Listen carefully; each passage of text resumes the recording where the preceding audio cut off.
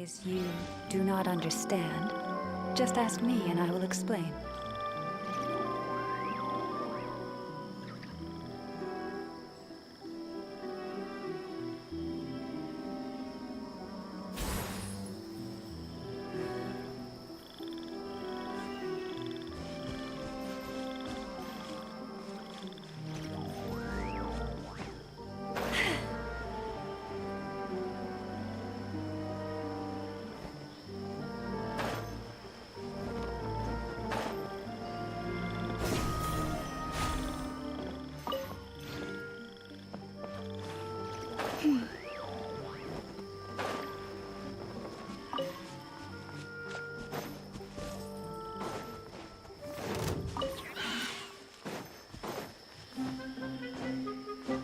Yep.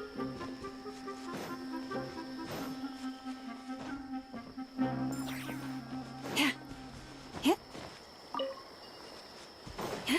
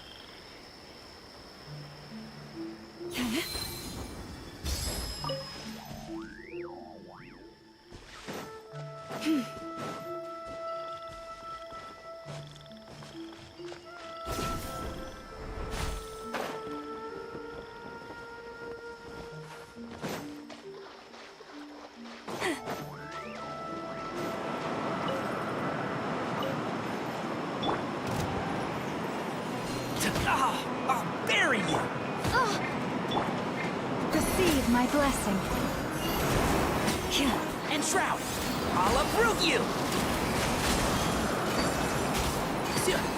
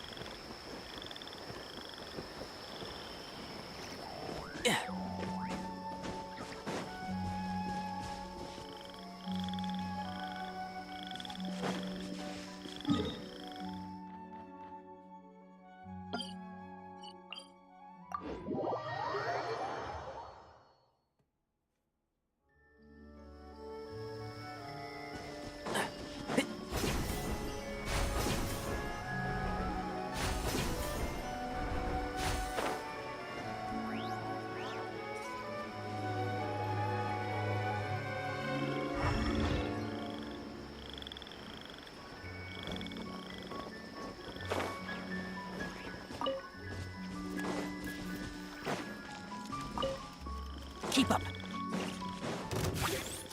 And Shroud! Lush as the moonlight Allow me! for the everlasting forest. Billowing surge! Let's move out.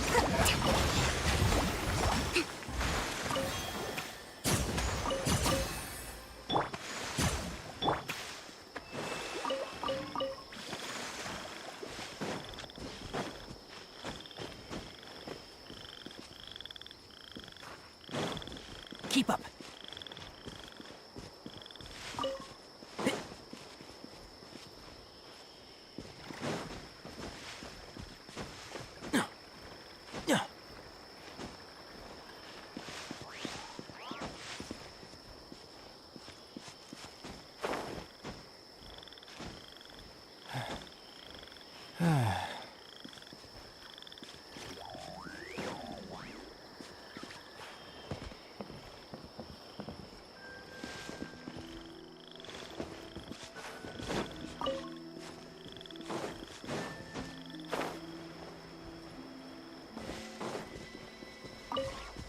Keep up.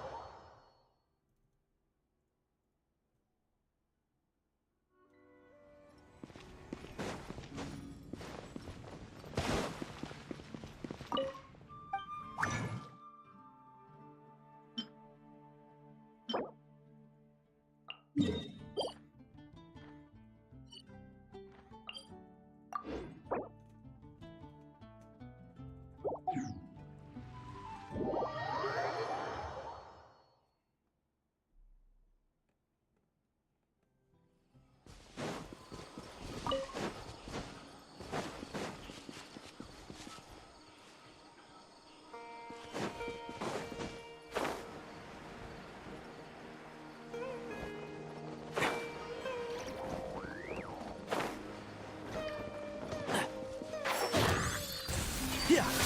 Right. Yeah. Right.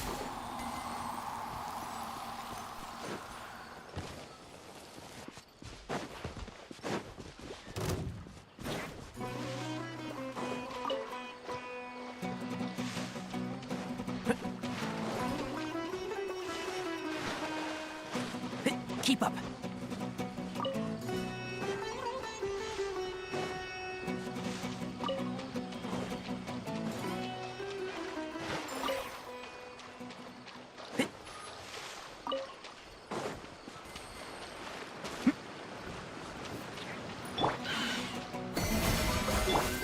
Can't see?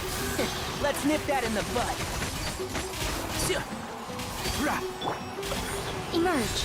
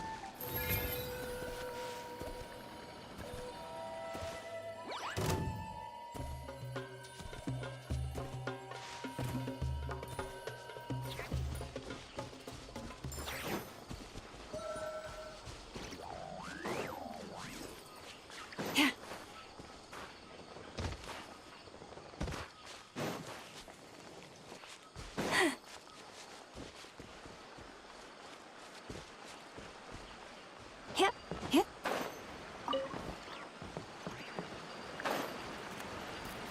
Yeah.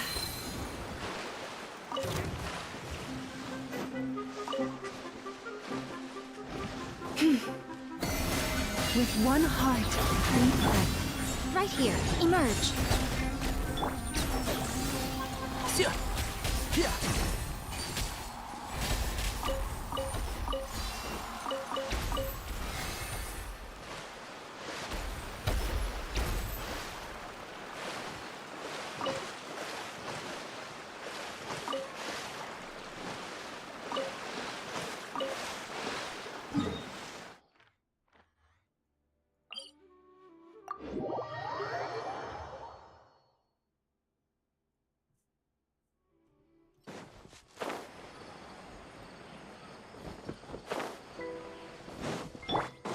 Let's move out. Hold the line. Right now. Right here. Receive my blessing. Keep up.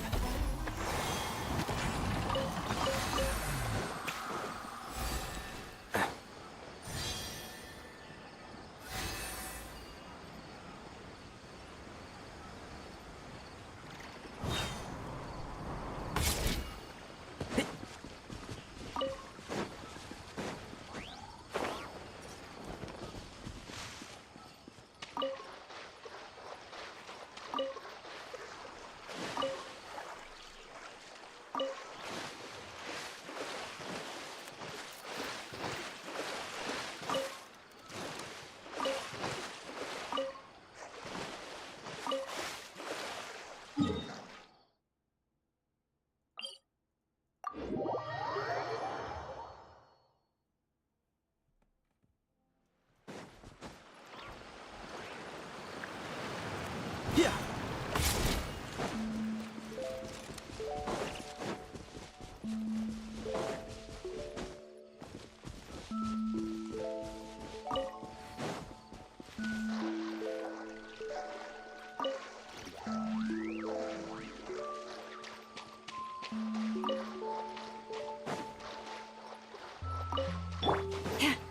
Happy to rest.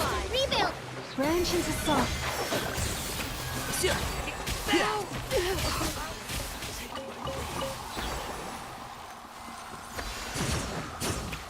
Keep up.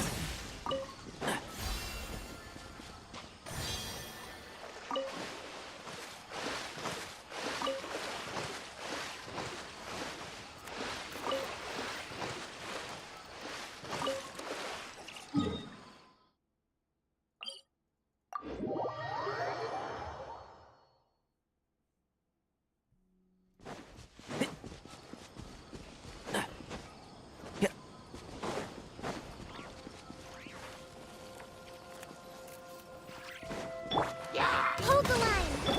By the frostman of old. Emerge. Right now.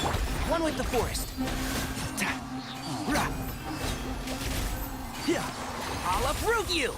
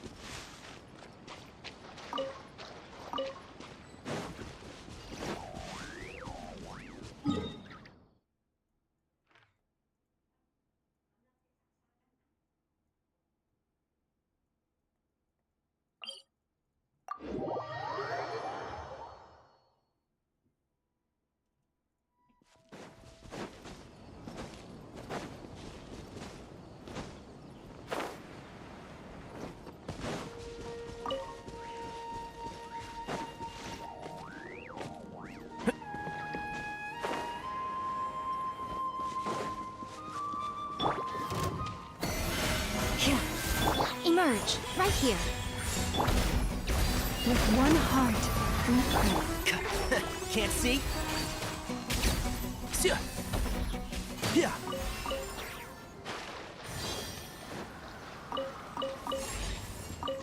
Keep up.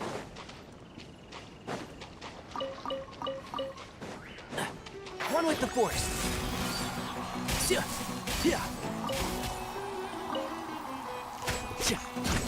Rah.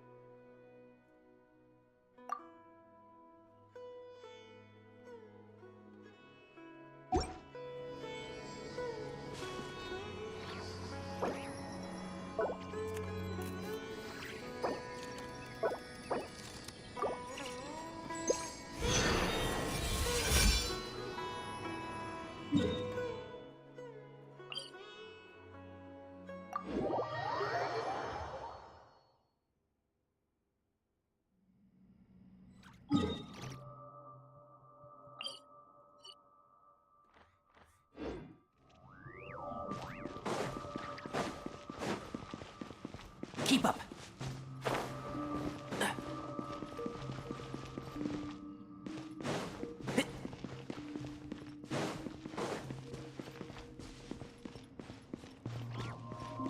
Keep up.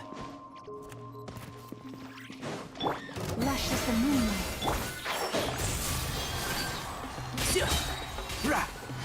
Let's nip that in the bud. Emerge.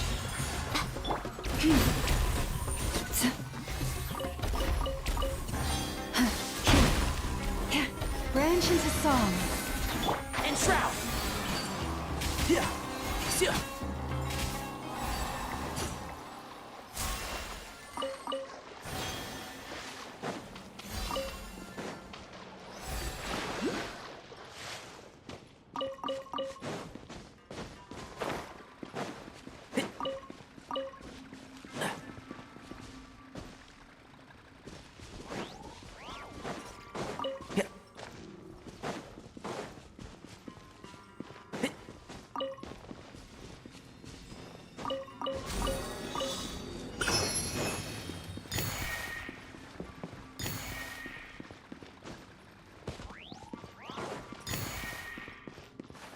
Keep up.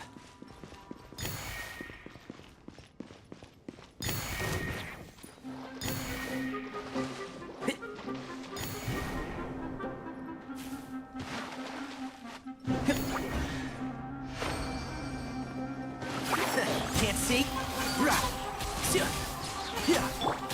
By the frost moon of old, receive my blessing. I hear everything.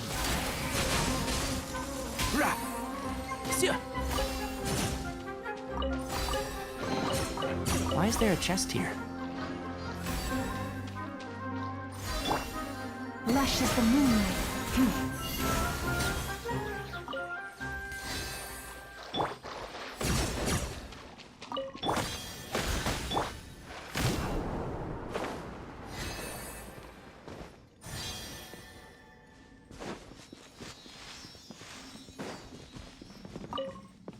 Keep up.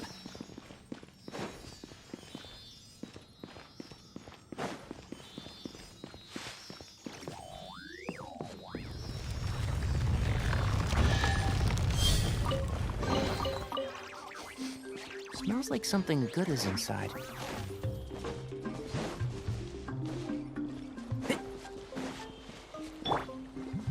Allow me.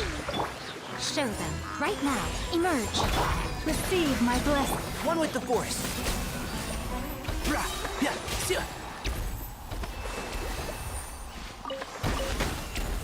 Keep up.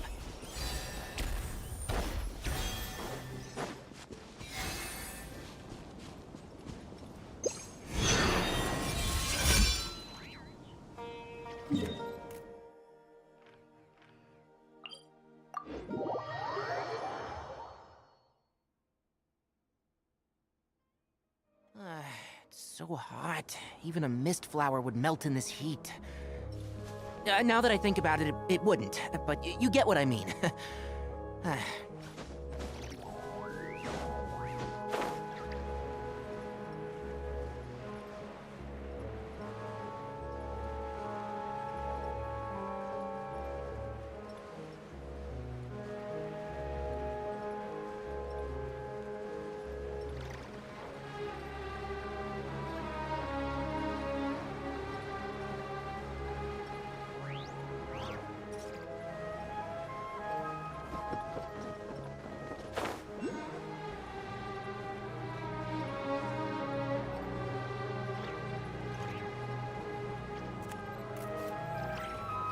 That's close enough.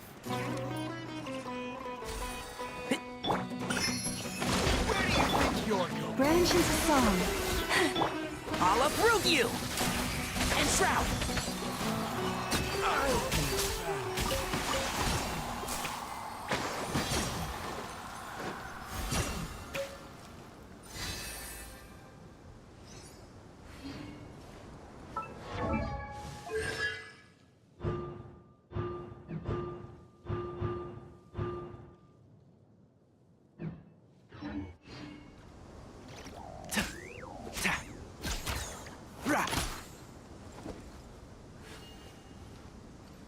Keep up.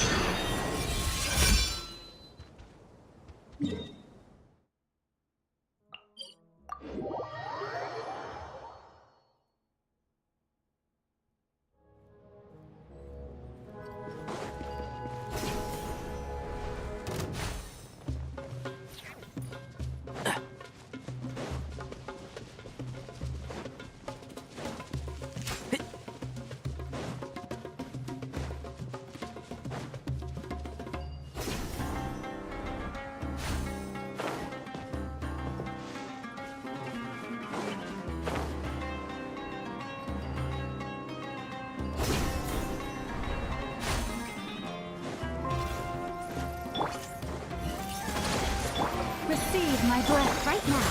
Emerge. Right here.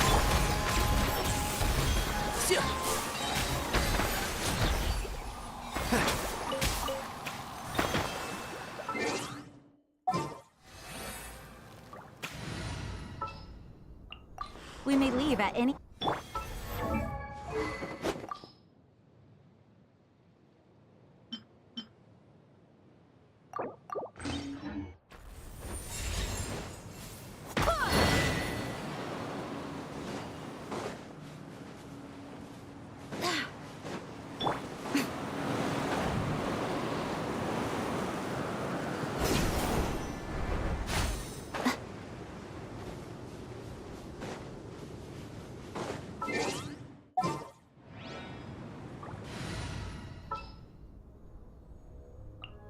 Take heart.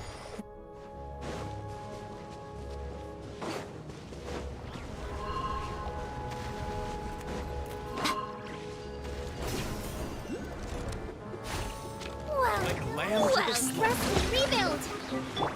Lush as the moonlight, with one heart. One with the forest. I'm getting sick.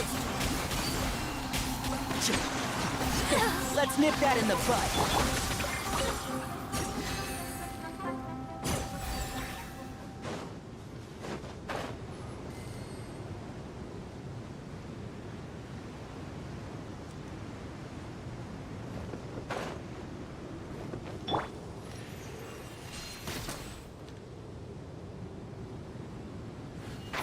Can't see?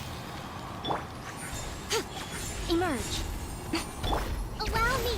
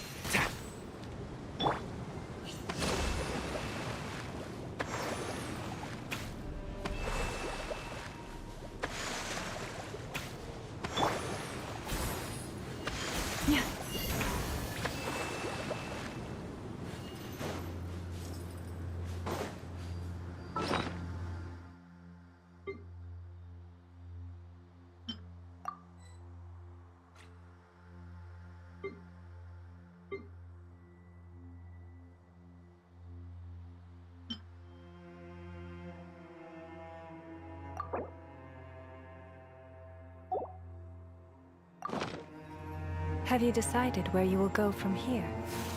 If not, why not find a patch of soft grass and rest a while?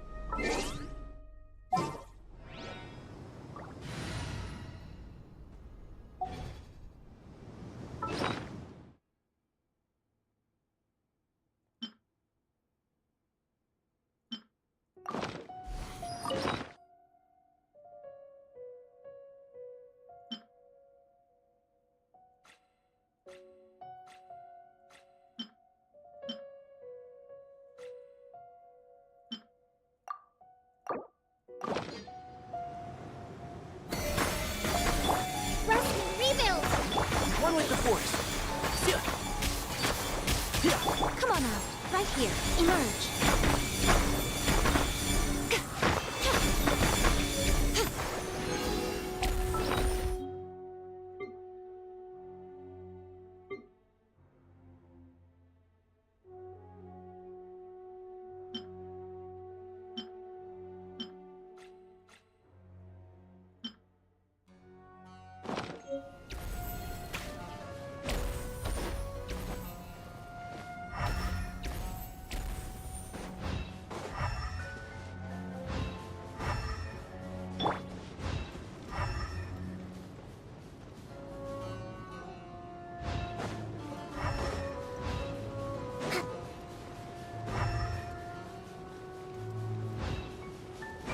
Let's move out.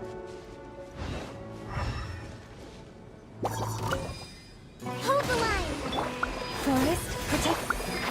Can't see? Right now. Right here.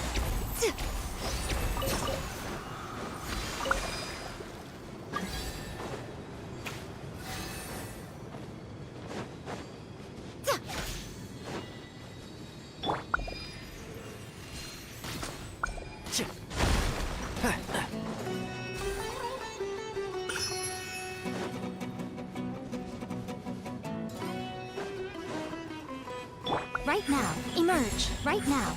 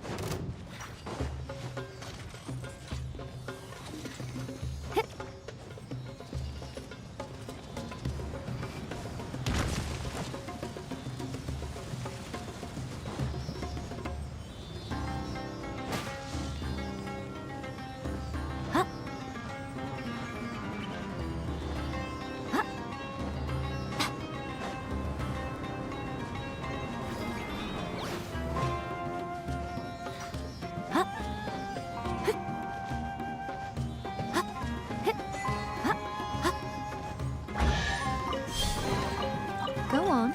Open it up. Show me what's inside.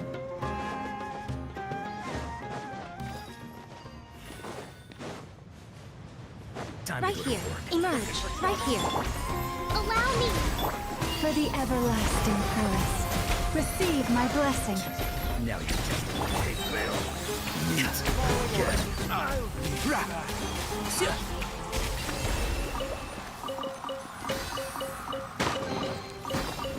I think we can forego the lost and found report.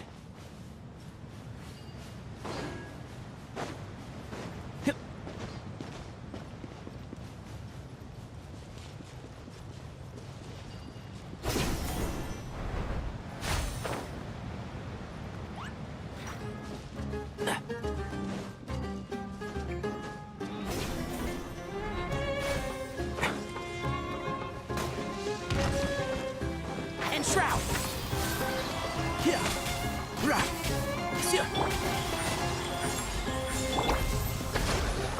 With one heart, we pray. Branch into song. I'll uproot you! I think we can forego the lost and found report.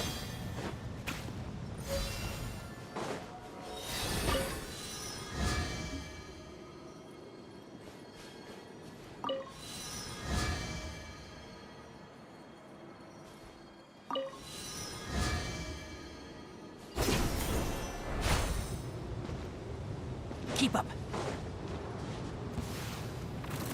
One with the force. Rest and rebuild! Receive my blessing. Yep.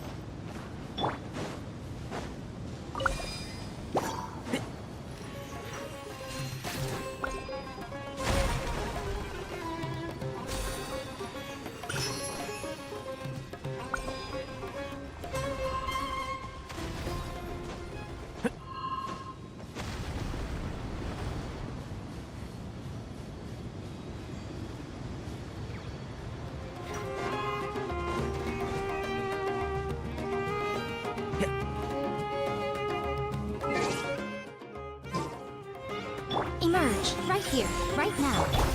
Let's move. Hold the line! Right here.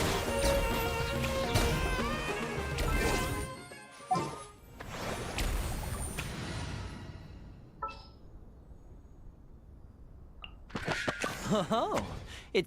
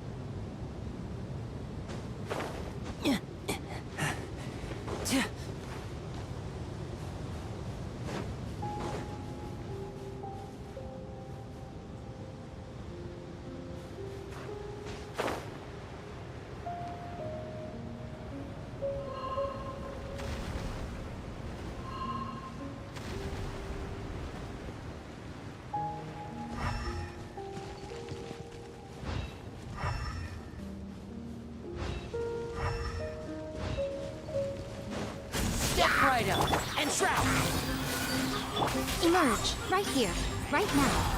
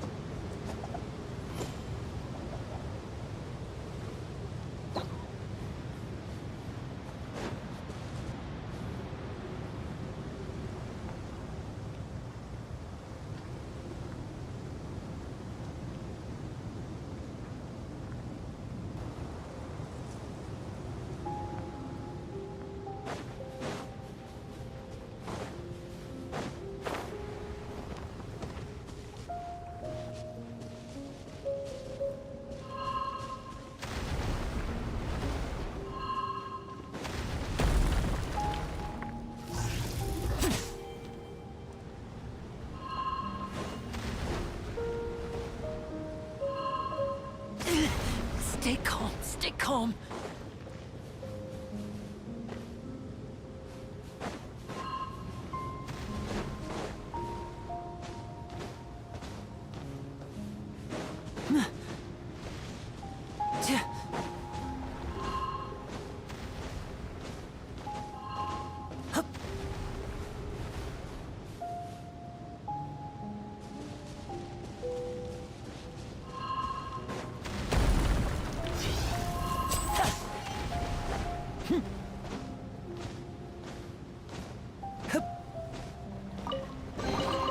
I wonder if this chest is some kind of trick.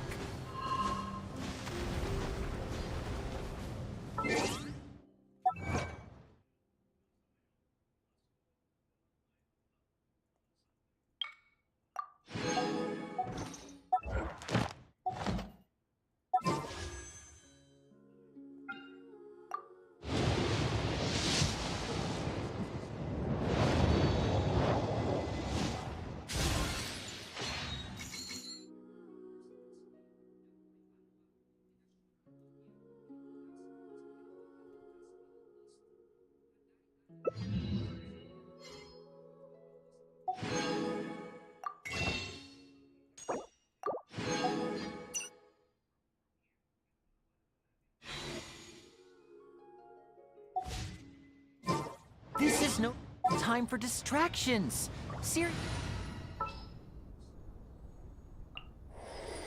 Take heart. Victory will be...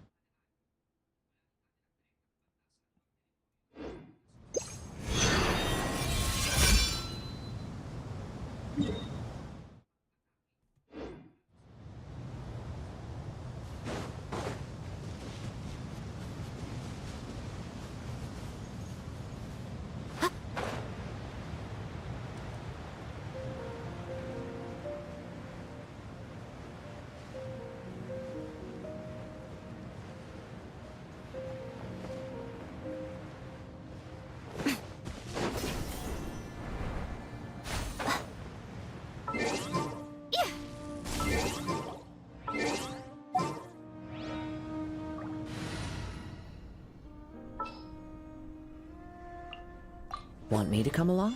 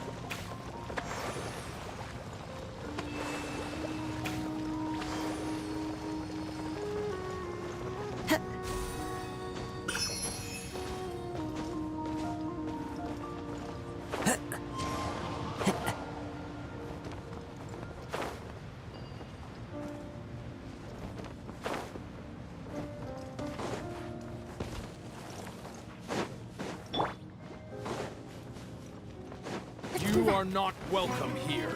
Rest and rebuild! Lush as the moon, by the frost moon of old. Into the wind. As one with wind and cloud. The wind knows it. Emerge, right here. I'll be back.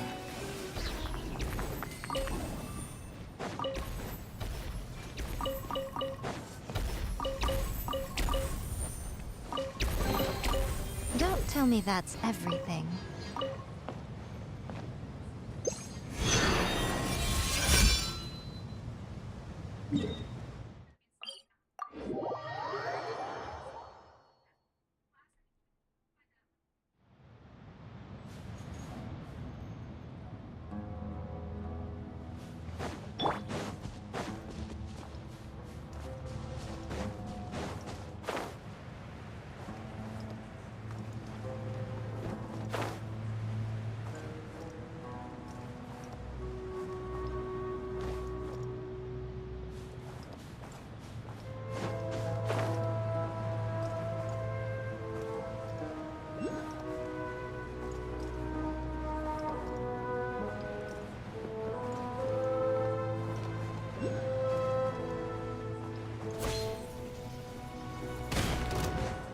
Into the wind.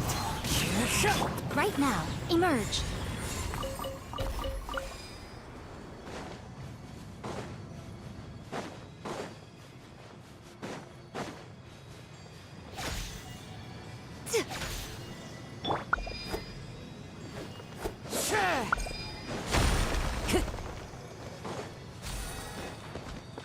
Time to go.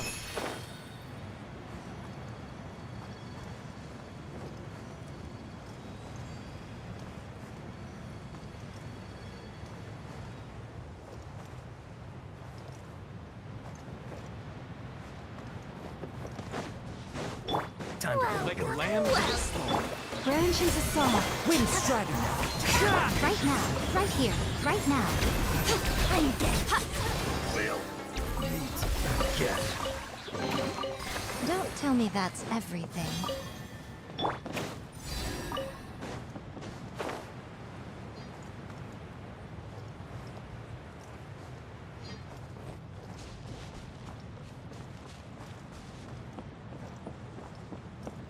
Care for a dance?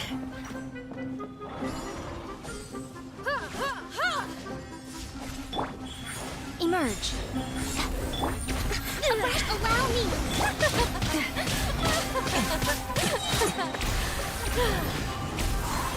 Curtain falls.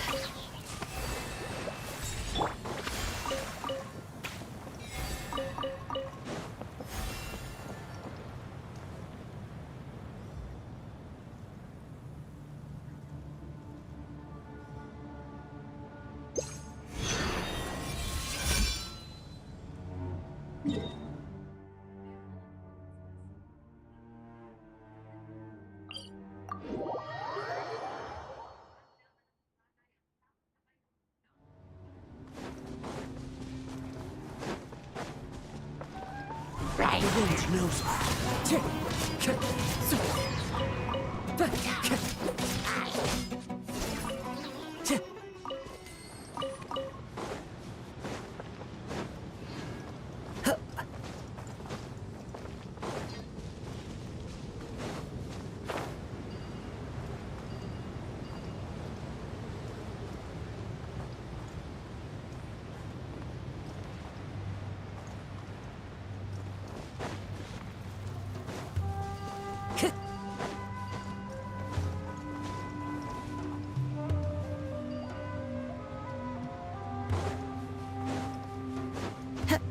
Follow the wind.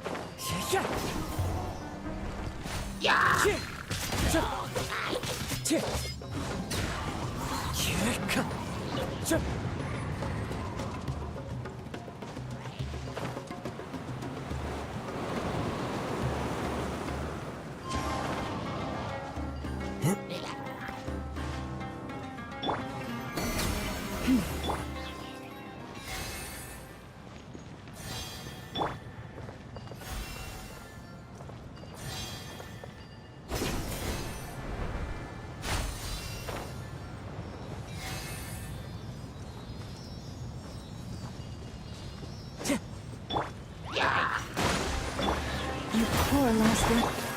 One with nature.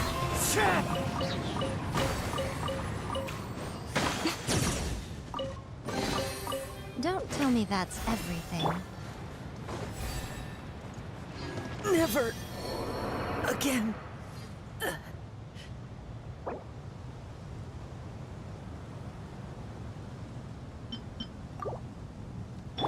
Rest and rebuild!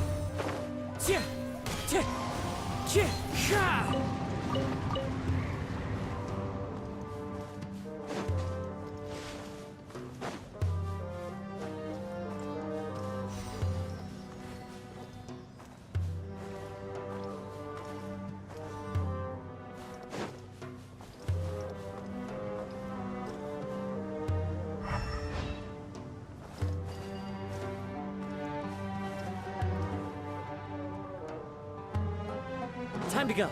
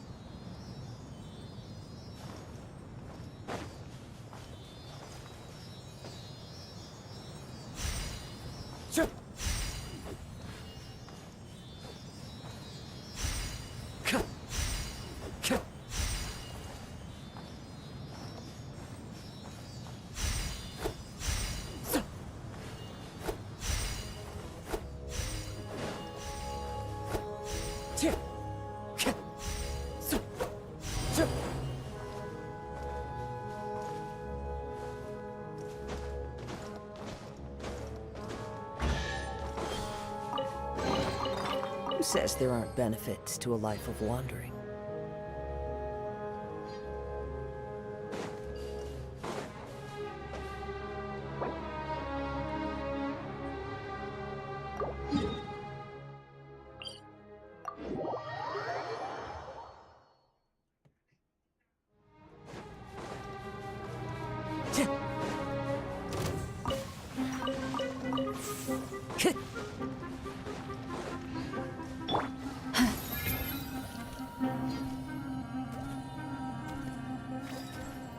You are not welcome here.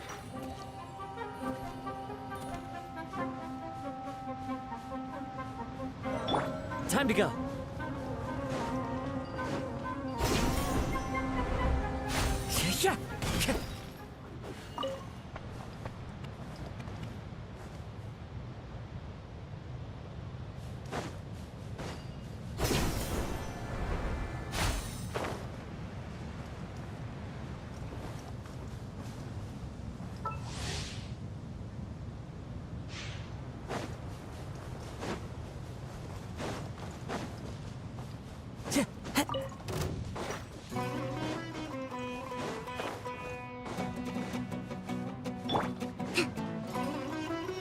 Following orders. Allow me!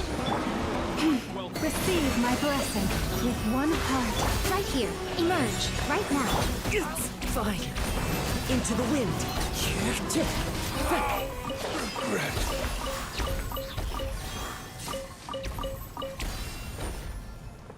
Time to go.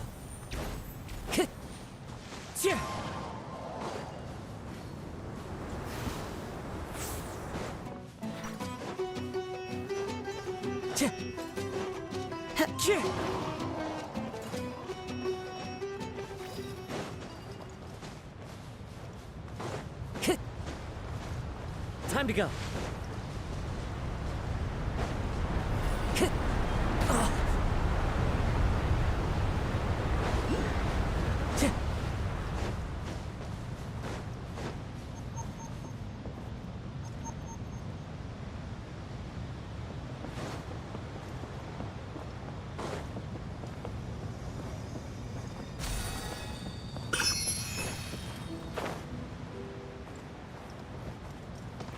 Lamb to the slaughter. Rest and rebuild! Emerge! Right here, right now. Lush as the moon. The wind knows me.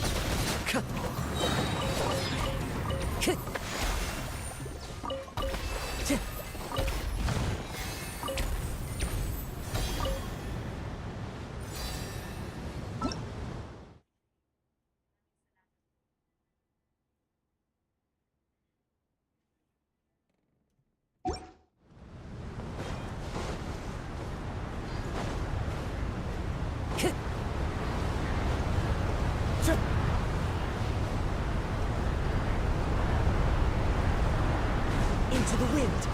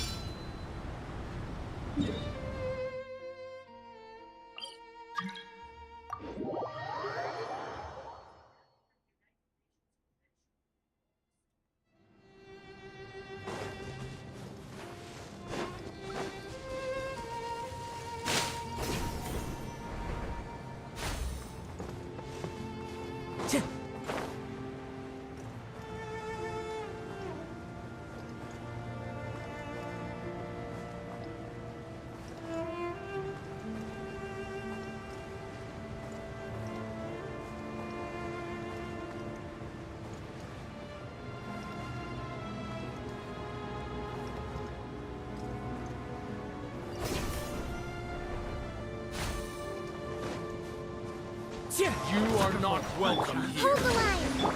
By the frost moon of old. Branch into song. One with nature. Right here, right now. Emerge! Time to go. I'll be back.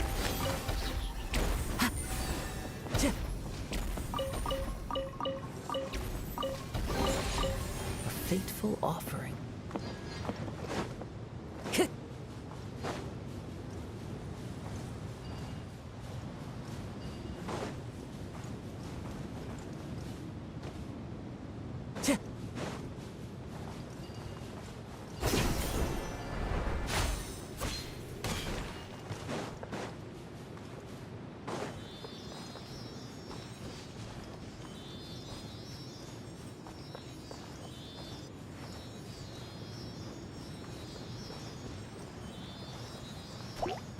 Into the wind. Rest and rebuild! Is that all?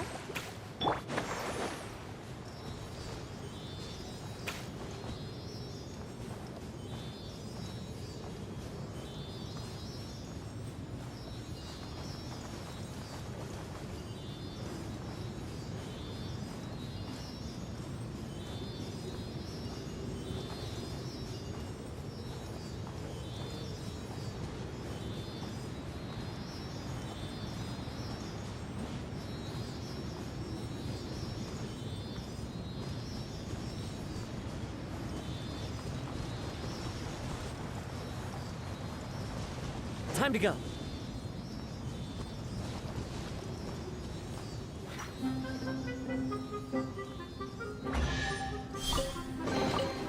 Who says there aren't benefits to a life of wandering?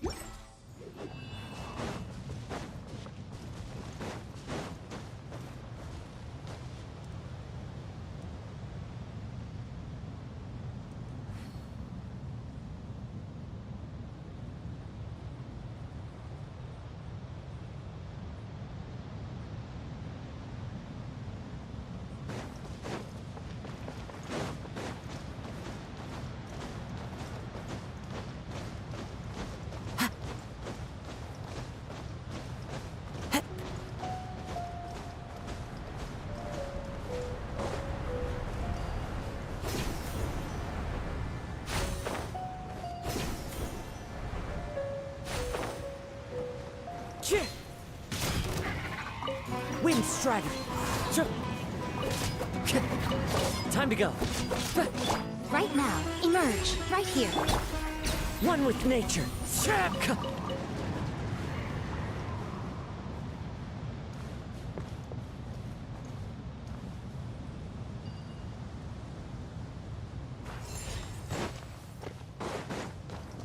Let's move out. Time to go. Allow me! Right now, right here. The wind knows me. Let's end this now!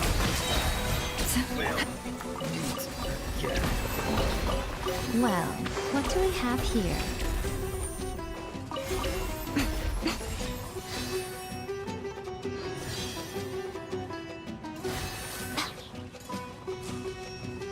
Right now, emerge.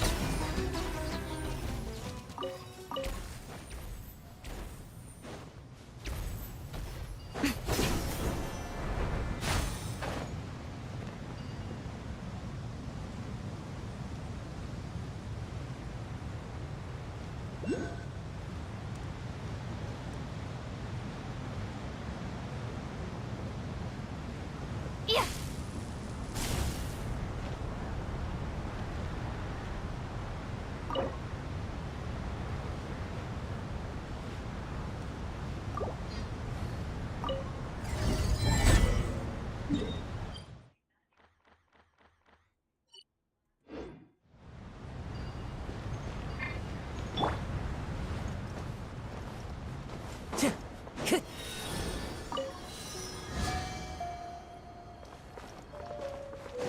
Time to go.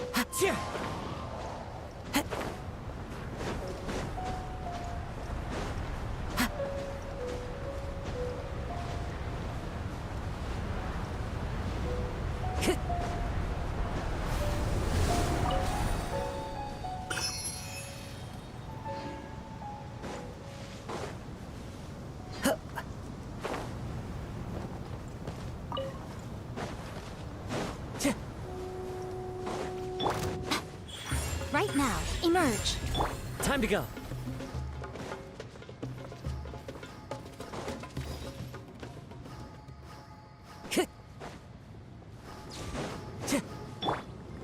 Hold the line.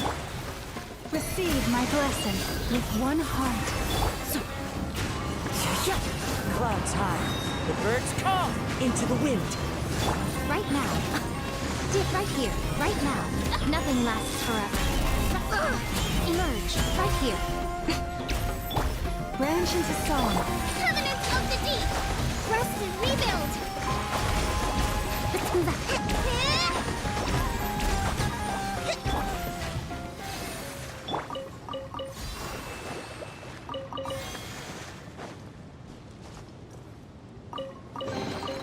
Who says there aren't benefits to a life of wandering? Time to go.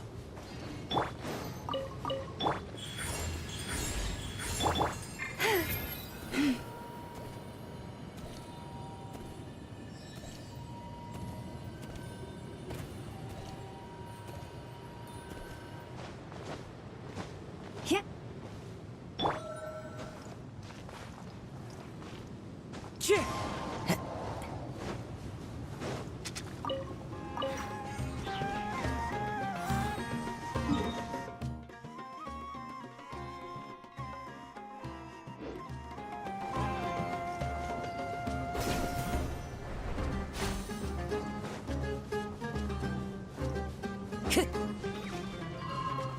Right now. Emerge. Right now.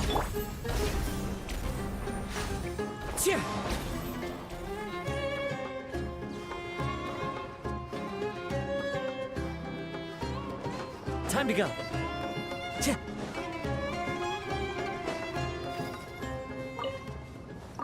Right here. Emerge.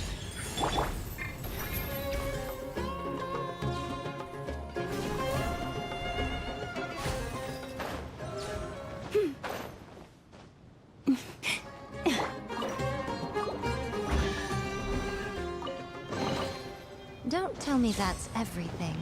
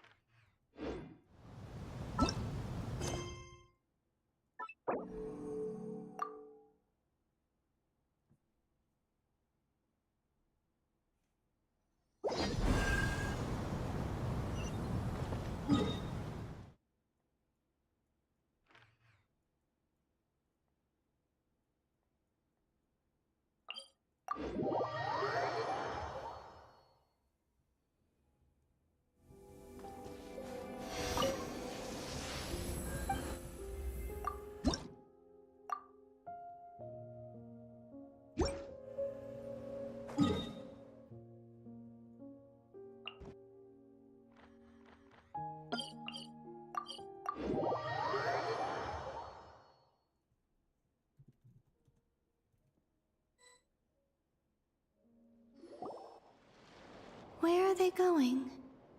They mentioned a mage and... a name? So, Mr. Varka, are you acquainted with this Nicole? Or should I call her Mage N? Not really. We've never met, though she has come up in conversation. From what I've gathered, Alice kinda took Nicole under her wing. Taught her how to speak in a more ladylike fashion, that kind of thing. Huh. Hard to imagine Alice as an etiquette coach. Yeah. Alice is a larger-than-life personality, I'll give you that. But then again, that's why she's able to draw such an eclectic mix of people into her inner circle. If I remember correctly, being an interesting person is actually one of her main entry requirements. So, if you ever wanted to join the Hexen Circle, I'm sure you'd both be eligible to apply. Hey! Don't go around making promises on Alice's behalf! I wouldn't dare. I'm just trying to paint a picture of the Hexen Circle for you. Okay, sure. Anyway, since none of us have ever met Nicole, how are we supposed to find her? We can't just go up to every woman in sight and ask, "Hey, are you Nicole?"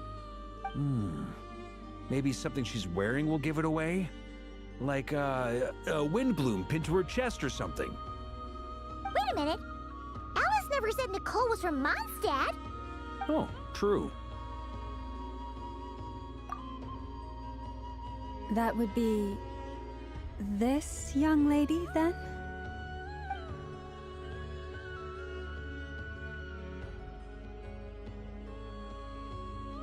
Hey there! Sorry to disturb you, but... are you Miss Nicole? Varka, Knight of Boreas of the Knights of Favonius. Alice might have mentioned me before. Mm-mm. Ah! Have we got the wrong person? Sorry! Well, this is awkward. When I shook my head, I meant, no, Alice hasn't mentioned you before. Huh? Where is this voice coming from? My apologies. For certain reasons, I am unable to speak. This is the only way I can communicate with you. It might take some getting used to, but I hope you can understand. Hey, it's fine. I'm more shocked by the fact that Alice never speaks about me. I mean, As for you two, we have crossed paths twice before, but it is nonetheless a pleasure to finally meet you. It's really you! Thanks for all your guidance in the past! You're quite welcome. This time, things are different. We have reached the unwritten pages of the story. You might say that we stand at the crossroads of fate.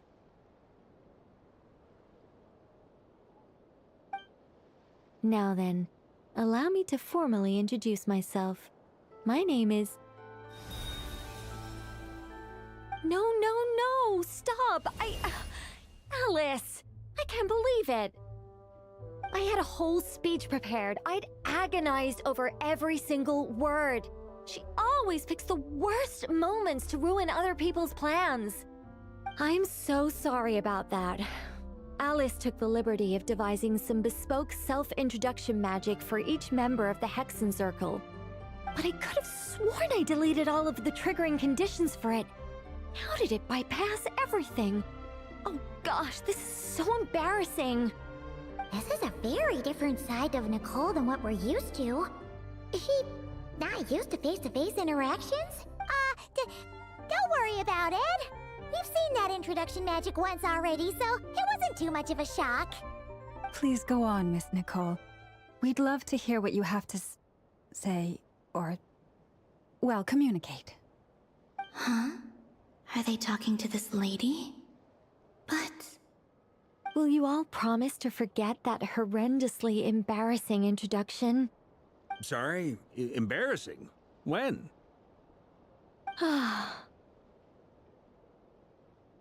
Yes, my name is Nicole, and I am one of a very few angels who have retained both their preferred form and their power. The Traveler and Paimon should be no strangers to this concept. There is another of our kind in Natlan. They call her the Lord of the Night. All right! Paimon remembers her! Yes. Well, I have retained more of my power than she. It's because I don't have a long-term duty to fulfill. To be more specific, no. We'll be here all day if I get into the specifics. Moving on. If I'm not mistaken, you are here because you wish to learn how one might reach the moon beyond the sky. That's right. Is that something you can give us any guidance on? Yes, I do know a way.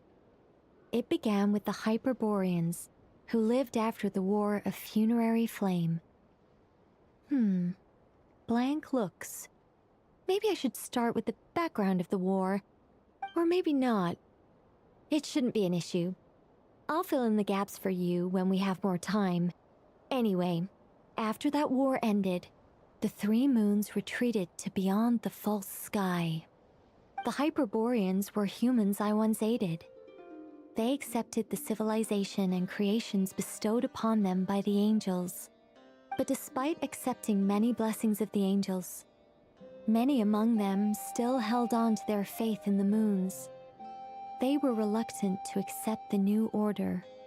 Even after the War of Funerary Flame, they sought to contact the moon goddesses beyond the sky and receive their guidance. But all three had passed away by that point.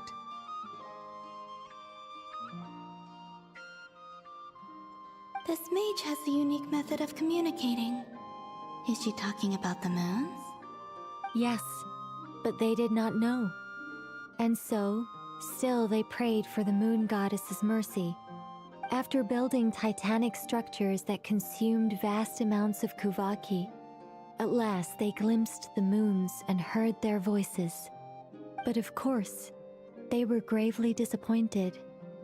For it was then that they realized the three moon goddesses were dead. Oh, that's such a sad story. It is. Humanity was in a very sorry state at that time. The angels who had once aided them were gone, and the War of Funerary Flames had left them homeless and destitute. Just a second, I gotta ask. How relevant is all this history to the task at hand? Well, I mean, it's... Okay, it seems we've drifted into irrelevant narrative waters. It's been a while since I've had the chance to speak inside someone's head. As soon as I got started, I lost control and the words just flowed out like a waterfall. What I'm trying to say is... Right, yes, that's it. The relevant part is the ritual created by the Hyperboreans. The fact that they bypassed the false sky and saw the true moons implies that they successfully built a connection between Teyvat and the outside world. Which means, with enough Kuvaki and a sufficiently stable connection, it should be feasible to send one person over the border. Okay, so they built some kind of portal? Oh, yes. A portal. Yes. Is something wrong? You sound disappointed. I just didn't expect you to summarize it so well. It turns out I could have said all that in one word, if only I'd managed to think of it. No, please, it's fine. This is invaluable knowledge. I'll be sure to record and preserve everything in writing. Oh, really? Well, in that case, I suppose I could backtrack and add some more detail. I did gloss over a few things so far. Whoa, time out. Let's summarize what we've got first. The Hyperboreans were the last ones to use this method, right? So we somehow need to find whatever structure they built and make sure there's enough Kuvaki to power it up. Luckily, we have the moon marrow of both the eternal and iridescent moons, so we're all good for Kuvaki. Which means the key issue we need to focus on is finding the place. Am I right so far? Yes. Although I expect the structure is long gone by now. That said, what if we could take advantage of the phantoms to travel back to a time when it still existed? Well, travel back isn't quite accurate. It's more like we'd be creating a handshake between 2 points in space-time. We wouldn't even have to pick a time when it still existed. It could just be a time when it still appeared in phantom form via projection, or we could project our own phantoms, fold them together at... You look lost. Was that too hard to follow? Yeah, things got a little, technical there. Paimon's brain is reaching capacity. All right. Let me think about how to put this more simply. Okay, got it. Over the next few days, I'll search for phantoms that we can use. Once I find one that meets the criteria, I'll let you know and we'll regroup. By completing certain rituals, specific individuals will be able to enter the phantom and make it to the Hyperborean structure. If everything checks out, and it looks feasible, we'll just need to wait for Moon Prayer Night, and we can send the Moon Goddess back home. I'm really skimping on the detail here. Is this making any sense at all? I think so. For now, we'll just wait to hear from you. Yes. Basically, yes. Great. Counting on you. In the meantime, we'll focus on finding the Moon Goddess's name. My name? Are they looking for a way to stop me from disappearing? Excuse me, Miss... Go on, Miss Nicole. This conversation was a little all over the place. I didn't catch your name. I am Lauma, of the Frost Moon Scions. Ah, I did wonder. I noticed that you listened very intently when I spoke about Hyperborea and the moon's history.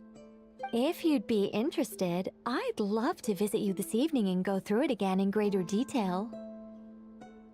Also, if you were serious about making a record, it would be too risky to simply write down the raw details as is. I would suggest some tweaks. Maybe rewrite the stories as fairy tales or fables, perhaps even prayers. Anyway, we can cross that bridge when we come to it. So, see you later then? Oh, and no need to prepare anything. Just a cup of tea will do. See ya! She seems friendly. It's just... It's so nice to find someone who's actually willing to listen. I've been dying for a chance to finally go through all this systematically from start to finish. Any longer and I'd probably start forgetting it. Now Paimon gets why Alice told us to mind our heads. Ha ha ha ha! What did I tell you? A lot of quirky people in Alice's orbit. Now then, the next order of business is... where do we start looking for the Moon Goddess's name? Maybe the rest of what Nicole has to say might give us some clues. Once I've heard her out, I'll summarize the salient points and share them with you all. I'm also inclined to review our other documents. Yes, our faith was first established by our Hyperborean ancestors, but many of the more factually accurate records are from after Kutar's birth. Sounds like we're gonna follow Kalabina's journey through Duvat, huh? In that case, we'll start by heading to the Frost Moon Enclave. Sounds like a plan. Take this with you.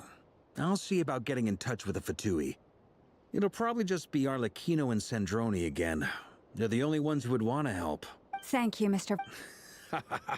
Don't mention it. Honestly, I'm more comfortable dealing with the Fatui than prying into the details of a young lady's childhood. Catch you later. I should follow them, just in case there's some way that I can help.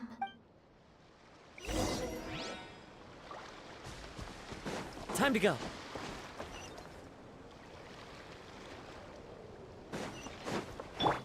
Right here. Right now. Receive my blessing. Allow me! One with nature.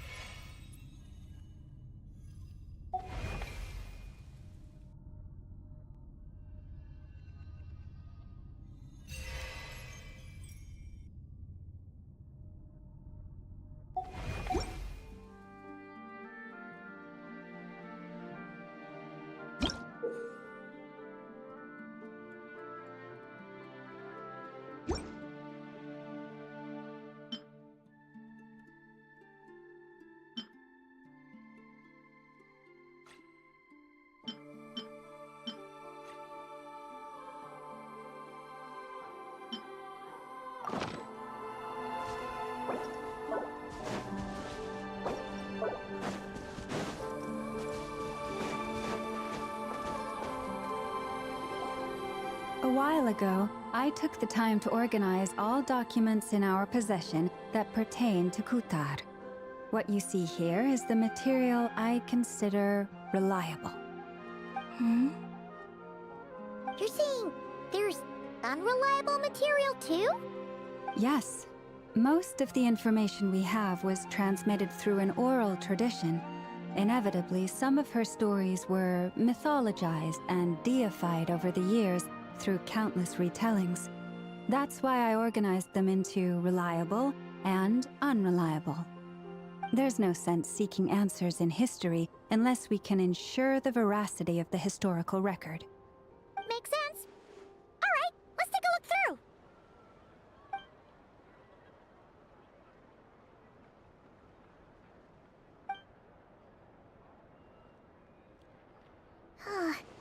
Almost all these records refer to Kutar instead of Columbina. Although neither of those is her real name. Paimon's not sure what point she's trying to make. What we can gather from these records is that the Frostmoon Scions worshipped her as a god, placing impossible expectations upon her. I cannot fault them for their earnest faith, but for all their devotion, worshipping her day in, day out changed nothing. I imagine that none of it resonated with Columbina. It wouldn't surprise me if, even back then, she had already begun to reject the name Kutar and everything it represented. Lama speaks the truth. When I heard them call upon Kutar with hope and expectation in their voices, they may as well have been calling upon somebody else. Well, that's a bit complicated. I looked at the level of detail, perceived authenticity, prose style, and how realistic their portrayal of Kutar seemed to be. Amongst the Frostmoon Scions of today, only I know of her existence, and I alone have spoken to her face to face. As such, I know that there are certain things she simply would never do. That being said, I have sensed some changes in her lately. Changes? Me? Seems like this is getting us nowhere. For what it's worth, why don't we check the unreliable sources too? Sure. Give me a moment.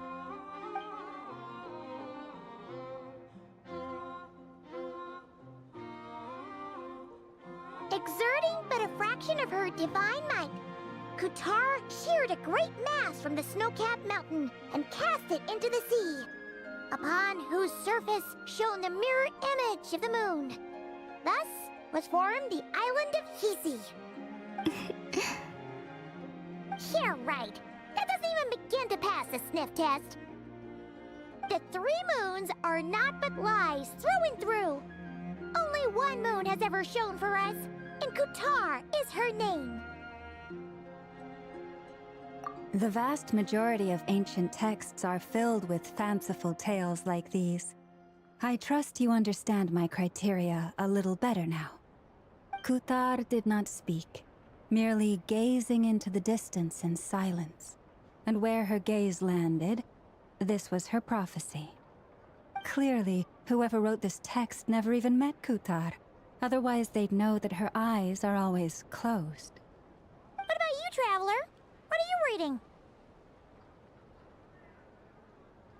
Come on, let Paimon see.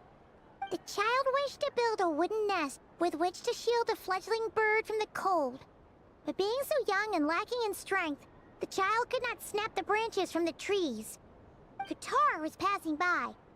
Upon seeing the child, she summoned forth the Kuhenki, who built a beautiful nest for the child. I remember that. Not knowing the meaning of Kutar's divine intervention, the child dared not to respond, and thus ran home to call their parents. But Kutar was gone. The Moon Chanter declared the event a miracle and took the nest as a relic, placing it on high for all to see. The child was named as one favored by the goddess, and was greatly respected amongst the people. Yet, no further miracles were bestowed, and this matter was forgotten in but a few years. Huh. Any thoughts after reading that? Yeah. Columbina probably just wanted to join the kid in making nests. Ah. I'd originally considered this a fabrication, because Kutar did not perform any similar actions in subsequent records. But now that I think about it, it does seem like something Columbina would do. It's just that... She didn't know how other people would interpret her actions. She was probably worried about making things difficult for people. So, she gradually stopped joining in. Yes. Oh, that's so sad.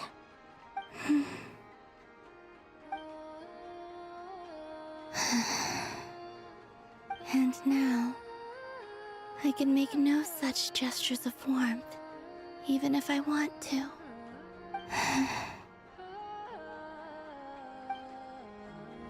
Still no name. That's a bit of a shame. But we did learn some interesting stories. That's gotta count for something. Barca said he was gonna set up a meeting with Arlecchino and Sandrone, right? Let's go back to Nasha Town and see how he's doing.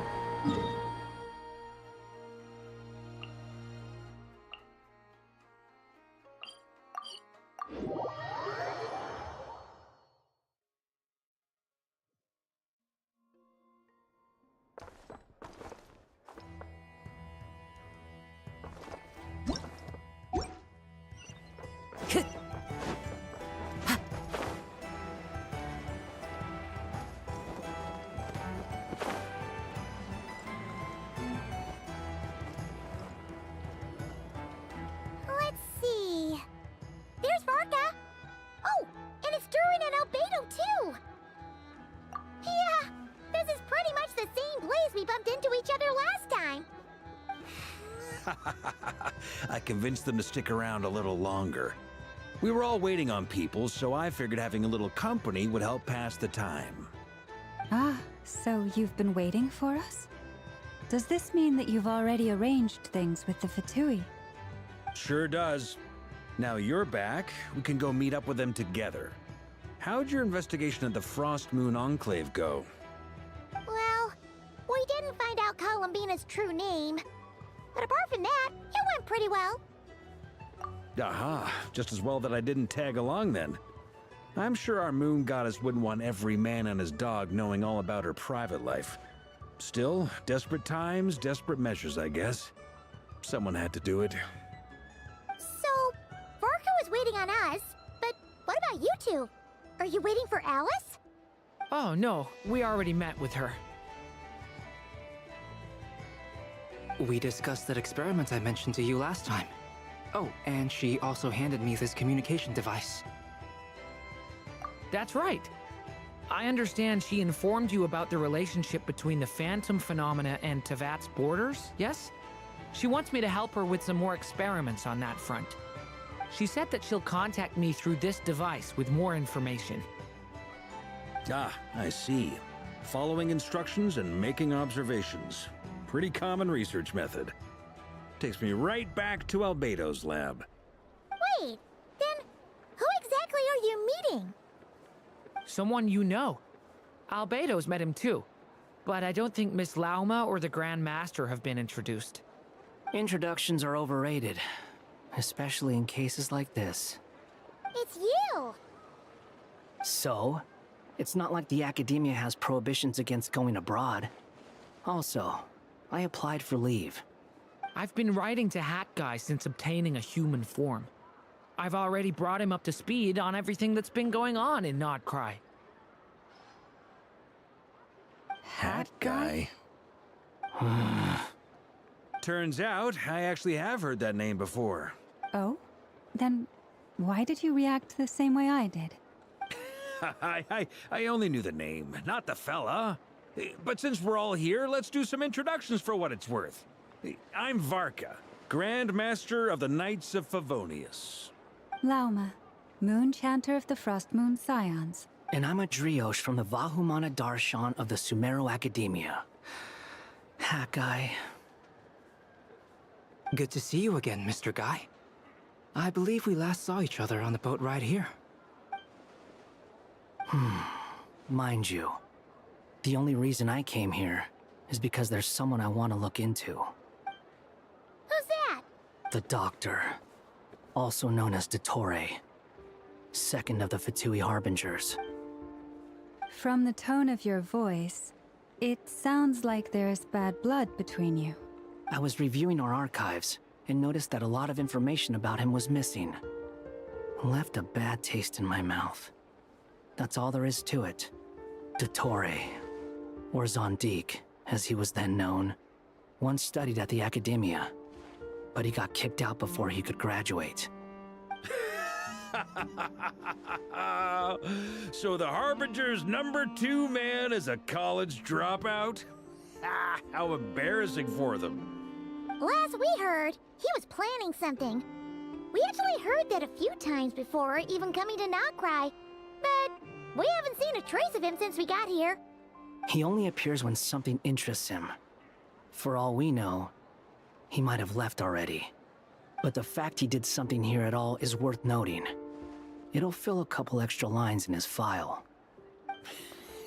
Why does it sound less like a file you're writing and more like a criminal record? Anyway, we were just about to meet 2 of the other Harbingers. Want to come along? You might learn a thing or two about him there. Sure. Even though they're Harbingers, well, they're old acquaintances of ours, so, you know, when you talk to them, try I got it. The Frost Moon Scions' relations with the Fatui remain tense. Forgive me if I do not attend. In that case, we'll continue assisting Miss Alice with her experiments. Good stuff. Everyone's having a fruitful time. All right, we better get going. I'll lead the way.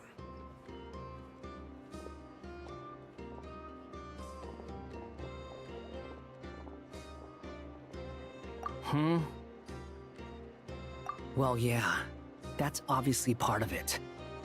But I'm not the only one who has a score to settle with him. Neither you, nor Lesser Lord Kusanali, nor I want to see him meddling with things again. What's the hurry? Don't worry. Pigeons always know which way home is.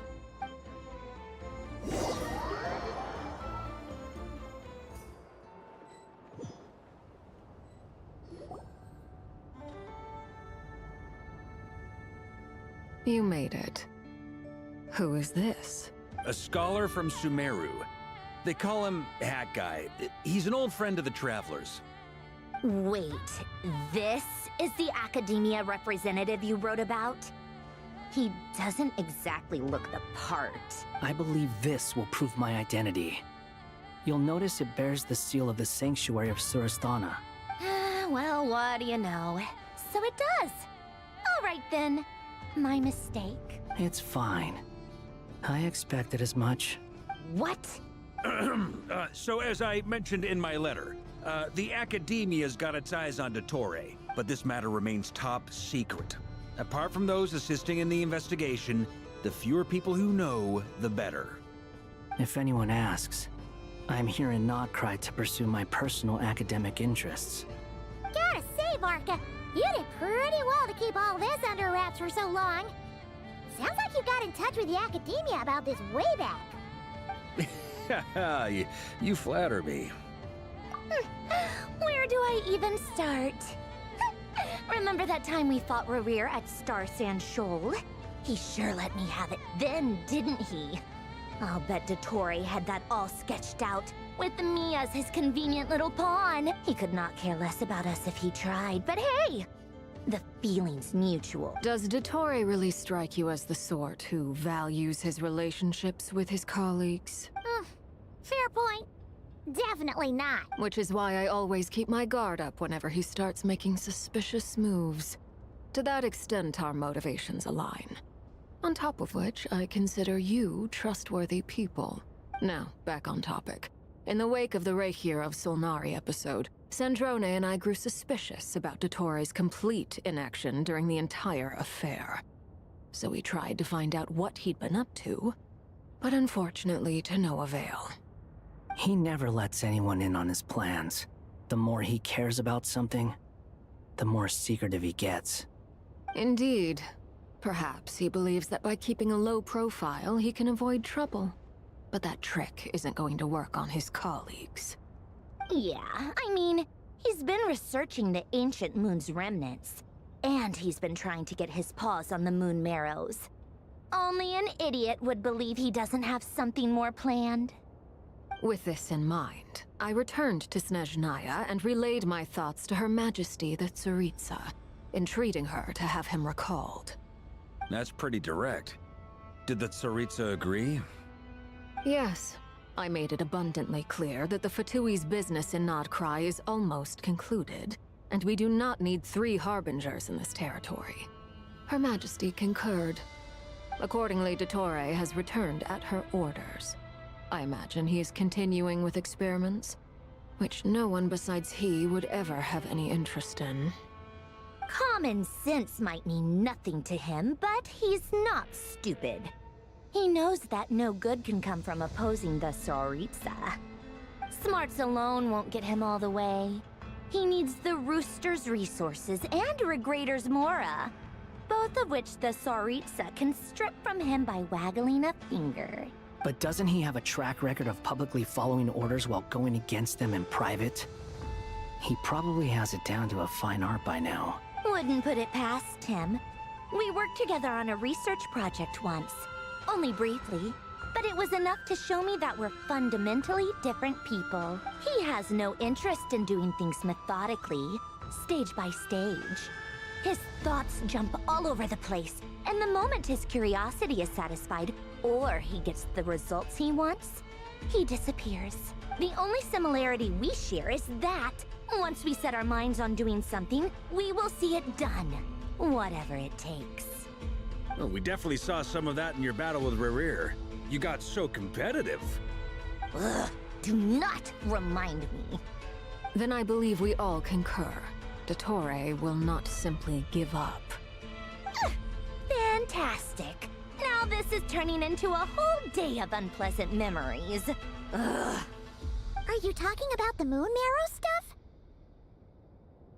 He also strikes me as the kind of person to disregard experimental regulations, ruin all the equipment, and go way over budget. Then leave the first person he can find to deal with the fallout.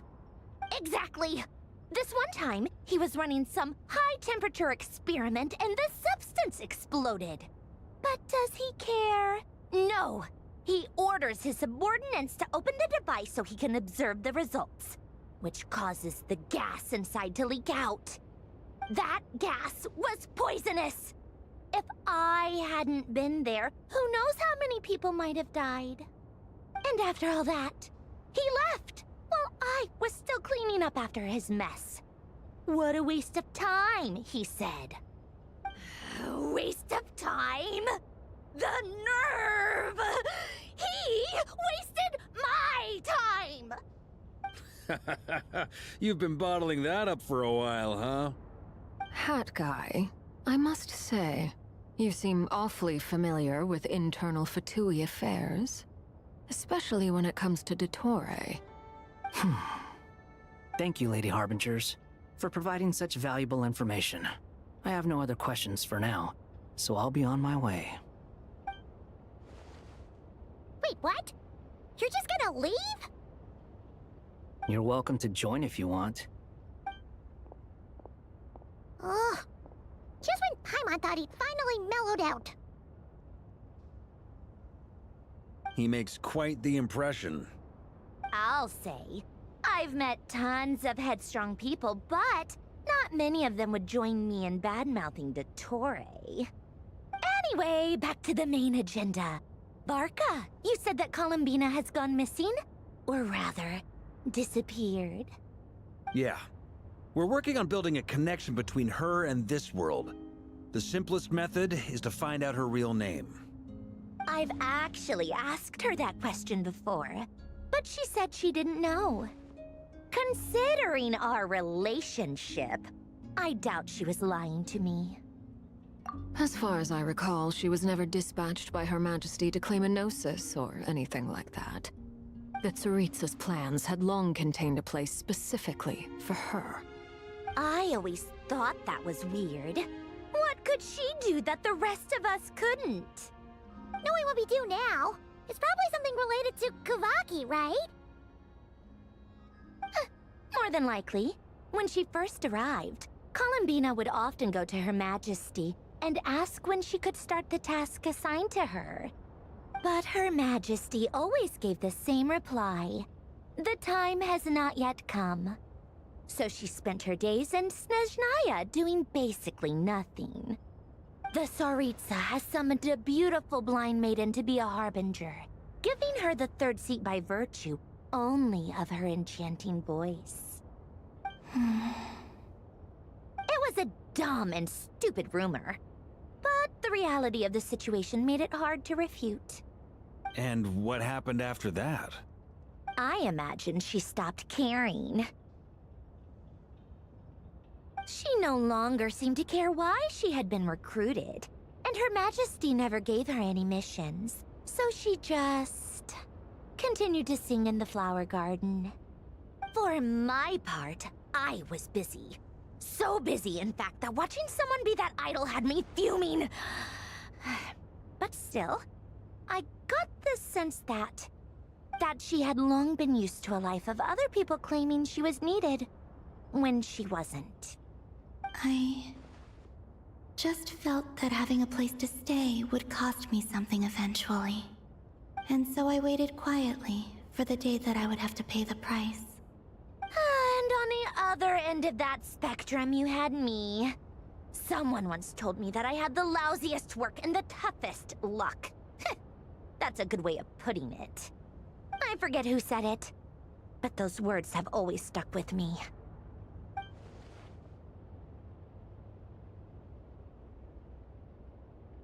But you've done your job exceptionally well all this time. Because at heart, you are a conscientious person. What is it? Something come to mind?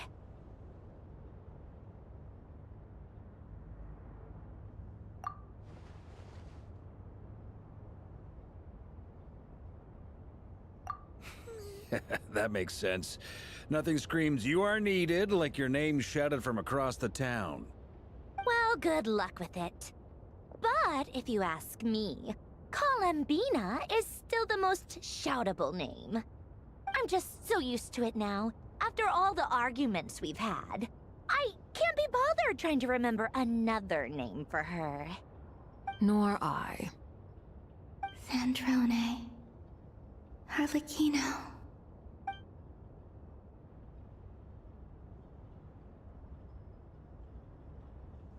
Huh!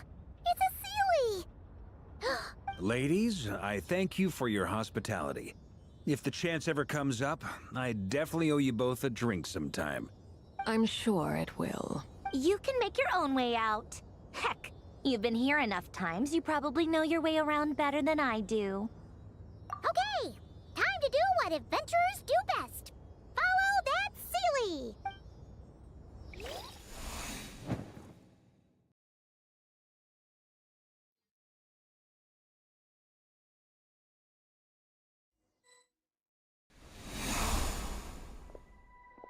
Here you are.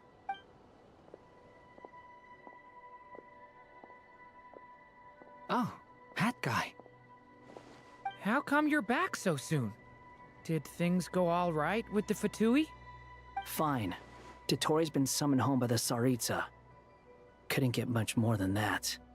How about you? Any progress with the investigation? Unfortunately not. We've tried everything. Different phantoms, different locations, different points in history. But the results were the same each time. Abyssal monsters roaming the land.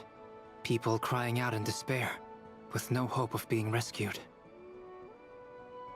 Every time I see it, I can't help but think, is this what it was like in Mondstadt when Dragonspine Durin attacked?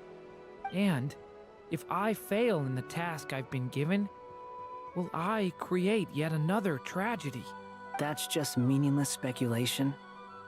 When we encountered similar phenomena previously, I tried to interfere with those illusions, using sounds and lights to guide them. However, we could not change their fates. At most, we were able to extend their existences. The events of the past are like fate that has been written into Irminsul. There isn't a living thing in Teyvat that can escape its past. But Miss Alice instructed us to try to find ways to change the outcome that these phantoms face. It's an impossible task. Can't you just refuse? Since she asked us to do this, I feel like it can't truly be impossible. Or if it is, well, mages can make the impossible possible. I could not have been born as Durin otherwise. But you also said that your past 39 attempts were fruitless. That's true. But you're still going. Yes. After this many futile attempts, surely you realize that you're not doing this because you still believe what some mage told you. It's because you want her hypothesis to come true. It's something you wish for deep inside. So, think for yourself about what you want to do. As long as you don't believe it's futile, it isn't. Yeah. Previous experience indicates that we cannot touch the phantoms, which limits the effectiveness of our interventions. If we want to clear this hurdle, we need to break this rule somehow. Same thought here. Following the same rules means repeating the same failures. Reducing ourselves to mere playthings of fate. So you mean we need to figure out a way to make contact with them despite knowing that we can't? Yes, and I suspect that's something only you are capable of. Everything in Teyvat is logged in Irminsul, but the withering that once occurred in Sumeru was a sign that the Great World Tree was being corrupted. This corruption allowed things that should not have existed in Teyvat to appear. This is tantamount to rewriting reality to an extent. You're saying abyssal power might be able to affect those phantoms? No one's ever tried it before. If you're gonna try it, it'll take courage. And you have to be confident that you can control it. Is anyone there? Has anyone seen my daughter? She's missing. I have to find her. I hear someone inside. Spargana? Are you in there? Ah! If I can use my abyssal powers to warn him that there is danger here, maybe it'll change his decision. Maybe he'll stay away. Yes. The important thing is not the nature of the power, but rather how you use it. To intimidate and obstruct. Sounds about right for the Abyss. Let me try. I should be able to influence that thing.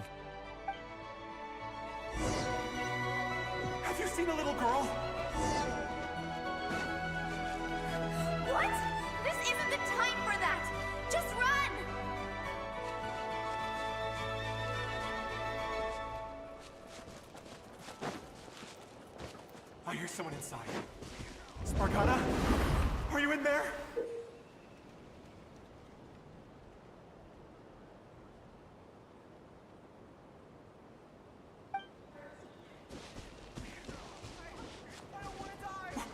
What is this? Looks dangerous. I should get out of here.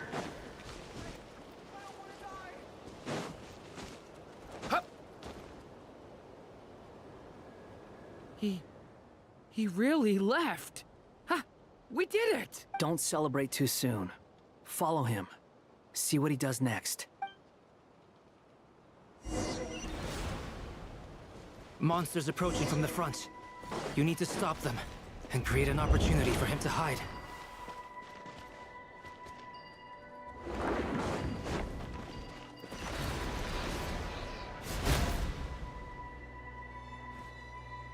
Help me!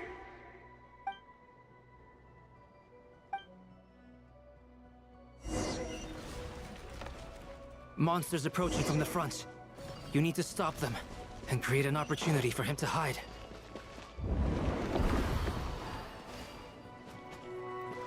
No! There's a monster ahead!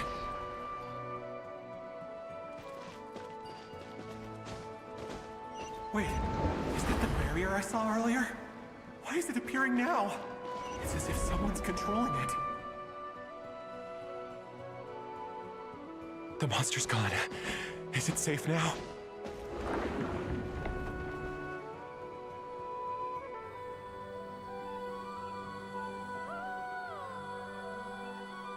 The barrier's gone too. How odd.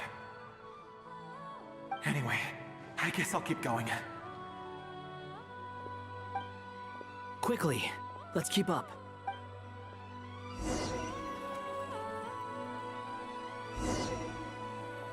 Wait, there was someone else here? Don't go any further. We've got anti-monster traps laid out everywhere. But my daughter must just be up ahead. I have to go. This way's blocked.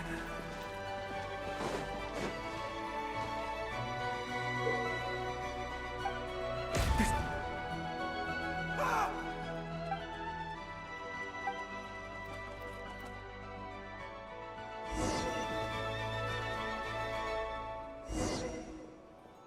Wait, there was someone else here? Don't go any further. We've got anti-monster traps laid out everywhere. But my daughter must just be up ahead. I have to go. This way's blocked.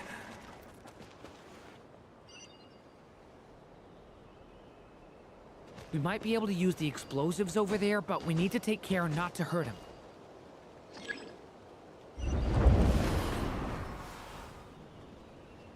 I'll use the barrier to keep him at a safe distance. This barrier seems to be helping me somehow.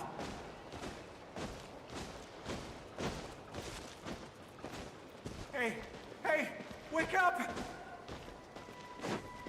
Oh, no good. Gotta keep moving ahead.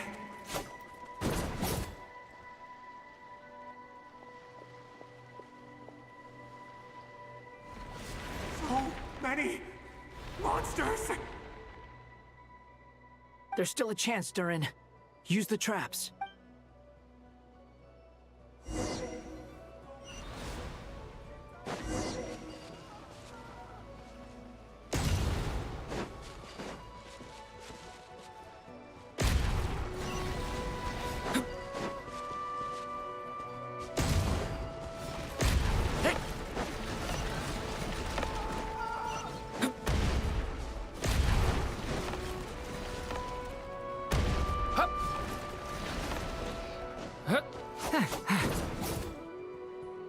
This is a new development. I've never seen this happen before.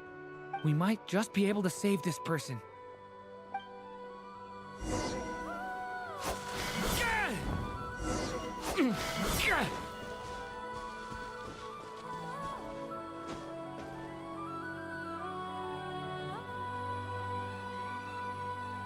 Hello there. Have you seen my daughter? Spargana's her name. She's carrying a large backpack. Get out while you still can, you fool. You won't find any survivors here. But I can't just leave her here. She must be so scared right now. Sorry. Wish I could help, but I haven't seen her. You'll just have to keep looking. Okay, thank you. If I do find her, I'll get her to shelter and come back for you. Don't bother. I've got nowhere left to go. What's that noise? Monster!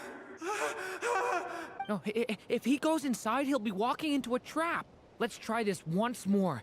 This time, we have to stop him.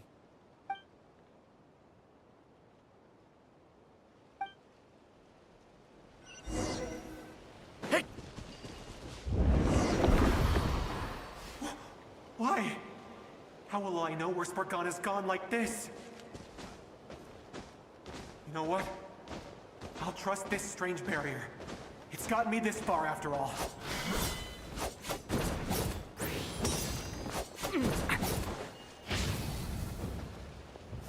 Devouring Claw! Spargana, what? Hey! Let us out!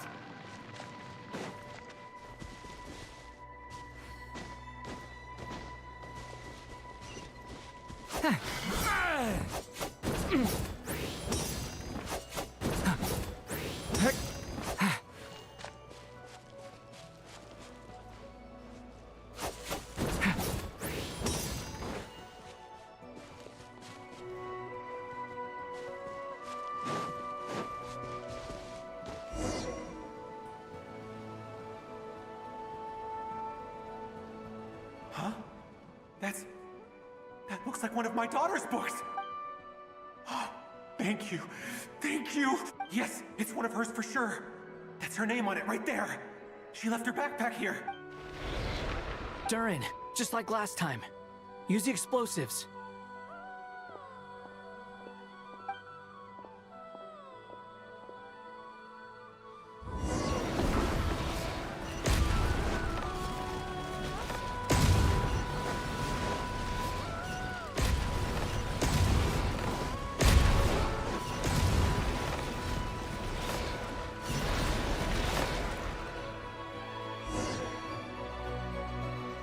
It won't work. There's not enough left. If he makes it in, he'll die. But then, this clue could be the key to him finding his daughter. It might not be the only one. Better he misses that clue than loses his life. I guess so.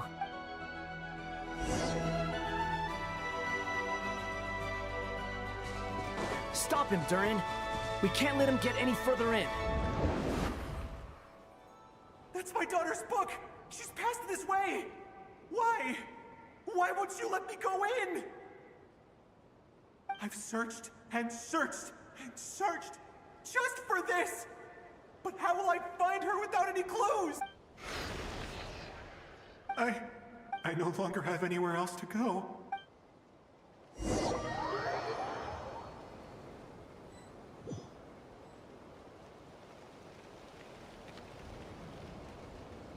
I'm sorry. I'm so sorry. He refuses to go anywhere else. Whether he opens this door or not, all that awaits him now is death. We couldn't change his fate. Albedo?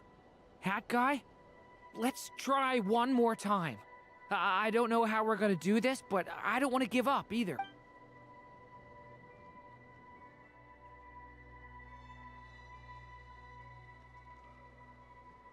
Why am I here?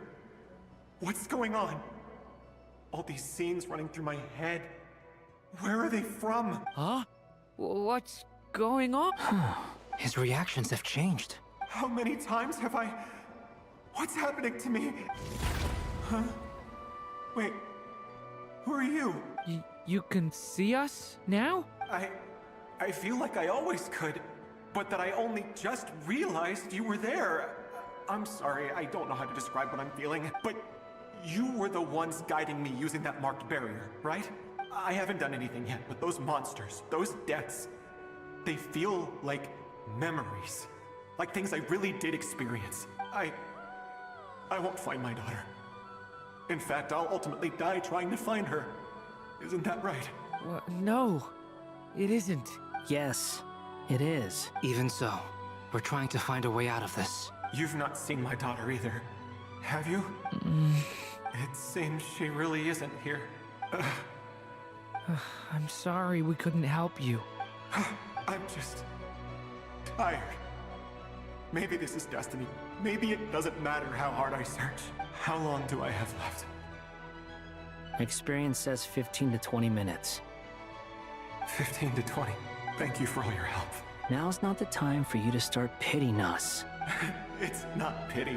I'm just realizing that I've only got 10 or so minutes left.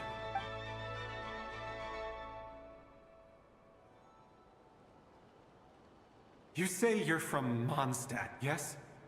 A place with windmills, where people enjoy limitless freedom?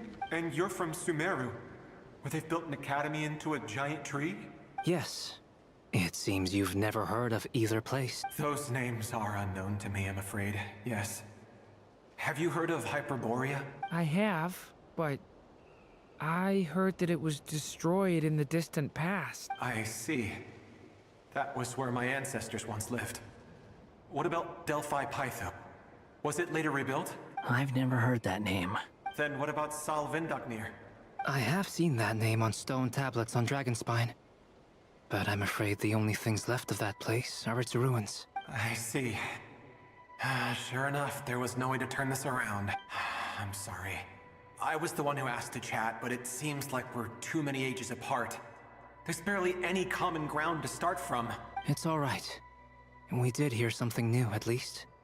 From how you speak of your lives, things must be going all right for you, I guess. They are. Mondstadt is a place of freedom and happiness. There's a lot of good people in the church and the Knights of Favonius, and even outsiders find that it's an easy place to feel at home. We have festivals a few times a year. Everyone gets together to drink, sing, and be merry. Sumeru is a lot more uptight. Not really the kind of place where you can relax.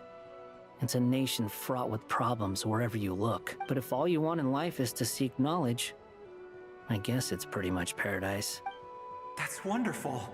In other words, after this all-devouring black tide passed, humanity did not merely avoid extinction, but rose to build prosperous civilizations anew. I mean, I can see you all right now.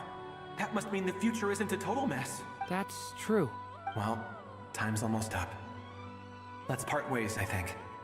Might be best if you don't waste too much time. The chances are slim, I know, but I'd like to spend these last few minutes looking for Spargana.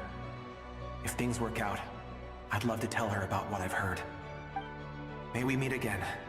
Well, or not, most probably. In that case, may your wishes come true.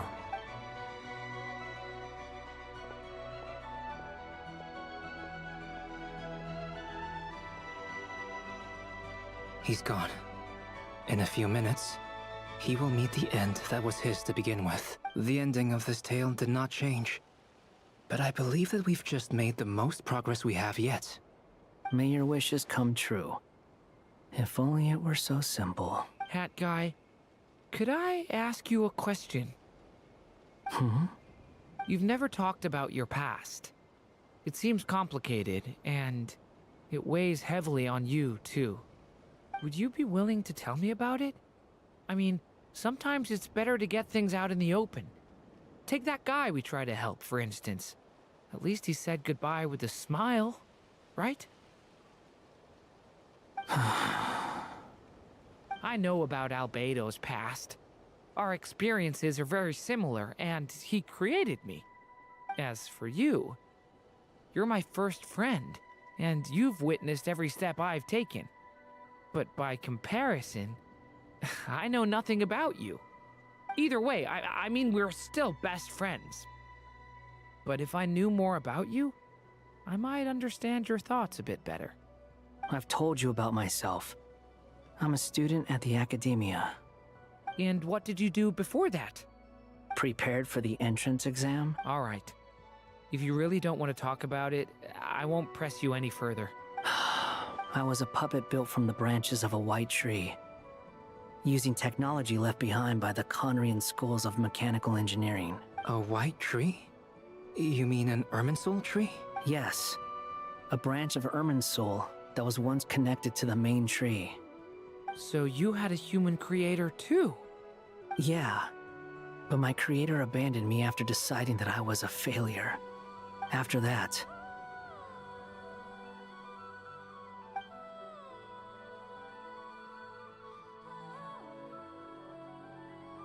Durin. Resisting the influence of the Abyss, suppressing the urge to destroy, trying to do the right thing. None of these things are easy. But no matter how hard they are, trying to rewrite past wrongs is far harder. You asked me if you would create a new tragedy if you failed. I told you there was no point speculating about that, but the real answer is... yes, you absolutely will. That guy. But at least you've got people here to help steer you away from the wrong path. So, just keep aiming towards the light. I will. I promise. All right, break time's over. Hello? Durin speaking. Hello, friends, it's me. What have you been up to, I'm detecting some unmistakable fluctuations here at the border. The amplitude isn't particularly high, but they're completely different signals from the ones before. And the scale is comparable to those I've detected previously. Alice, we were unable to save that person. However, he appears to have retained a portion of the memories gained through that cycle, and was able to hold a conversation with us. I see. Well, that is rather odd indeed. It definitely merits further attention. Could I trouble you to keep trying the same approach? I need to gather some more data. Counting on you. I should probably have Nicole come and check this out as well.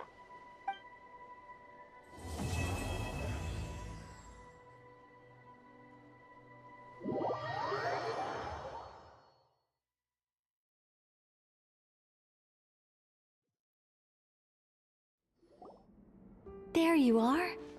I was worried you might stop to collect treasure chests opened by the Seelie along the way. It would have taken you so much longer to get here. Another conversation I cannot hear. I am delighted to see that you understand what takes priority, and that your adventurer's instinct has not swayed your resolve. Really, I must applaud you for it. You should know. Paimon's head. Okay, I'll try and keep it short. My senses are telling me that this is where we shall find the entrance to the ruins.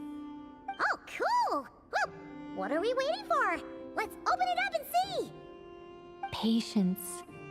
This was a sanctuary of great importance to the Hyperboreans.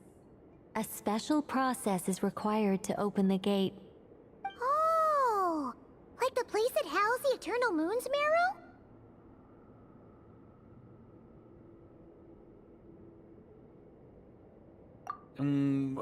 Okay, so what's the plan? Need us to do anything? And just the short version, if you can. Ah. Alright then. I was planning to start with some background on the invention of these techniques. Are you sure you don't want to hear it? It's quite informative. Remember what you were saying about priorities? Fine.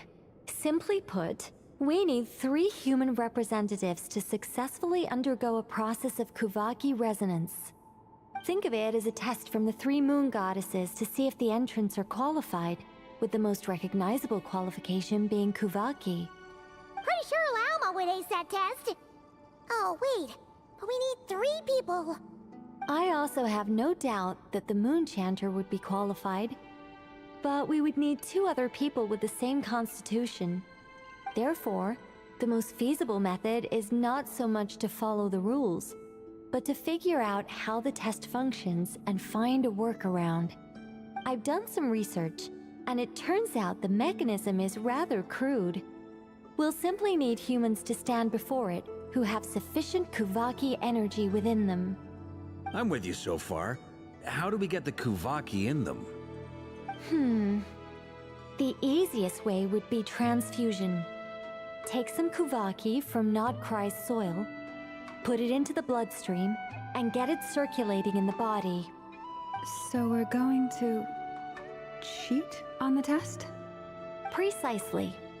There are other methods, but this is the simplest one. Cheating the system is much easier than trying to hide from it. Huh? Ah!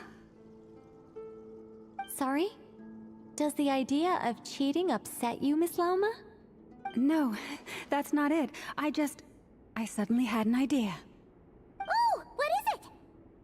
It's about Moon Prayer Night. I figured out a way for Kutar to join in the festivities. Huh? But as Paimon said, we need to have our priorities straight. Let's get back to the test. I'll follow up with Nefer on the festival arrangements. Oh, okay. Anyway, is this really the best method we have? A Kuvaki transfusion sounds dangerous, no matter how you slice it. If you think that's dangerous, wait till you hear the other methods. I'd be more than happy to go through them if you'd like. There are several. No need, we're good. Let's go with this one. Very well. Kuvaki transfusion it is. Now, I should mention that the risks can be greater or lower depending on individual compatibility. It would be rash to simply infuse the Kuvaki and hope for the best. If the body rejects it, the reaction can be quite severe. The symptoms are similar to another condition that some people living here suffer from, known as congenital Kuvaki sensitivity. So, before we execute our plan, I will perform a simple test of my own to see who is compatible and who is not. Once that is done, we will have to complete the resonance process as rapidly as possible. The participants must remain stationary while the Kuvaki circulates and bonds with them, and they mustn't eat or drink anything. What? No eating or drinking? That's some hardcore fasting. They'll all be monks by the time they're through.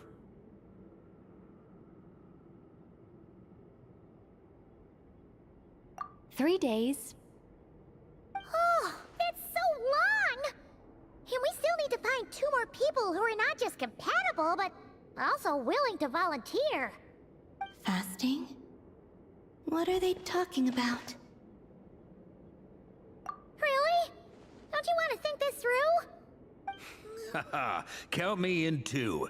3 days without food? I can handle that. Miss Nicole has made it clear that this is the easiest way. The way I see it, there's nothing else to discuss.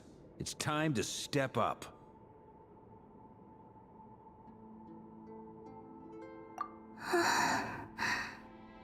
Yeah, you're right.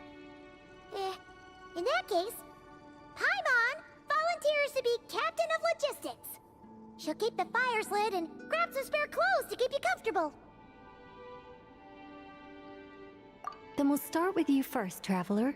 Please step forward.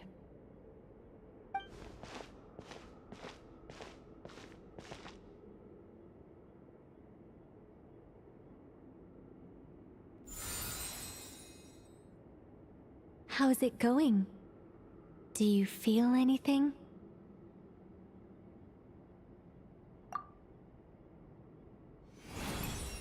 How about now?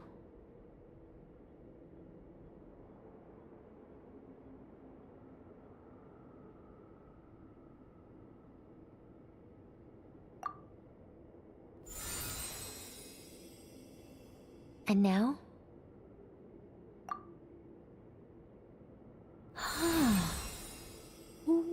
What about now? You guys, it's not a competition, you know. All right, I'm officially impressed. Even as a descender, you can withstand far more than I imagined. It's like I summoned a giant stone titan to arm wrestle you, and your arm hasn't even moved an inch. In my last attempt, I infused 5 times the amount of Kuvaki required. Yes, safe to say, compatibility won't be an issue for you. You're eligible to join. You're next, Mr. Varka. Sure, here goes nothing. All right, I'll start where we left off. 5 times the required Kuvaki dose. Whoa, whoa, whoa, hey, wait a minute. How's it going? No, not great. I kind of want to puke. Feels like I've been drinking too much. A few bottles of wine, then a big stein of Dark Horse. Some hard liquor from Liyue mixed in. You think this is funny? I just lost to a young lady in an arm wrestling contest. I'm never gonna live that down. My apologies. I'll lower the concentration and try again. Oh. How's it going now? I'm not as dizzy as last time, but I can still feel it pulsing around. In that case, you wouldn't be an ideal choice, Mr. Varka. Let's try someone else. Okay. Let's go ask some of our other friends then.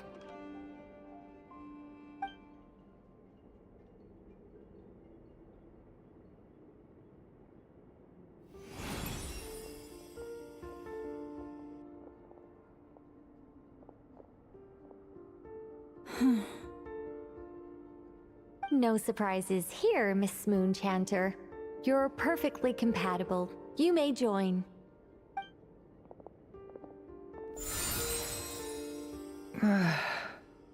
I'm getting a slight headache. Shame. You were so close. Whoa! I'm itching all over! Allergic reaction. We can't have that.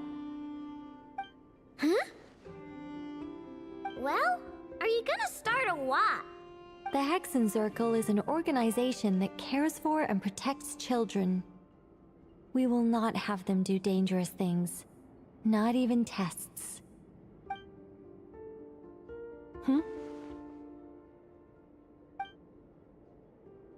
Is something the matter? The candidates have to be human. I guess that rules me out too. Huh. Everyone except the Moonchanter got beaten. Guess I don't need to feel so bad after all. I mean, looks like this isn't gonna be as easy as we thought. Perhaps I could ask for volunteers among the Frost Moon Scions. I'll see about talking to some trusted Lightkeeper colleagues. Itlua springs to mind. In fact, I think we had some former Frost Moon Scions join our ranks recently. Can you give me the scientific explanation for how the test works? I can probably make some kind of test bot. Then, we can just zip through Nasha Town, going up to people and pressing a button to check their status. Wouldn't that be way easier? No. Wow! No elaboration for once. How about I contact the Knights of Favonia's garrison in the Wave Chaser plane? Shame that Lohan's already left. And that guy's even tougher than I am. Strange. The moon goddess is clearly revered by many people. So why is she on the brink of disappearing? She mentioned that the world has rejected her from the very beginning. And when we fought the Reikir of Solnari, it seemed like she exhausted her power for our sake. Also, I'm not sure revered is the right word for how people feel about her. Gratitude, certainly. For my part, anyway. It's basic reciprocity. She helped us, so she deserves our help in return. Yeah. Even though she looked like she didn't care, she still saved a ton of people, including me. A review of the relevant data leads me to conclude that Miss Columbina is a good person. Yep, you bet! They really think so? I'm super surprised that Columbina isn't her actual name, though. I think it really suits her. It's light and graceful and... yeah, just a really pretty name. I know, right? Unfortunately, that's not our decision to make. Columbina. That was the code name the Fatui gave me. But it also came up in the song I heard when I was born. But... is that really all there is to it? What do I truly think of my own name? Is there anyone left who will still call me by that name?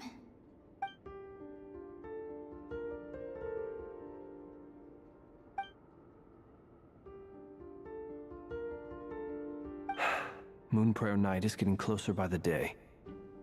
We're running out of time. We need to look for other candidates. Then allow me to try. Huh? What are you doing here? You contacted your friends via the Adventurers Guild. Sandrone has been keeping an eye out for something like that, so she informed me.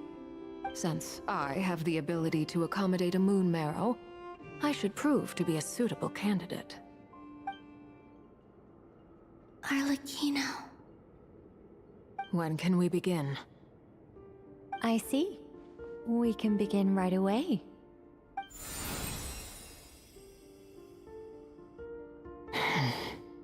How was it? Did you feel any discomfort? Not at all. Then it seems we shan't need to look for additional candidates after all. Great!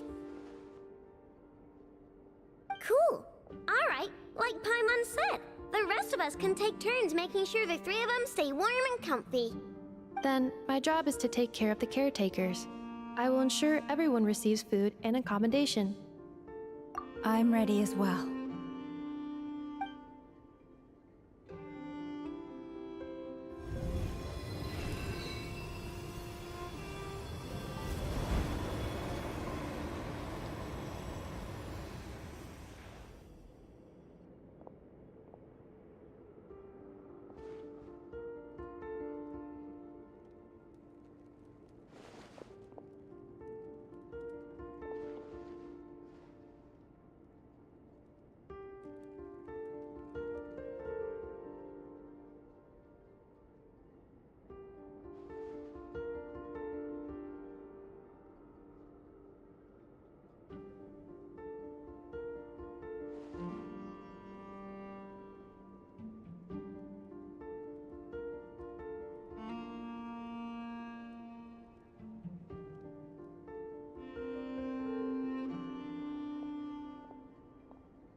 The work is done. The sacred scroll shut. The stars grow dim, the people silent. The white sun sets, the silver moon rises. O path to the temple, appear now before us.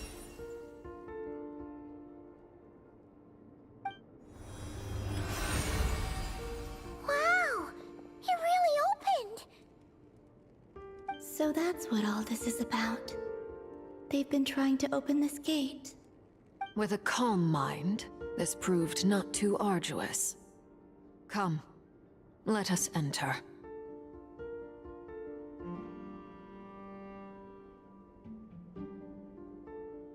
It might be best to eat something first. Take care to chew properly and swallow slowly. It will give your body time to readjust to the digestion process. They will head in soon. They will need to enter this gate.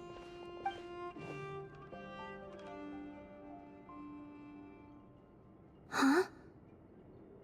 I cannot pass through. Is it because I have no physical body? It has been 3 days. My strength is all but completely faded. Can I really hold on until Moon Prayer Night?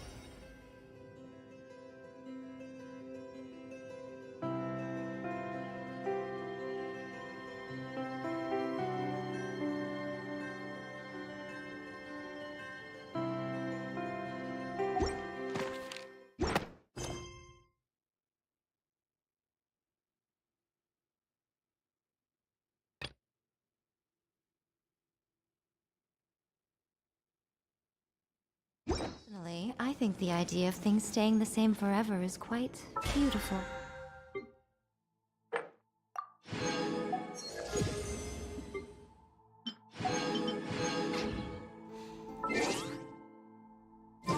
But alas, that is simply not the way the world works.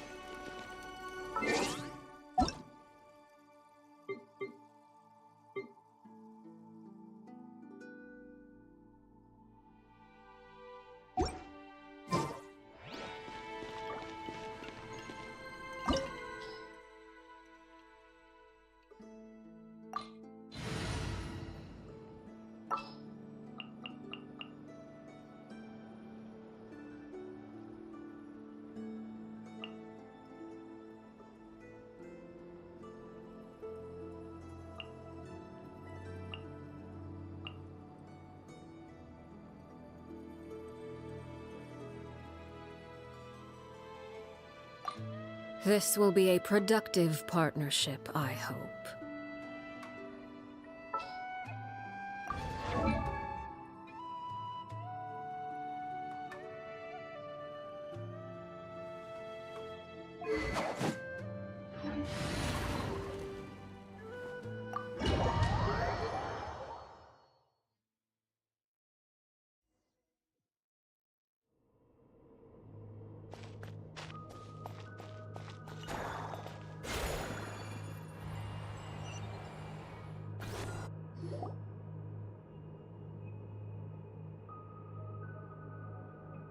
Are these people...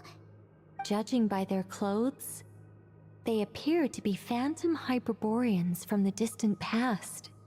That could mean they have some clues about the moon goddess's name, right?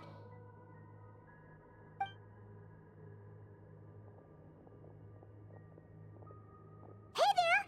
Could you tell us what the moon goddess's name is?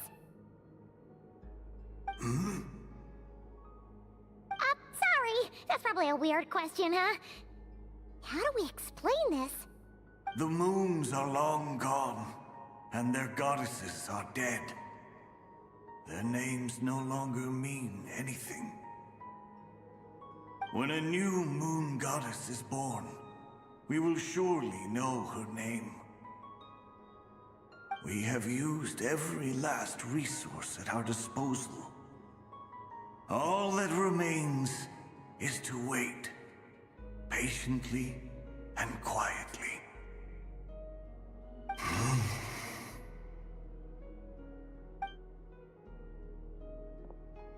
Were the people of the past all this devout? It looks like this phantom doesn't intend to converse with us any further. Surely the new moon goddess he speaks of must be Columbina. Alas, Kutar's birth came long after the age in which he lived.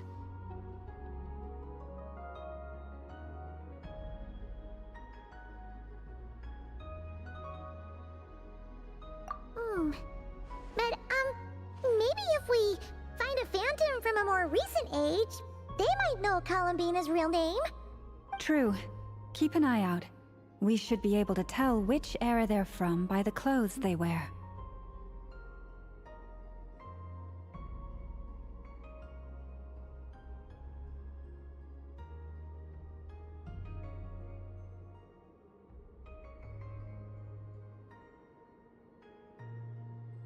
Yeah, you've been pretty talkative this whole time. What changed? Oh, nothing. I'm fine. You all make good points. When the Hyperboreans speak of moon goddesses, they mean the three from truly ancient times. I can't imagine they would know anything about our current moon goddess. There once was a time when the moon goddesses blessed them greatly and protected them from harm. So, when the war between the gods and dragons plunged the world into chaos, it seems they looked once more to the moons for help, praying for a new goddess to be born. Yeah, that checks out. Let's continue on. Who knows what else we may discover?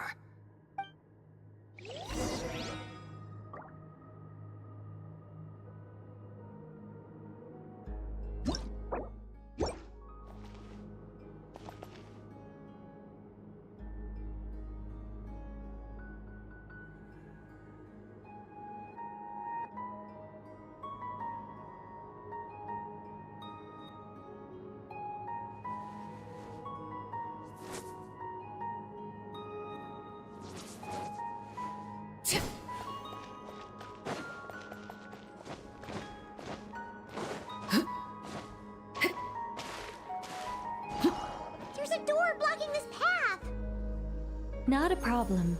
Try this. Whoa! How did that door suddenly collapse? This device was maintaining the door's integrity. Remove the core, and the device stops working.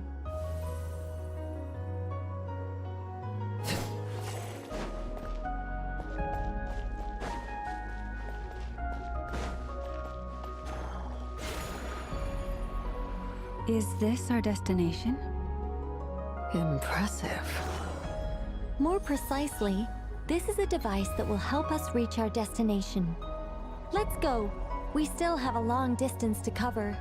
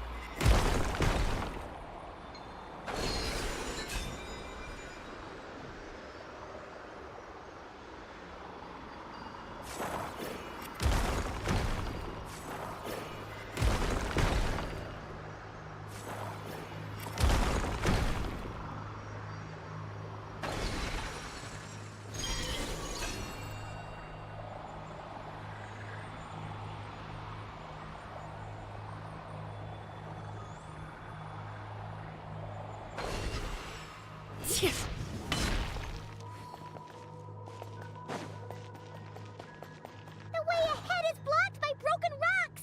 Oh! Let's try that device again. Remember the door from earlier?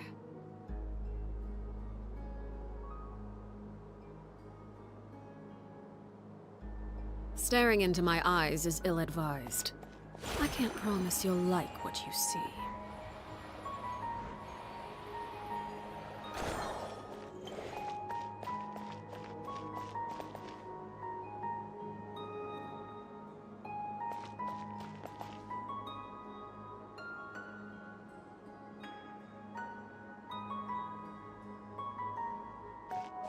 Yeah!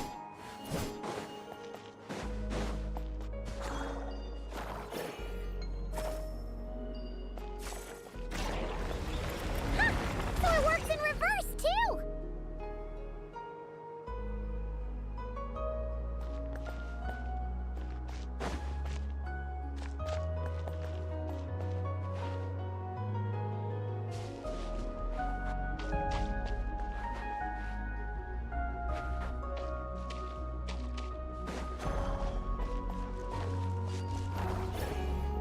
The humans we see are all phantoms, but the monsters are real.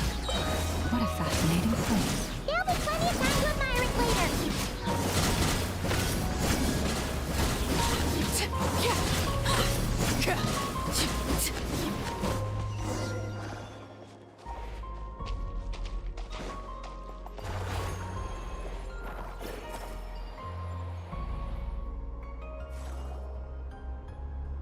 Ooh, there's a whole bunch of artwork in here. Seems pretty old.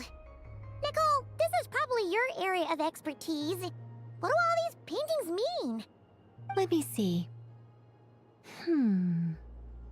To understand these murals requires some knowledge of the history surrounding the War of Funerary Flame. I shared a little of this with Lauma before. Yes.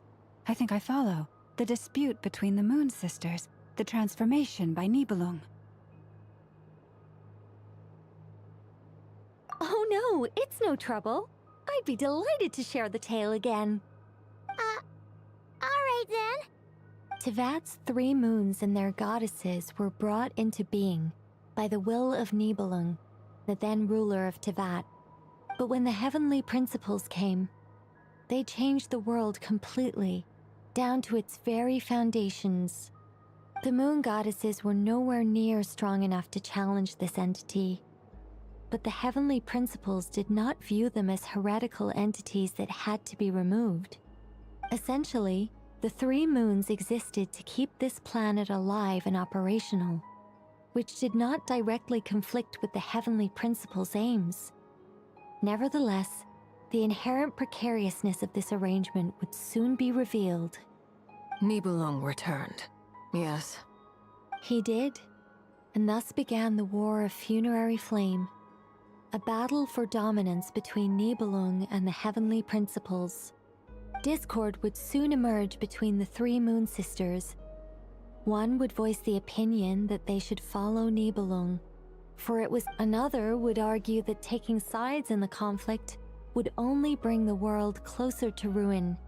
There was no telling where it would lead, especially since their creator had returned, bearing the perilous power of the Abyss.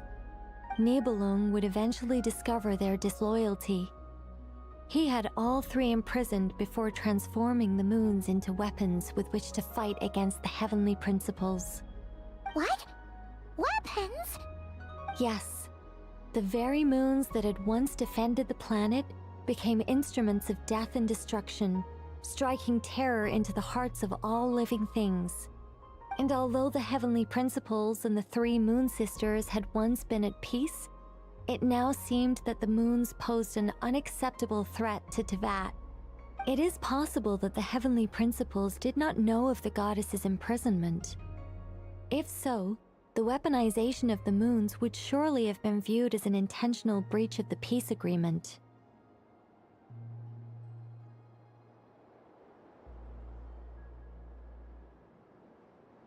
Regardless of who knew what, when, the heavenly principles shattered 2 moons and flung the other beyond the skies. Whether the goddesses managed to escape Nibelung's captivity after his fall, nobody knows. But this much is certain. From that day on, the moons no longer belonged to Teyvat. The rejections slowly drained their power until eventually they passed away. So that's the full story. You say the moons ceased belonging to Teyvat from then on. Why then would Columbina be born here? That is perhaps due to the lingering connection between the Frost Moon, which was not shattered, and this world. You could see it as the 3 sisters' dying wish. They never desired war. All they ever wished for was to protect this land. I see. If the final fate of the 3 goddesses is as you say, then Columbina faces the same grave danger. Our investigation has yet to bear fruit. We must hurry. Yeah, you're right! Let's keep going!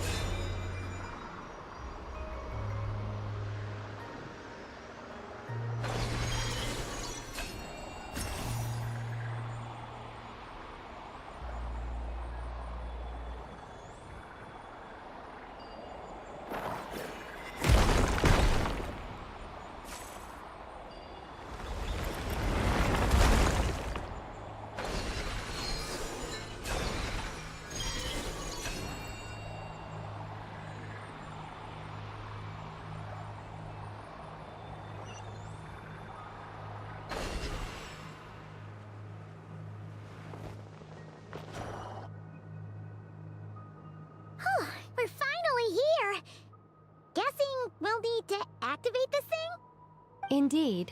I was a little worried about that at first, but as we got closer, I sensed that the Kuvaki within it flows unimpeded. It should be functioning normally. The only issue is how to activate it. It's looking a little worse for wear. What about the cores from some of the other devices we've seen? Can we repair it using those? In all likelihood, yes. I imagine that would have been the Hyperborean's backup plan. Let's look for some cores.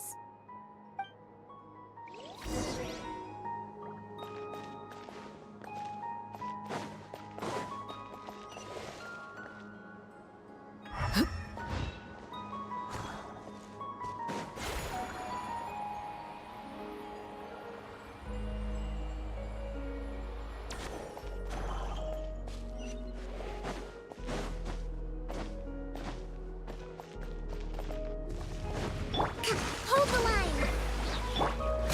The wind knows me. As one with wind and cloud. Into the wind. Transfixed!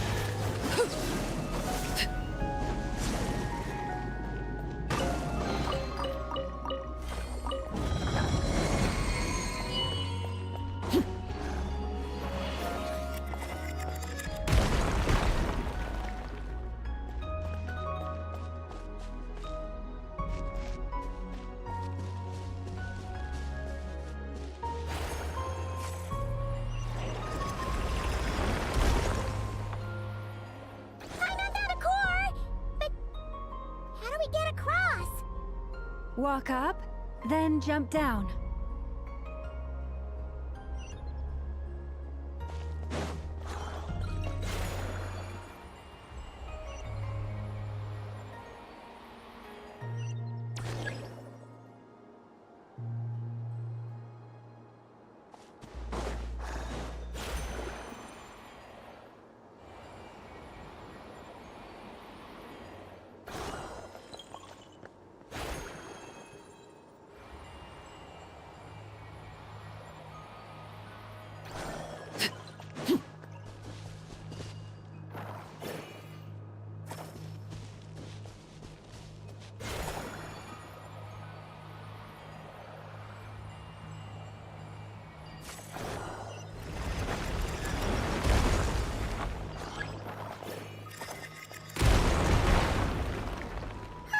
That should be enough cores.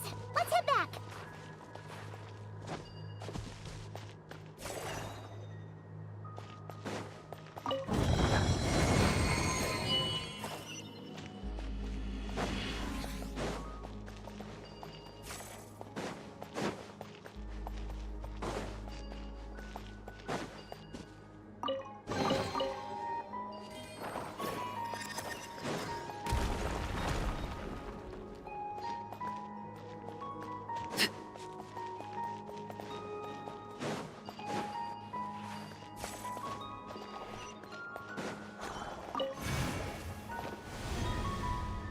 The device is up and running.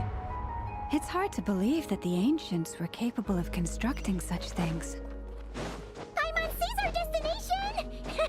It's right up ahead! Yes, let's go.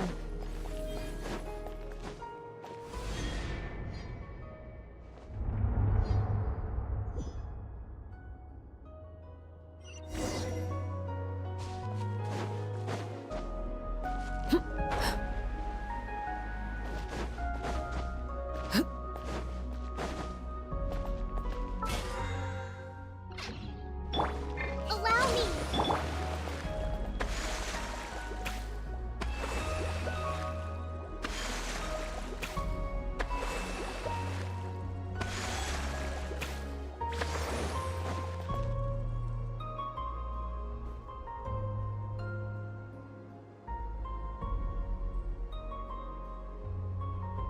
This is where the people of Hyperborea communicated with the moons. We need only place the moon marrow upon this platform on Moon Prayer Night, and we shall be able to open a portal to the moon and send our moon goddess back home. The assumption being, of course, that we can find her first. That's right. You want to know if it's safe there, don't you? And yet, She has no choice but to return. You know this. That's not the only issue here. This is the end of the line, right? We've explored everything we can. And despite looking at historical artwork and talking to people from Hyperborean times, we're still no closer to learning Columbina's name. If it's not too much trouble, could you tell me exactly what Alice said to you about finding her name? Oh, sure. What she said was... Then your first job is to find it. As a moon goddess, I'm sure she must have a name she identifies with. Neither Columbina nor Kutar is her true name, and she's never really accepted either of them. Is it not also possible that she has never had a true name? Not at any point in history? That would be a hard pill to swallow. But at this point, we may have to accept that that is the truth. No one knows how she came into being, and she certainly doesn't have parents in any sense that we're aware of. Perhaps she was never granted a name at all. But does that mean there's no way to get Columbina back? She's just gonna disappear and there's nothing we can do about it? Huh? Wait, why all this pessimism? Was it the way I phrased this question? You all seem to be taking this in completely the wrong way. Well, just because she's never had a real name in the past doesn't mean she can't have one now. What? Think about what Alice said again. She never once said that you'd have to find a new name, did she? Are you saying what I think you're saying? Yes. Names are anchors that connect us to the world. If she doesn't have one already, then all we have to do is create one, no? It's like... yes. Traveler, when you first arrived in Teyvat, do you think you would have turned around if someone behind you shouted, "Hey, Tumaini"? But what about now? I understand what you mean. Life is a long journey. Even the friends and family by our side can change over time. When people call you by different names, what matters isn't so much the words themselves, but what they symbolize. And of course, whether that resonates with you. Lumine. So, close your eyes and picture the moon goddess in your mind.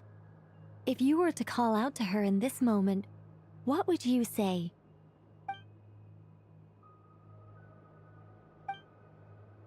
Columbina. Columbina. Paimon would call her Columbina too. Well, she has long forsaken everything that Kutar represents.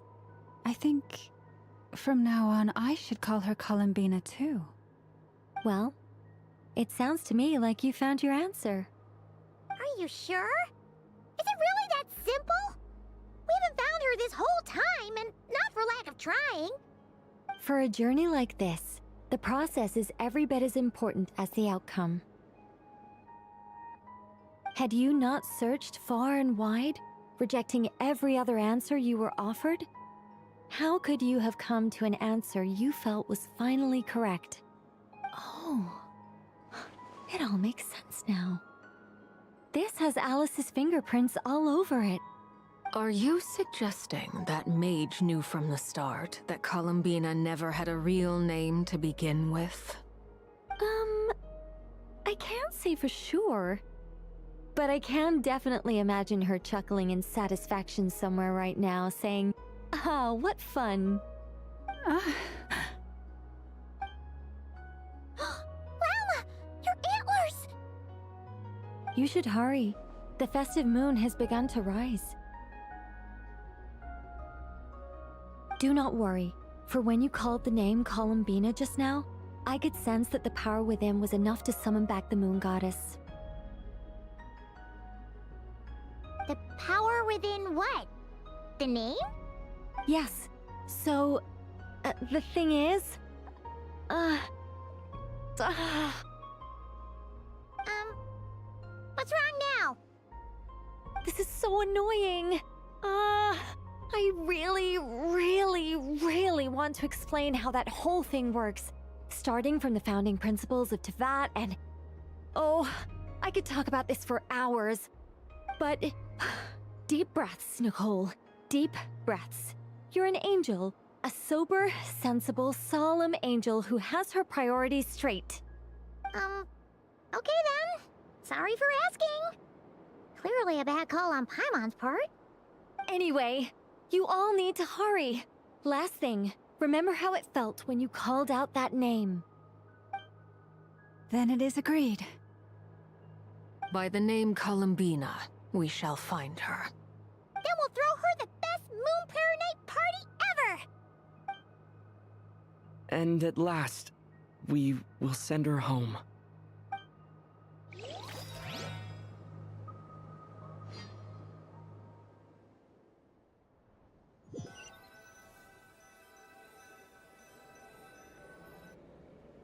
I can barely move anymore. My consciousness is fading away. Have they come back out? I'd love to see them one more time.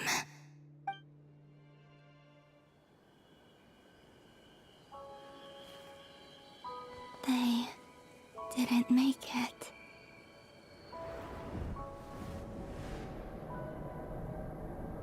Could you tell me your name? My name is... Columbina!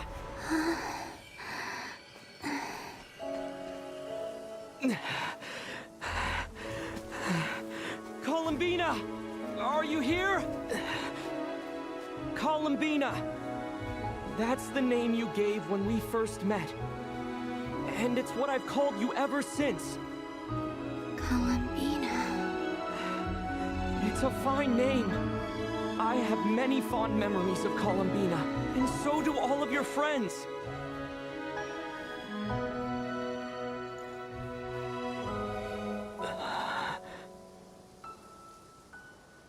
If you like this name...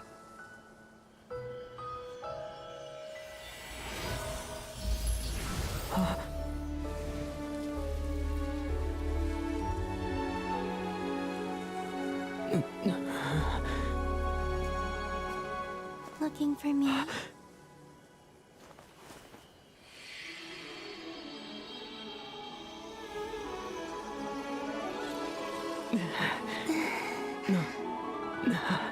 like it.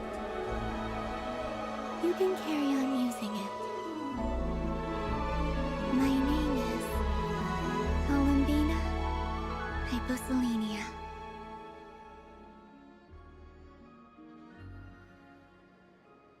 Columbina Hyposelenia. That's a wonderful name. I never thought that Columbina would become my real name. But after I met you and my other friends, the things that this name stood for slowly began to change. It went from being a Fatui code name to something my friends call me.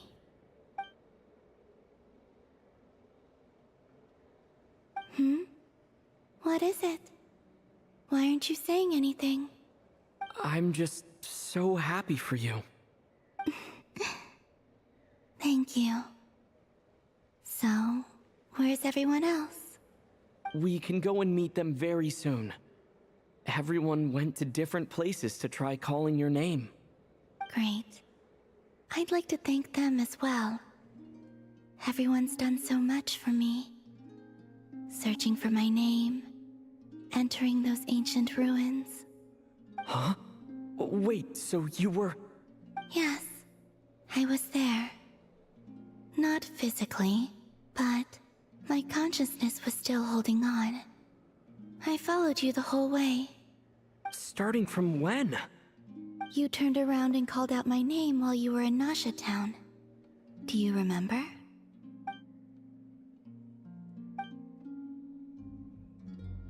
Let's go. We don't want to keep them waiting. Sure. In that case, come with me. But... Before that... Could you call my name one more time? Sure. Come with me, Columbina Hyposelenia.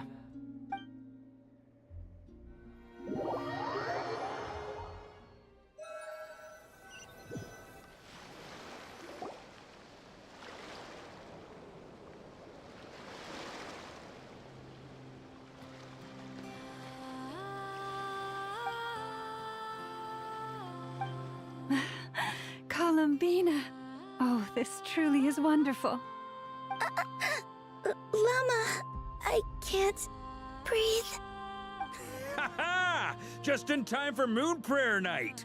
It's good to have you back, Miss Columbina. Yeah, we were worried sick. Thank you, my friends. With your help, I now have a name that belongs to me. Columbina Hyposelenia. Where's the second half from? You added it yourself? That's right. It means... Born beneath the moon. Yes. And by extension, it can also mean born beneath this world. A fine name. Now, as much as it pains me to interrupt this beautiful reunion, I feel obliged to remind you that the Moon Prayer Night celebrations in Nasha Town have already begun. Don't you want to enjoy the festivities? There's so much to see and do. And some of the ambient lighting and entertainments were sponsored by the kind souls in the Hexen Circle. Nicole? Why have you turned into Dodoko? So you're Miss Nicole. Thank you for helping us, and for helping me find my name. It's nice to finally hear your voice.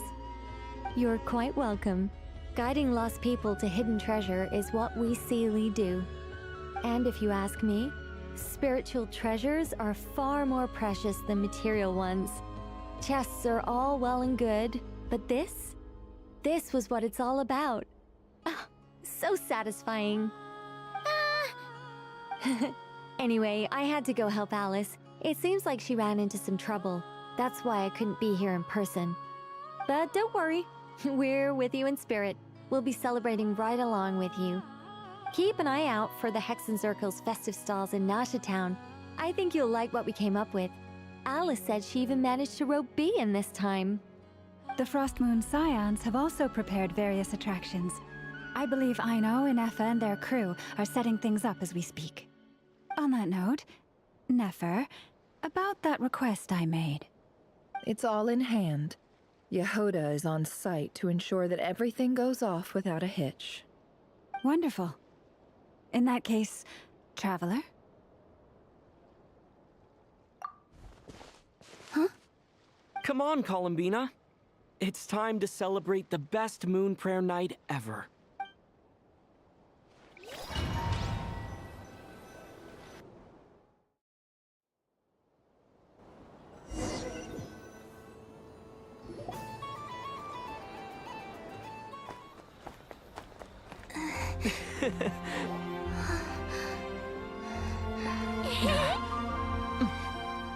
Hey, young lady. Would you like some Moon Prayer Night candy? Happy Moon Prayer Night. Oh, yeah. I almost forgot to say. Welcome home, Moon Goddess.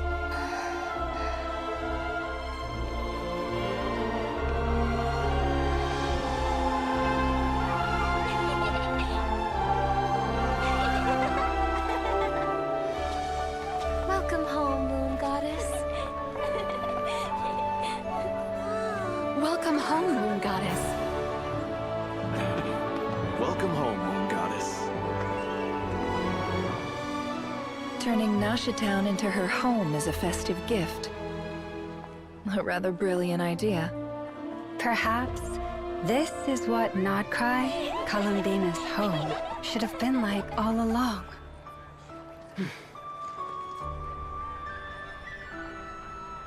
Thank you for the gift. I like it a lot.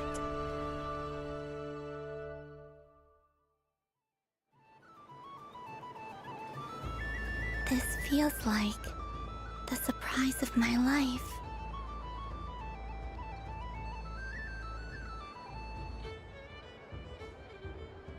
I do.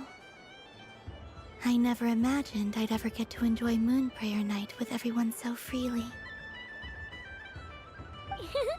If you're happy, we're happy. Quite a strategy you came up with. Hide the tree in the forest. It's not your usual style, Lauma. Is there something about Moon Prayer Night that enhances what's in your head as well as the antlers on top? Apparently so. It even inspired a perennial penny pincher to use their resources for a greater cause. It truly is a magical festival.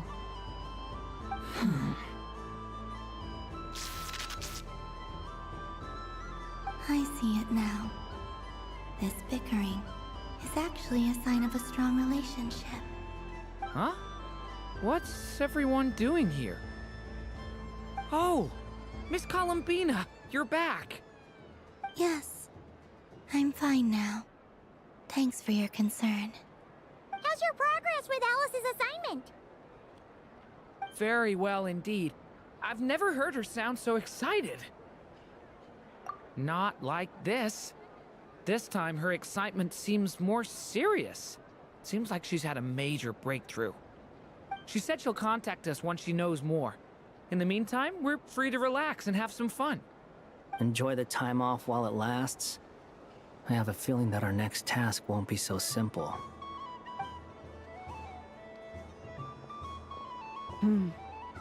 I should go. I still have a few things to attend to at the Frost Moon Scion stall. And I think I'll take a look around. With any luck, this once-in-a-year festival will come with once-in-a-year opportunities. Hold up a second. Where's Varka? I believe he made a beeline for the flagship the moment he entered Nasha Town. Ah, that's Mondstadters for you. They know what they want when festivals roll around. Goodbye for now, Columbina. I hope you have a wonderful night. I will.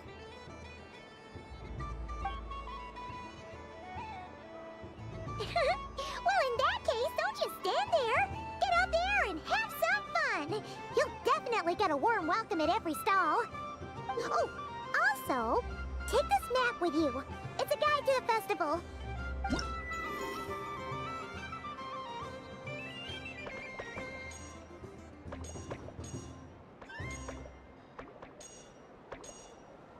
The Frost Moon Scion stall is over here. Lauma's invited a whole bunch of cute animals to celebrate too. Over there is the Hexen Circle section. Alice seemed more excited than anyone about this festival, so she insisted on making it a grand affair. Oh, and then there's the Nasha Town local specialties, including... Actually, forget that. Better if you go check them out for yourself. Thank you. It looks like a lot of fun. You're not coming with me? We'll be around. But don't you want to browse by yourself for a bit first? Yep. If you find something you like and want to try it out together, just give us a shout. We'll be right with you. Otherwise, just relax and enjoy yourself. There's so much on offer, so try to experience as much as you can. And don't forget to stuff yourself with all the delicious festival food. All right then. Off I go. Where should I go first?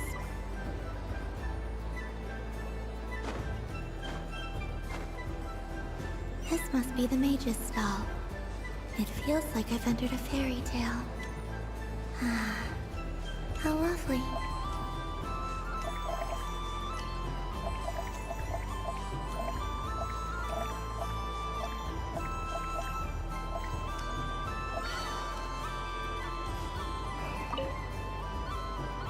Welcome home, Moon Goddess.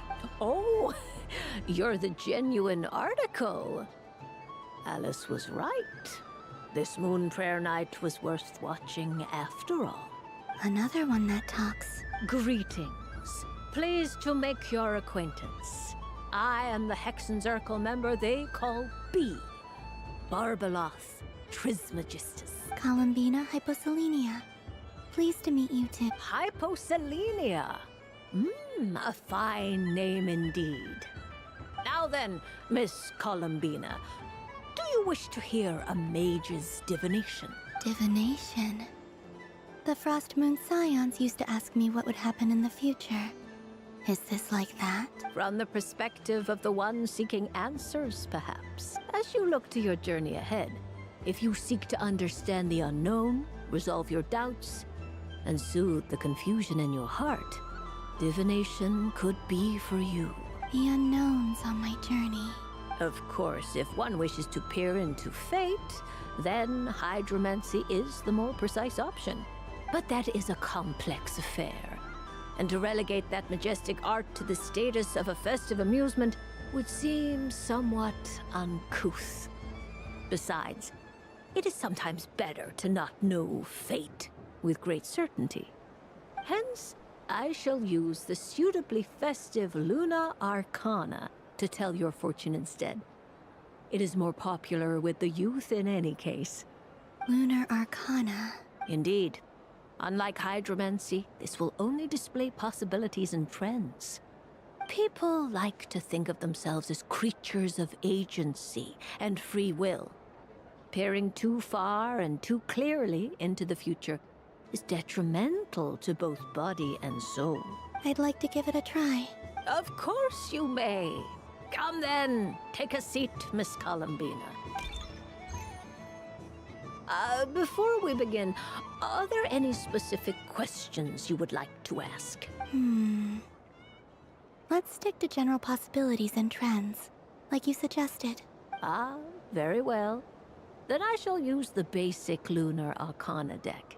Now, try to relax. Cast your mind upon the things you have experienced and the things you are soon to experience. I will shuffle the deck. Would you like to cut the cards yourself? You do it. No problem. Now then, to make things easier for the seeker, that is to say, you, I shall decipher the cards from your perspective.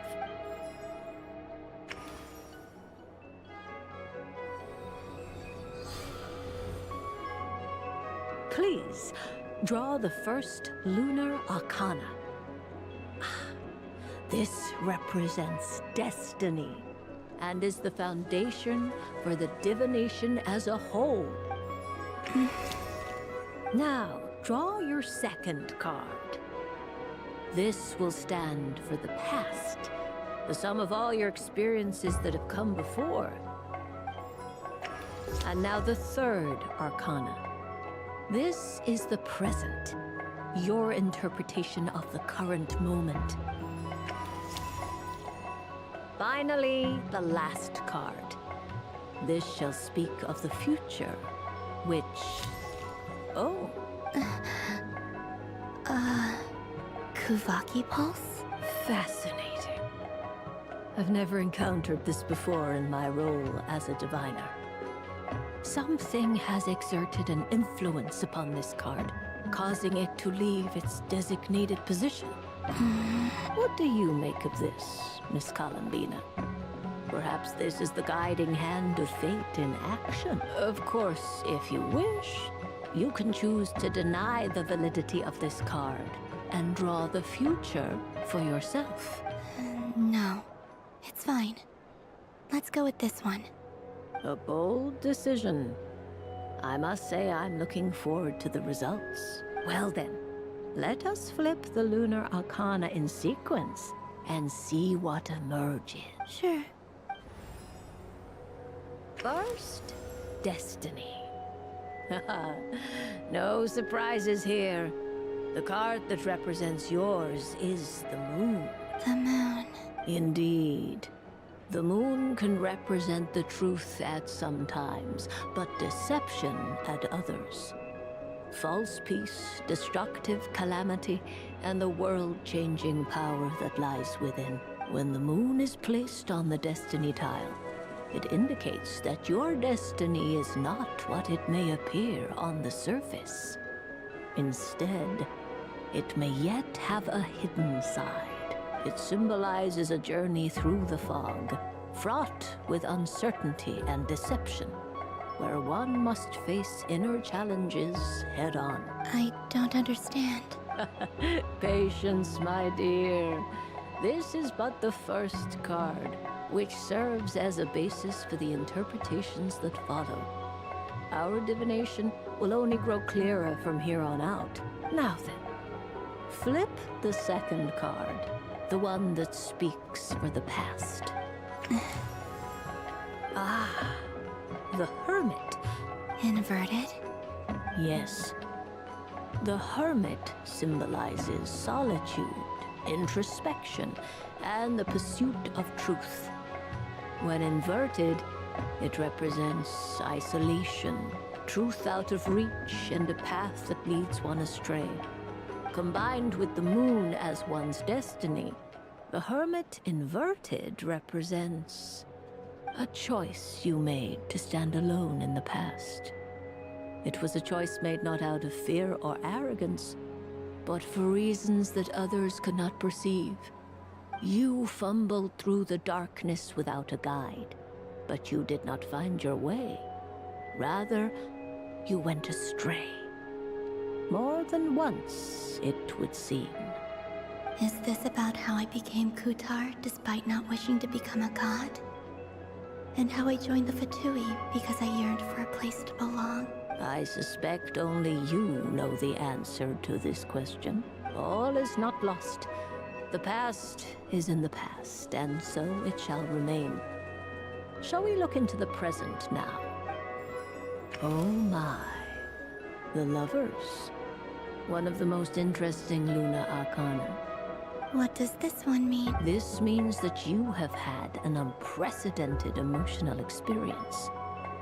The joy of finding your soul becoming intertwined with that of another. A precious and wonderful thing indeed. It's true. I've made a lot of friends recently, and they are very good to me. I like them a lot. That sounds lovely. I am most delighted for you. The Lovers can also represent important decisions, perhaps related to a parting of ways. Now, if I were to guess... Yes. My return to the moon. I understand. Parting with friends is never easy, Columbina. But rest assured, this is not the end of your journey. There is always another story waiting to be told. The future always lies ahead. The future? Well now, it's finally time to flip this most mysterious of cards. Why did it appear? And what does it wish to tell you? I'm ready. Very well. Flip this card and see what lies on the other side. Oh. Miss Barbeloth? What is it? This card is death. That doesn't sound very good. It depends on how we interpret it. It is true that it can represent an agonizing death, a complete and utter end, but at the same time, it can also represent rebirth. Do not forget that your destiny card is the moon. That lends your future many different potential meanings. If death spells the end, is it unavoidable? As I have said, divination can only display general trends. It is a rough guide, but it does not show predetermined outcomes. Allow me to summarize it for you. In the past, you may have lost your way, but now you have gained new connections and new strength. You now face an important decision, one that may bring about a great change in what is yet to be. This change might, in turn, be the end of all things, or their beginning. But remember, everything is subject to change because of the moon present in your destiny. You must see the truth clearly and face your innermost thoughts. The truth. My innermost thoughts. Thank you, Miss Barbeloth. Don't mention it. Some people dislike divinations, for fear of glimpsing an ending to their story that they wish was not so. But I can see that you're different. The result of this divination will not sway your decision. This is a rare quality, and one that diviners always hope to see in the seeker. We are here merely to guide, not to exert undue influence. I understand. Go then and illuminate your future, Miss Columbina. The moonlight that shines from you now is most captivating.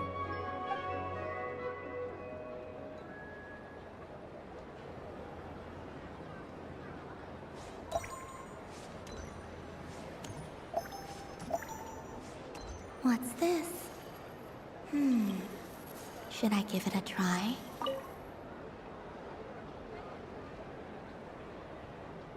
Come on, Citrus. One more round. Just one more. But my neck... oof. It's acting up again. You should take a break. Health comes first. Yeah, don't push yourself. We'll find someone else. Hey, don't look at me. I'm the referee. What are we gonna do then? Do you need any help? Yes, we do. We need one more player for our game. All right. Could you teach me how to play? It's really simple. You just throw the dice and move by that number of tiles. Rolling a hamster means you move one tile. A paper frog is 2 tiles, and a flying squirrel is 3 tiles. Okay. So, in that case, please take your place.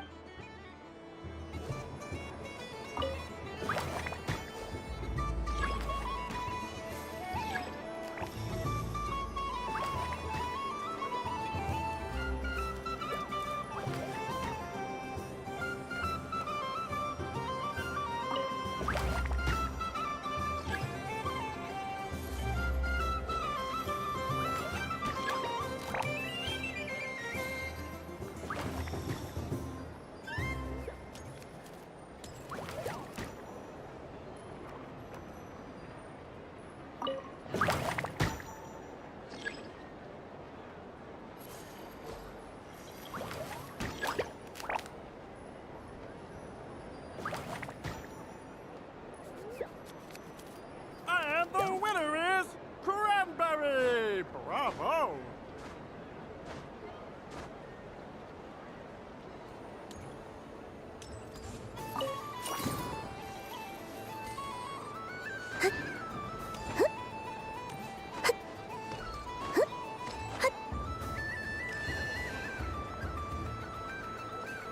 But I was aiming right at it. Aw, what a pity. I saw it with my own eyes. You were so close. That's not true. It dodged out of the way right as I was about to snag it. I'm sorry? You heard me. This paper frog can move. I swear. Dear, oh dear, what are you saying? How could a paper frog move? Unless you believe there really is magic in this world. But even if I, the mere humble merchant that I am, knew such magic, surely I would not use it on a paper frog. I'd sooner give Mora legs, so it could walk right into my purse. My dear, dear customer, why not have one more try? This time I'll give you 12% off, a very generous discount for one of my most regular customers. Just think about how much experience you have under your belt now. Oh, darn. I used up all my coins. I'll be right back. Just gonna fetch some more from my house. Take your time, but don't take too long. This event is Moon Prayer Night only. Miss it, and you'll have to wait a whole year before I'm back. Next customer, please. Welcome. Hello. Whoa, whoa! What's this big one doing over here? How do I tell my employees not to go running around this time? Shooting them a glance won't work. I haven't... Dory? Why, hello there, Miss Columbina. would you like to play my ring toss game? How much for... Oh, first time's free. Not a single mora. After that, well, we can cross that bridge if and when we come to it. But with your sharp sharp skills, I'm sure you'll win all the prizes in one FIL. So that was an obvious enough hint for them, right?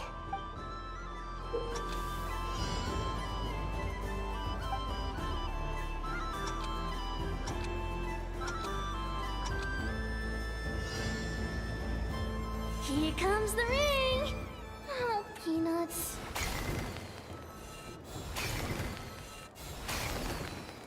Change tracks. Roselle! Should we move or not? Just a tiny bit. All right, then I'll... Oh, sugar plums, not the clock hands. How do I move the... Let's see now. Wow. And here's your prize. Now, how about another round? As for the cause... Happy Moon Prayer Night, Miss Columbina. Happy Moon Prayer Night, Durin and Hat Guy. Are you here to play the game? Yes. You said we were just coming here to say hello. I did, but then I recognized a few more people as I got closer. Do my eyes deceive me? Is that... It's our little dragon! He's all grown up! Someone's popular. Well now, since you came all this way, why don't you try out this lovely game we have? He'll have a go. It's only one free try per customer. You can't give your try to him. I'm aware. How has Elder Almond been lately? He's in great shape. He goes for a run in the forest every morning to stay fit and healthy. He tried to go boat racing with Firecracker a while back, but he couldn't even make it onto the Lotus Leaf. Firecracker was in fits of laughter. How about you, little dragon? Can you still fly? Yes, I can. But you've become less chatty. Has growing up been tough on you? We call that maturity. You know, the thing people sing about. The knight wields a sword of stone to defend those hearts that are made of gold. Stone is very heavy. That's what keeps him from talking too much. That's awesome! I want to be a knight when I grow up, too. Ring, here I come!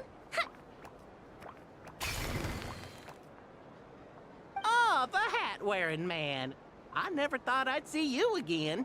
You seem more determined than when I saw you last on the train. If you say so. Oh, I do say so. The people you once helped see it clearly. It's because you are once again on the right track. May the engine in our hearts propel us to the station of our dream. I can move! I can move now, Roselle! What are you doing? Running into the rings like that? You got them all so quickly! I have never seen anything like this in all my travels. Is this guy actually an old friend of theirs? But how? They're origami animals and clockwork people from a fairy tale. Getting to know them would be quite an arduous task. Unless they share a hometown? I have to get to the bottom of this. Next time I see the great mage Alice, I shall demand answers. Thank you, Dory. I had a lot of fun. Now for your prize.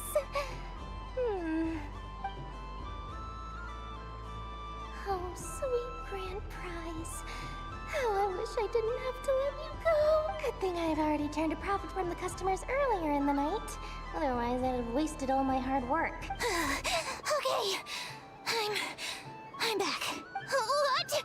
I leave for 2 seconds and someone's already claimed the grand prize? Oh, well, these things happen, you know? Perhaps you'd be interested in one of the other prizes instead. Here. You can have it. Huh? But... Don't worry about it. It will be happier with you. Oh, thanks so much, miss! Moon Goddess. Oh, goodness gracious, Columbina. Give me strength! How am I supposed to make any more money from this child at this rate? Daddy, look! That's the game I was telling you about! Forget it. She is the Moon Goddess after all. I'll think of some other way to swing this. Maybe I can try to hook this new kid. Huh? Oh, someone already won the grand prize. You can take mine if you want. What? Why? Why are all these bleeding hearts coming here to ruin my business? Happy Moon Prayer Night, everyone. Happy Moon Prayer Night.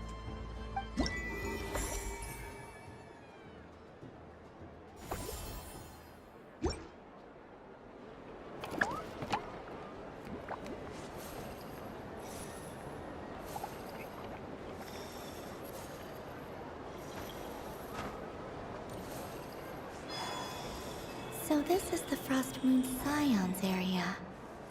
It feels very familiar.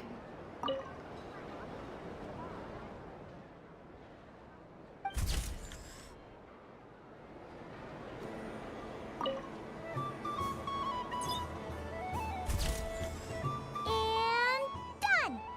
Here, take a look! I think it looks quite funny. Well, Paimon thinks it's super cute. It looks like a silly chic badger and a rhyme-horn deer that's about to fall asleep. Maybe I'll stand on the Sheik Badger's side instead. It looks like we've attracted the attention of quite a few animals. Let's make room for them.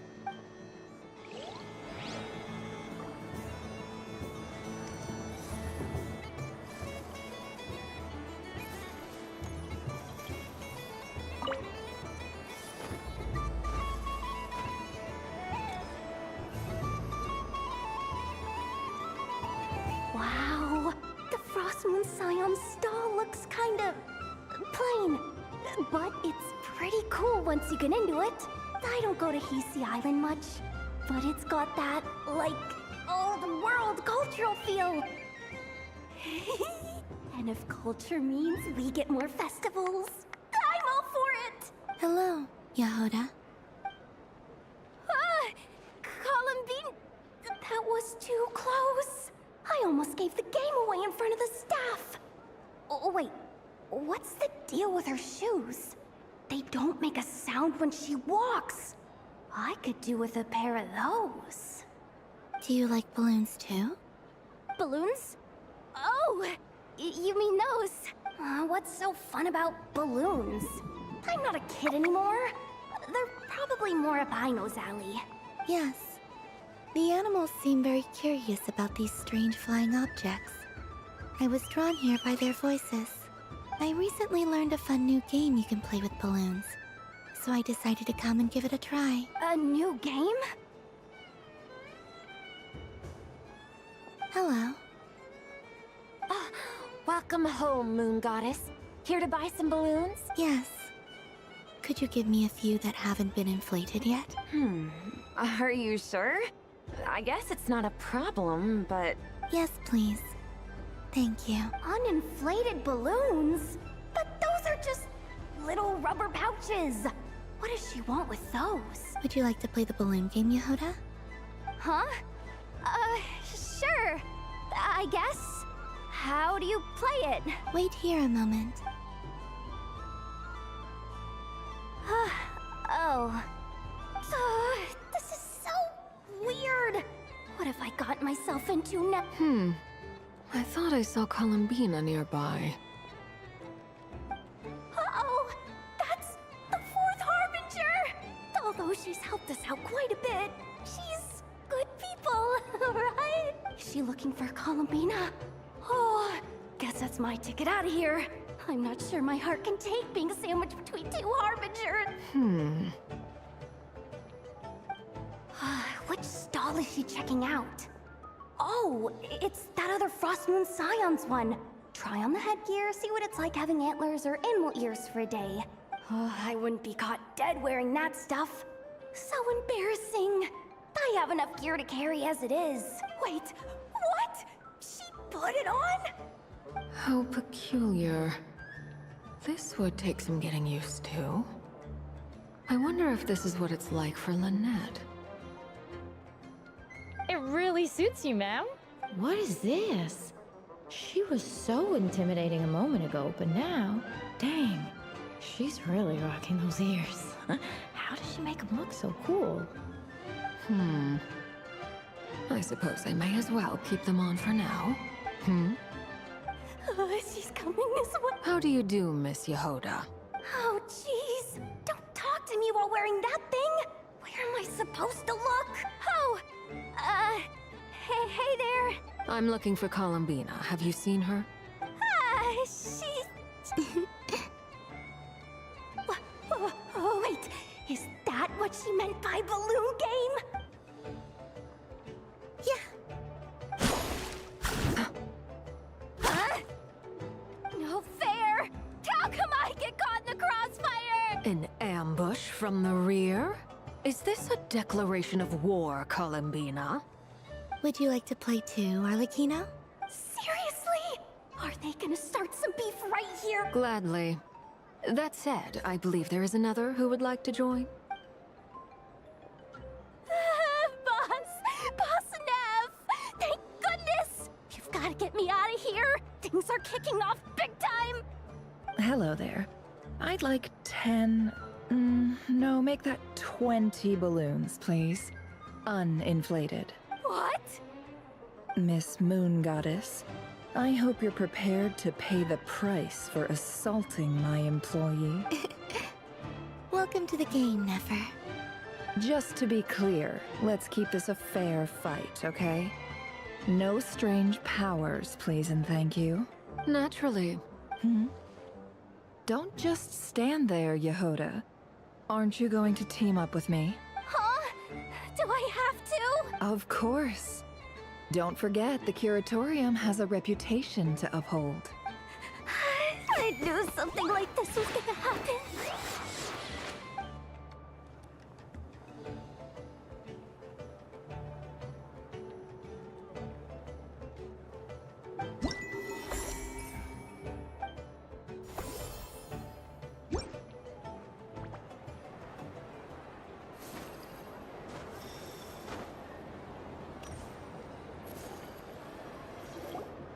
Sunny days! Ah, well, very well. I believe your spirit animal has to be this most adorable chic badger. Wow!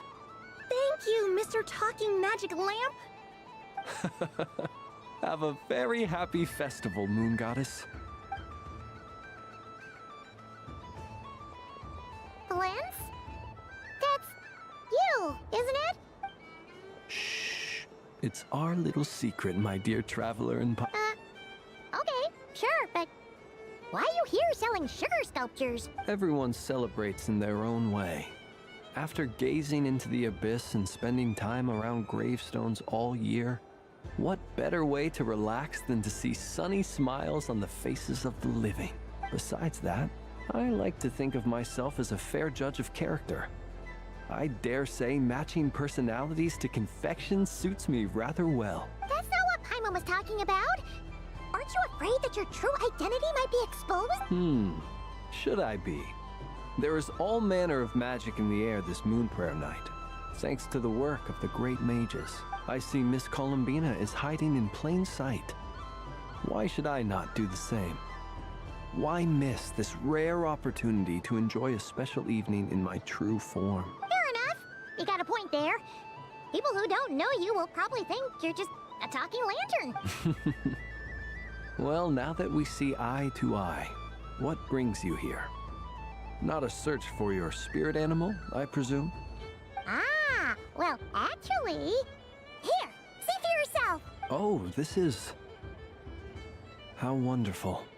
A beautiful idea. Yeah, we just met Barca, and he said that having everyone draw their own section was kind of boring. So, he did your bit for you. Ah, Varka. Ever the maverick. I see his artistic skills are truly one of a kind. In that case, I shall paint something on Mr. Albedo's behalf in a short while. What? Why not now? Ahem. Welcome home, Moon Goddess. Whew, that was close. Hello, Flins. She recognized you right away! What keen eyes you have, Miss Columbina. Especially considering they are shut. I did not see you. Rather, I sensed you. I can sense the fluctuations in Kuvaki all around me. One would expect no less of the Moon Goddess. Might I interest you in some candy? Yes, please. Excellent. I shall make some for you right away. Hmm? Something the matter, Miss Columbina? What about my spirit animal? All the other children carrying sugar sculptures are talking about it. Wait, is she taking the test seriously? Ah, my apologies. How could I neglect that? You are quite right, Miss Columbina. Every one of us has a magical creature living in their heart.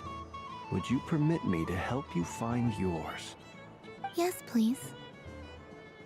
Do you prefer the day or the night? Night. Which of the 4 seasons is your favorite? Winter. Think of a perfect day. What is the weather like? Sunny, rainy, or perhaps cloudy? Rainy in the morning, sunny at night. What kind of answer is that? Forests, lakes, and open seas. Which do you prefer of these? I like them all. Imagine you opened your very own shop. What would you sell there? Moonlight, I think. Wow! Paimon would totally shop there.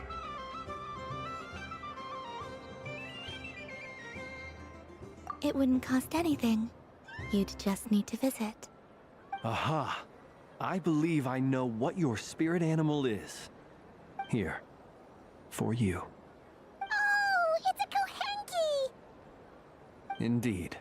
A free-spirited being with a deep love for all things here in Nodcry, who selflessly lends her aid to as many people as she can reach. It is the perfect fit for you, Miss Columbina. Thank you.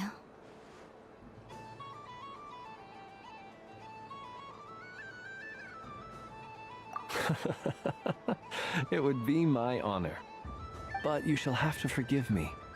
We have known each other for quite some time. I doubt there is any answer I could give that would come as a surprise to you. So instead, would you accept this sugar sculpture as a token of our friendship? It's a lantern. Hey, why don't you two go enjoy your candy over there? Paimon wants to try out this spirit animal thing too. Right, Blintz? Come on, play ball. I get this drawing done.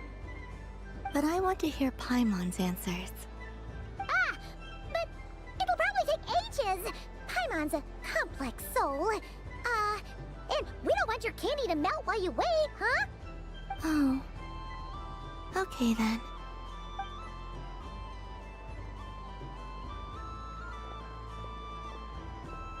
Phew. Nice excuse, Lady Paimon. That was some quick thinking. Yeah, no thanks to you. Although, help next time.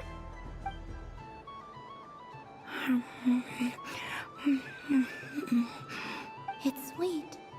Is that Lakaberry? I wonder what flavor the Traveler got. This way, this way! It's the candy-selling lantern! I'm coming! Of course, Traveler. Maybe we can share? Yes. I found out recently that people share their food sometimes, so I'd like to try it. Thank you.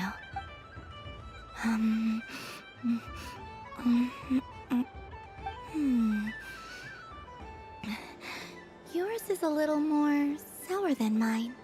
Here, you try it. Amazing. My sugar sculpture has shrunk, yet my heart is filled with feelings of sweetness. I will remember this feeling. Sure.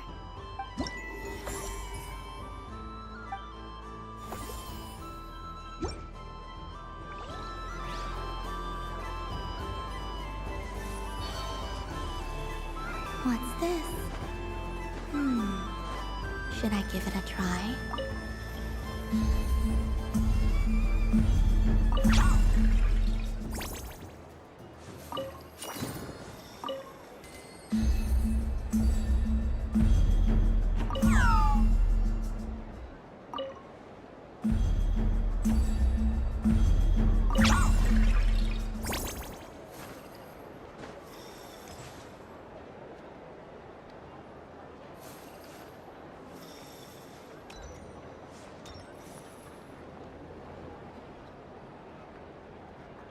I wish for a never-ending supply of laka berries. What a humble wish. Probably written by a child. Is that Llama the Moon Chanter?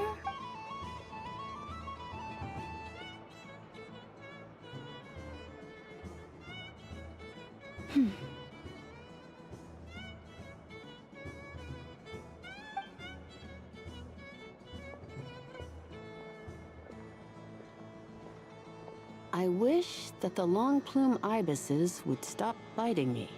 Oh dear, poor Llama. All right. I'll write that one down for you. I got it. While everyone else is celebrating Moon Prayer Night, you're as busy as ever. I don't mind. It's rewarding work. A good kind of busy. My antlers are at their heaviest tonight, and the Kuvaki waves are especially strong. But as I help these dear friends hang their wishes up, I feel a great peace within myself that is hard to describe. You see, they are all such beautiful wishes, and they are ones that we can fulfill by our own strength. Do you blame me, Llama? I want to hear your honest answer. It is by the help of so many people that I can return to the moon. But I feel as though I've hardly done anything in return. You've done plenty, Columbina. I say this in earnest, both as someone who knows your history, and also as a friend who has seen what you've been through. What about as a moon chanter? I feel proud to honor our moon goddess's wish. And I'm sure any moon chanter in history would have felt the same way. Thank you for your kind words, Llama. But... Since you asked for my honesty, I won't lie to you. My feelings are mixed right now. Besides pride, I also feel... I suppose it's a reluctance to let go. Once you return to the moon, we will be far apart and separated by a false sky. I'm sure those of us left behind will gaze up at that sky, yearning for the moon once in a while, just as you used to do. I will miss you, Llama. I will miss you all. I hope to stay in touch. I will try and find some way to send messages down from the moon. Perhaps you could use Kuvaki. I've heard Yehoda say that signals can be sent using long and short waves, or strong and weak lights. That sounds a little complicated. What if we forget what the signals mean? We could prepare a codebook beforehand, but... You're right. It wouldn't really suit you. Still, whatever happens, I believe that you will find your own unique way of communicating with us. And now that I think about that, my heart feels lighter. Because you trust in me? Yes. I have faith in you, and in the power of truth.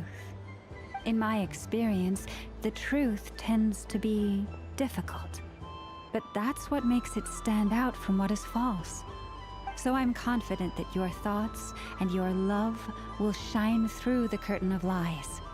We will know it when we see it. Thank you. Now, could you help me hang up my wish? Is this? I wish that all who dwell in this moonlit world can find a place to belong. And I wish that I shall one day see my friends again. It's 2 wishes. I hope that's not too greedy of me. Not at all. And I think you speak for us all with the second one.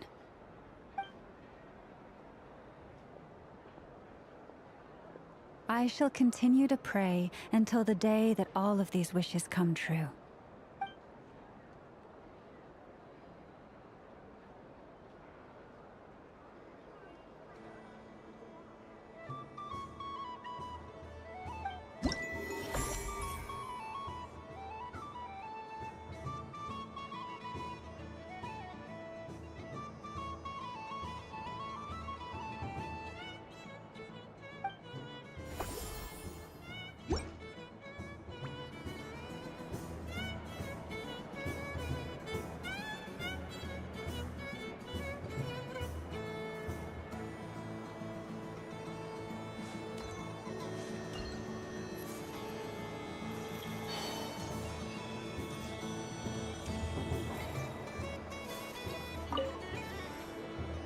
If this were any other day, I'm sure it would make for a great photo opportunity. But Moon Prayer Night has rendered my antlers uncomfortably large. Doesn't it look like this rhyme-horned deer has 2 sets of antlers?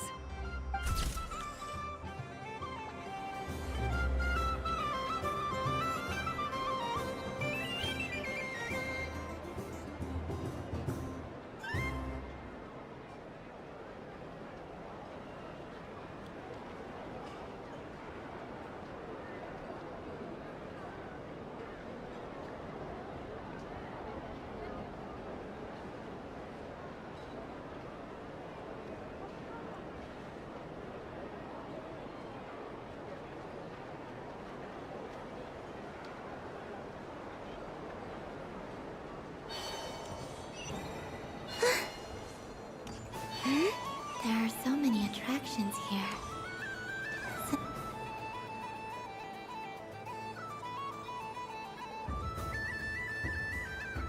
This doesn't make any sense! How am I losing every single time? Wait, Inefa, you're cheating, aren't you? Yeah, that must be it. I am not cheating, I know. Uh-oh, sounds like Inefa's turning into a big baloney bot. I think it's time for some serious maintenance. Moon Goddess, help me. Miss Columbina, I know, is attempting to cheat. What the? I'm not the cheater! You're the cheater! How dare you throw it back at me?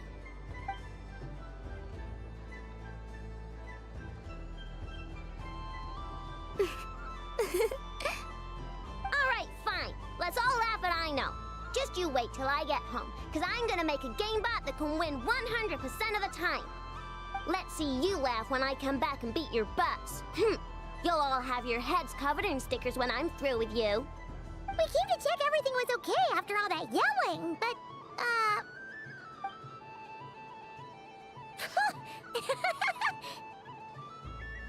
Whatever it is, it sounds like cheating is allowed.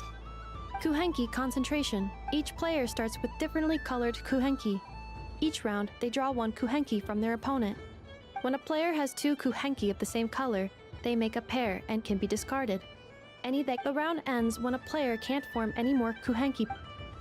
ooh! Can 4 people play as well?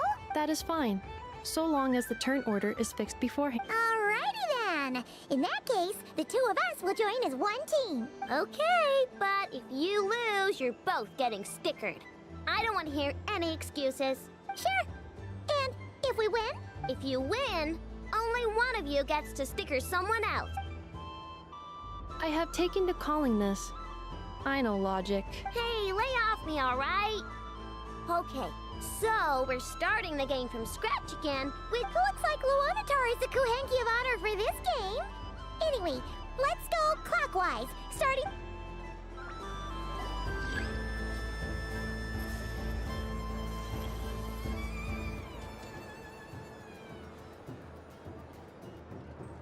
Yep.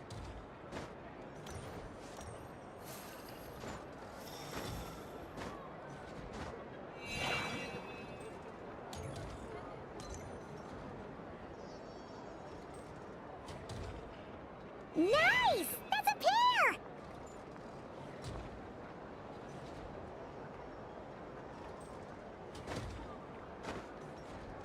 Go, go, fly!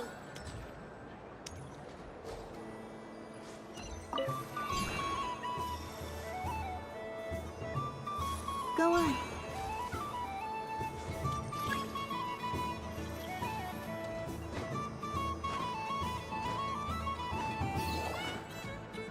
I have a pair.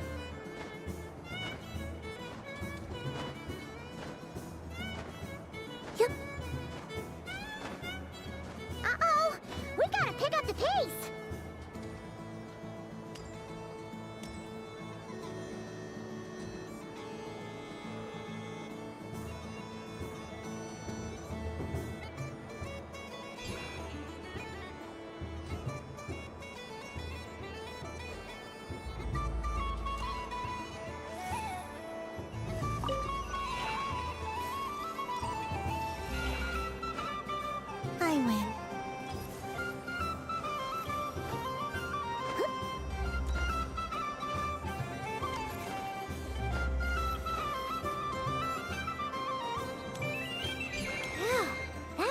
too close. I thought I was gonna lose. Good luck, everyone. Ah, we're out!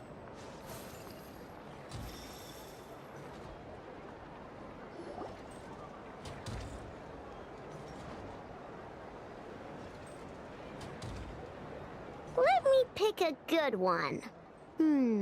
What's it gonna be? You're looking very pleased with yourself there. What happened to being a huge Grumposaurus? I won. Duh.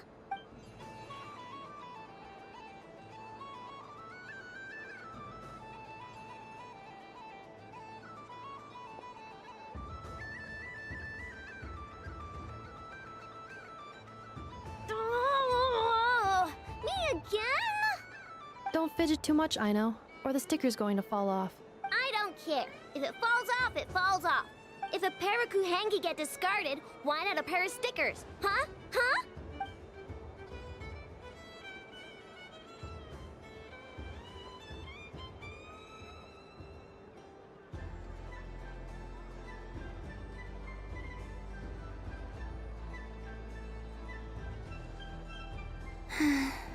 I've lost.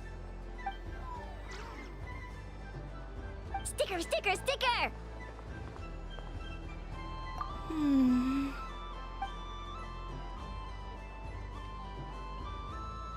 Cute! You think so? Shame. I can't see it for myself. What did Luanatar say? She said it looks so cute that she wants me to lose a few more rounds.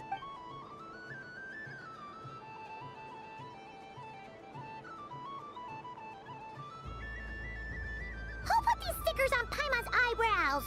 Ugh, she can barely see! Alright, now, I think we got enough evidence to prove that there's a serious problem here.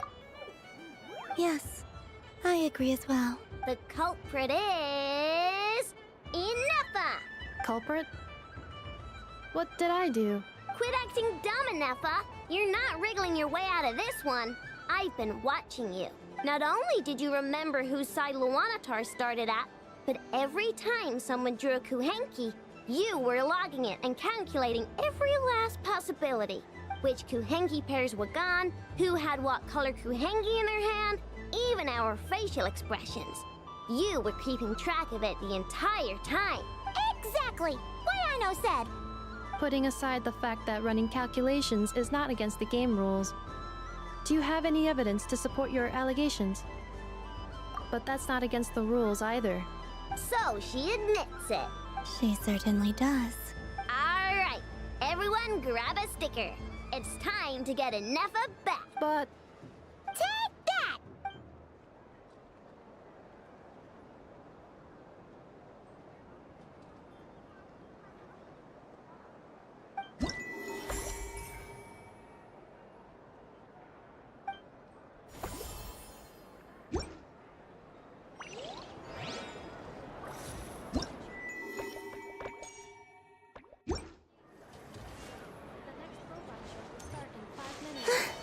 We thank you for your patience. Moon Prayer Candy! Beautiful, tasty Moon Prayer Candy! Buy a whole box, share it with your friends and family! Candy? To share? I wonder what flavors everyone would like. Welcome home, Moon Goddess. Fancy a box of Moon Prayer Candy? Sure. I knew you would. Now, what flavor would you like? I'm not sure. What flavors do you have? Is this for yourself or as a gift? A gift for my friends. Ah, I see. In that case, I'd recommend apple, lockaberry, or midsummerberry. Those are the most popular. Do you have nocturnal blossom flavor? Huh. I've seen couples give those as gifts before, but I did not know they were edible. No? Okay then. Moonfall silver? You did say this was for friends, right?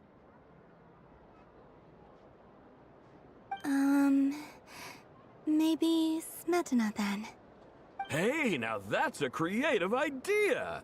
I've never tried it before, but if you're happy to wait, I can see about whipping up a batch on the spot. While we're at it, you got any other ideas?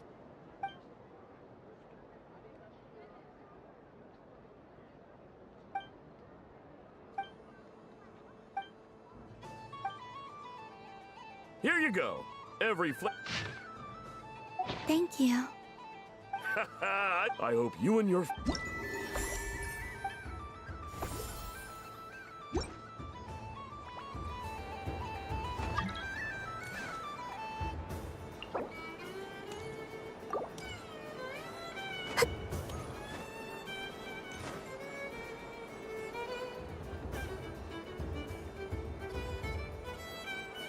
What is going on over here? It looks like fun. Hold it right there! You can't run away from me, Moon Goddess. Are you talking to me? Of course.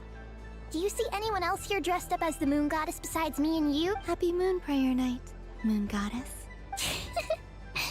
And the same to you. Anyway, there's no time to waste. Get ready for the duel of a lifetime. Duel? Meet my partner, Stacko. Come on up. Well, don't just stand there. Let's see your partner. Partner?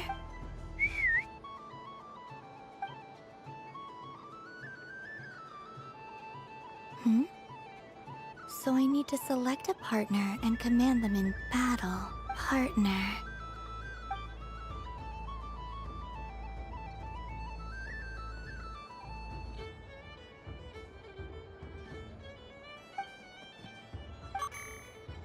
Whoa! Am I seeing things? Where'd you get a Kuhenki? They're super rare. That's great. But you can only bring one partner to battle against me and Stacko. No ganging up allowed. They all look so eager to be picked. Which one should I choose?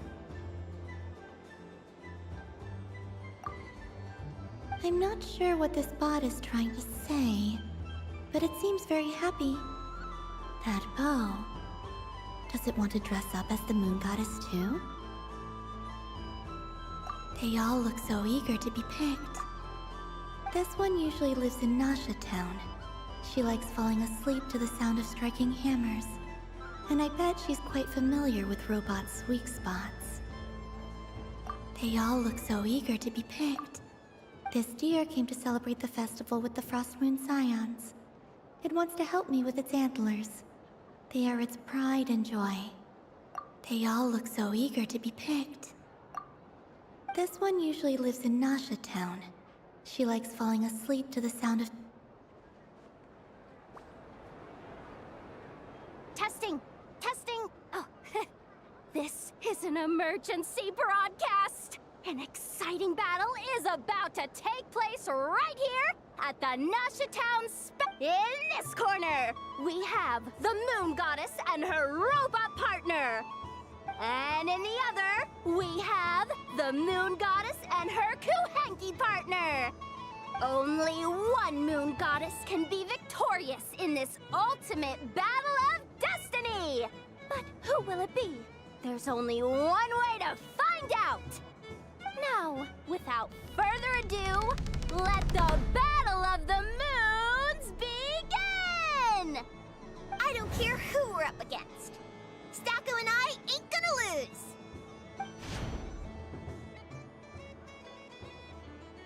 Let's strike first. Stacko, formation shift. Ho ho ho! The robot has kicked things off with a change of formation. But how will this affect the battle? Nobody knows!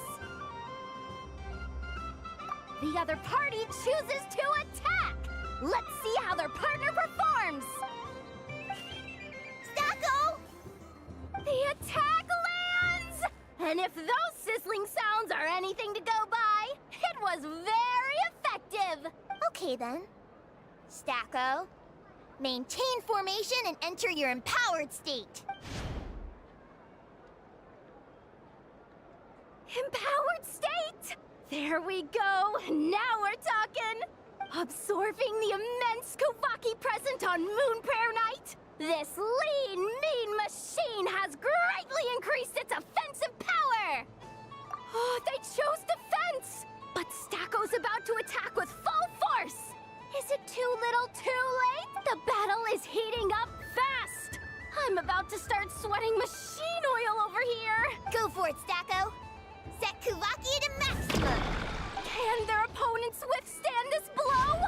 And what will this moon goddess do? Don't be afraid. Fight however you wish. It's a moon lane! A deft use of a moon lane allows the Kuhenki to dodge the blow! 1 loop, 2 loops! The robot's screen is bugging out! It's getting dizzy! Stacko! Stacko is down for the count! Our winner is the Moon Goddess! The slightly taller one, I mean. You did your best, Stacko. I'll take you to Ainos for a checkup right away, don't you worry.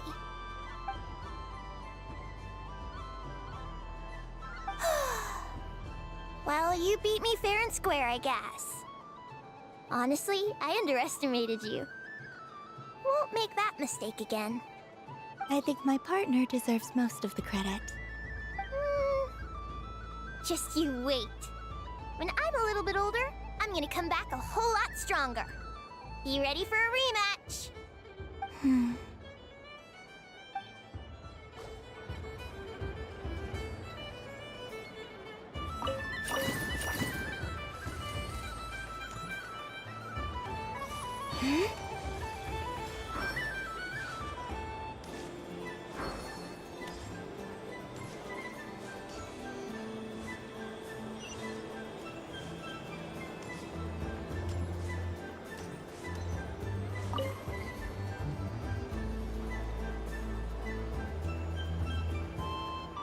I wouldn't say it's unfair, exactly.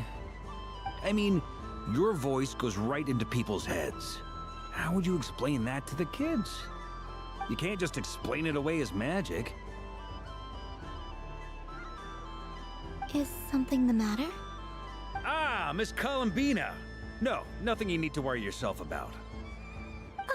Impeccable timing. Stick around for a second, Miss Columbina. I need your input on something. This self-proclaimed Knight of Justice has yet to give me a satisfactory answer. I, for one, would like to hear your verdict on the matter. Hey, now, I left the flagship just to help you out, Miss Nicole. What's going on?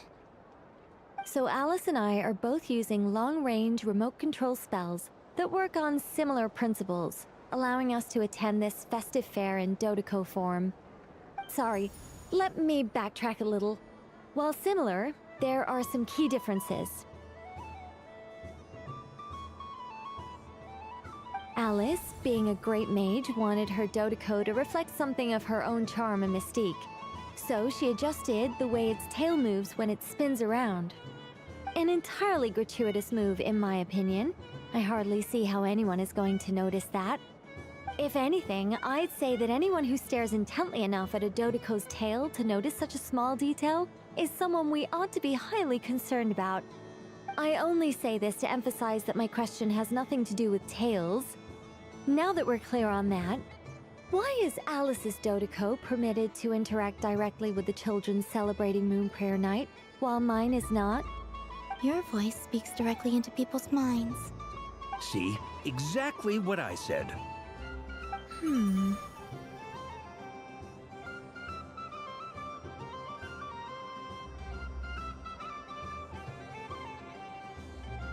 Miss Nicole? Ugh, I can't stand it. I know that probably makes me sound like a whiny child acting out in front of their parents. And it's a little embarrassing now that I think about it.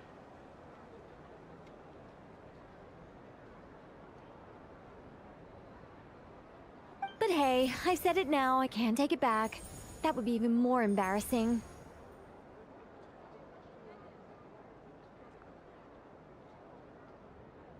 Also, don't go reading too much into that analogy. It was off the top of my head. I'm actually an awful lot older than either of you. Miss Nicole, are you saying that you'd like someone to play the game you've prepared? I'm not so invested in that. It's just something cobbled together using items I borrowed from Alice. She probably didn't even make them herself. The point is, I want to know everyone's thoughts after they receive their prizes. But as you've said, I can't just ask. I've been biting my lip for so long, and I've had no one to vent my frustrations on. I thought this was going to be a nice, straightforward festival where I'd get the chance to guide people to treasure. Well, can I play? I can't guarantee that I'll win a prize, but... You will? I'd like to try. Then what are we waiting for? Let the game begin! It's like they forgot I was ever here. Ha!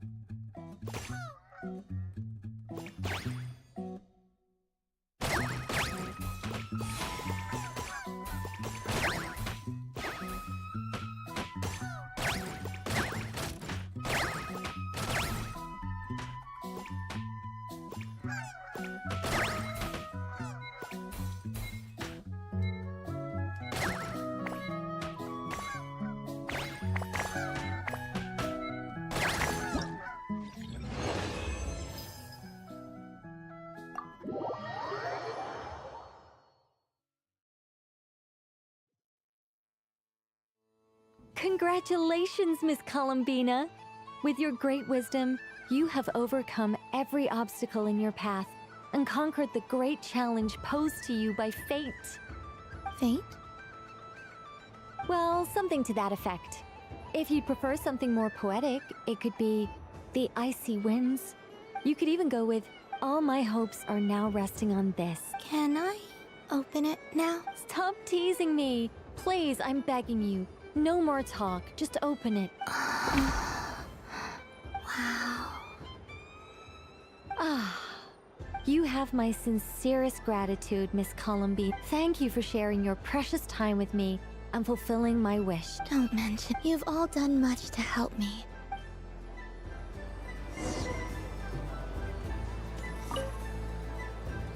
A soft and furry creature that bounces. Welcome home, Moon Goddess. This one talks too. Allow me to introduce myself. I am a Dodico from a distant archipelago, the most mischievous of all my Dodo brothers and Dodo sisters. When the going got tough, I powered through, and when I met obstacles, I boomed them away. That sounds like a lot of fun. Doesn't it just? Oh, but then the trouble started. Recently, I found a lovely beach, the same beautiful jelly color as my hometown, and so I dove in to have a look. Only to find it overgrown with seagrass and nasty little spiky fish everywhere, looking to turn me into a Dodoko kebab. I made it back to shore by the skin of my teeth, but my tail was sorely hurt. Couldn't you just boom them away? Oh, I wanted to, believe me. But I've heard that you, Moon Goddess, can understand animal speech. The last thing I wanted was to cause a gigantic fuss and get taken to court by a school of spiky fish. I'd be driven out of these waters for good, and my winter holiday would be ruined. And so, dear Moon Goddess, I was wondering if you might lend me your allegiance. Are you roping me into a crime? Oh, let's call it a once-in-a-lifetime carefree adventure. Does that sound better? All the festival goers tonight are dressed up as the Moon Goddess, but there's nothing to say that the Moon Goddess can't disguise herself as a Dodoko, is there? Besides, this is your home. You should be free to be whoever you wish. I'm afraid I'm not well acquainted with Dodokos, Madam Mage. Oh, that's quite all right. We Dodokos are innocent, happy creatures with a free-spirited nature. Many, like myself, are mischievous troublemakers. Others are lazy souls who like nothing better than to lie down on a nice rock and take a nap. In our eyes, every creature who yearns for happiness and freedom is a Dodoko. But perhaps in yours, we Dodoko are a fluffier and more mischievous breed of Kuhenki? Yes, that is a much easier image to follow. Oh, wonderful! Then let's play! Grab onto my tail and follow me into the sea! Time to settle some scores with the bad guys!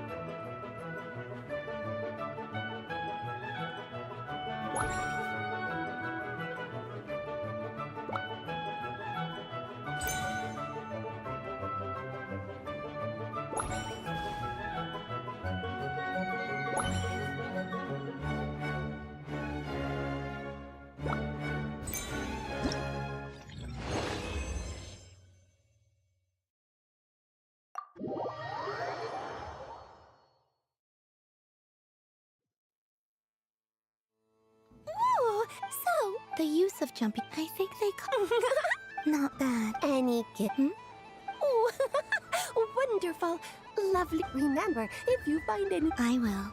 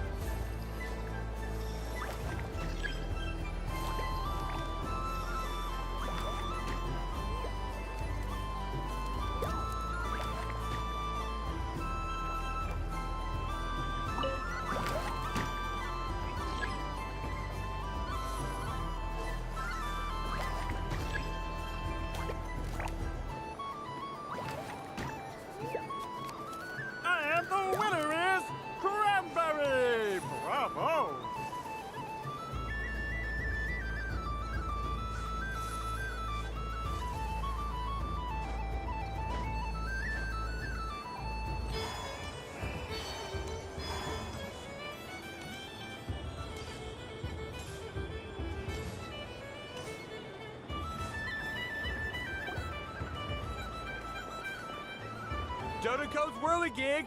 Come check out Dodoko's Whirligig! Ah, welcome home, Moon Goddess. Might I ask what this... Ah, it's a very special amusement sponsored by the great mage herself. Ride on a soft and furry Dodoko and embark on an unforgettable adventure. I say that, but I'm just following a script here. Who is this mage, anyway? And what the heck is a Dodoko? I'd like to ride. No problem. But, are you by yourself? Is that not okay? Oh, no, it's fine. It's just that each Dodoko can accommodate 2 passengers. Would you like to bring a friend along? My friend. That should do it. Now, we just need to get everyone else to draw something on it too. But we gotta keep it a secret from Columbina. Traveler. I want to go on that ride. Will you join me? Let's go then. Don't worry. Paimon will do the round. All right. I think we have to wait in line over there. Please take your seats. For safety reasons, you mustn't try to leave the ride before it comes to a complete stop. All right, you're all set. Not bad. It reminds me of riding a moon lane. Sometimes, the Kuhenki circle around me like this, playing their beautiful melodies. Yeah. I'm going to miss them.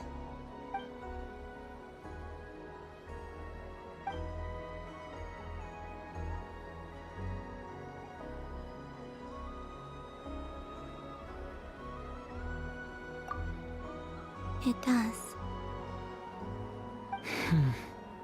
I've felt scared in the past, too. But this is a little different. You know something? I got to see a lot of fascinating things during my disappearance. I saw how the Frost Moon Scions act around their families. So different than how they used to act in my presence. And I also saw how they interact with their friends. It made me curious at first. Why do people act so sincere when they're worshipping gods, but save their truest, warmest feelings for each other? Slowly, I came to realize that it's because they trust one another. I know. I knew it the moment you started calling out my name. What I fear now is the end. I fear losing all this the very night I have gained it.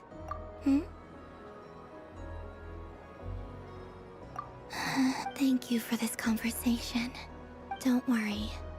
This fear I have, and the unknown that awaits me, they cannot hurt me. Not when I possess a treasure far greater. I just want you to remember this version of me, the real me, on this final night together. Dear passengers, Dodoko's awesome adventure has come to a close. Please leave in an orderly fashion, and we look forward to seeing you again in the future. Don't want the journey to... Don't worry, you two. There's always another adventure waiting just around...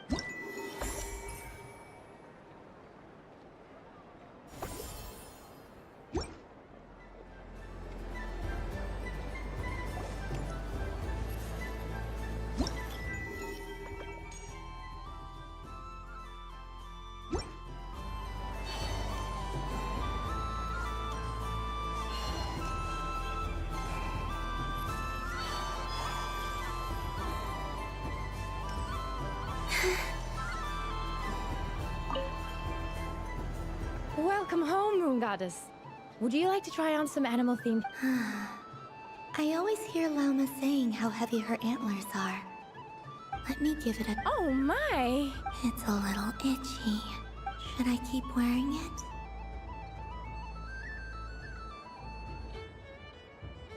How does this look? How does this look? How does this look? How does this look?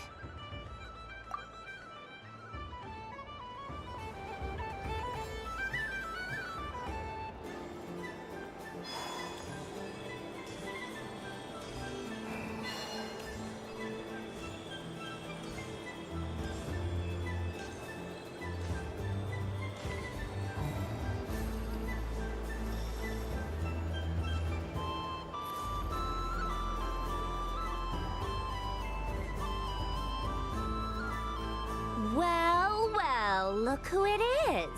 I heard someone went and disappeared on us the moment we let her out of our sight. They looked all over for you. Frankly, I didn't think you'd be back for Moon Prayer Night. Were you worried about me, Sandrone? You would like that, wouldn't you? Do you even hear what you're saying? It seems to me like you disguised yourself with festive headgear, just so that you could come see me on Moon Prayer Night and make sure I'm okay. You didn't even bring Polonia with you. You? Ugh, I thought you couldn't see. I cannot. But I sense the confusion of those around us rippling through the Kuvaki currents. Based on what I know about you, let me guess what you're wearing. Is it cat ears? Shut up! I'm only here to protect the Fatui's interest in this territory. Running into you was pure bad luck. Really? But you were the one who asked Arlecchino to help everyone find my name. Columbina! Ugh! Just one more word, and I'll unscrew your vocal cords. It's Columbina Hyposelenia now. Tell someone who cares. I've missed you, Sandrone. The whole time I was gone, I was... I hope I get a chance to say some ugly words to you. Is that supposed to be a joke? Anyway, let's go play that game. What? You mean that frostfin whale? Yes. It's some kind of game where you get bitten if you step on the wrong tooth. Who in their right mind? Because you're not a scaredy cat. Fine! You wanna play? Let's play. Don't complain when I kick your Lovely. You old geezer! I'm gonna beat the pants off you! Just you watch! I almost forgot. Sandrone? What is it? You'd better not lose, or I'm going to beat your head in. What? Allow me to demonstrate since I'm feeling so nice. You just step on the teeth, like this.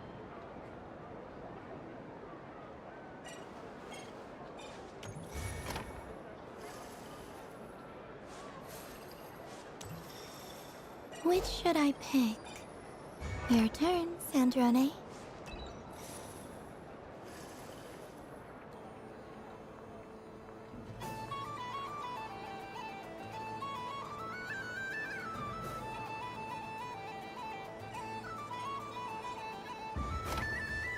Don't come crying to me if you get bitten.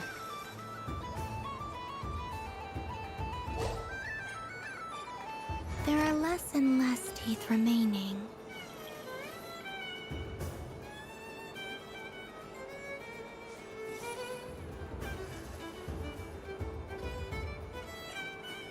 Huh? What's that noise?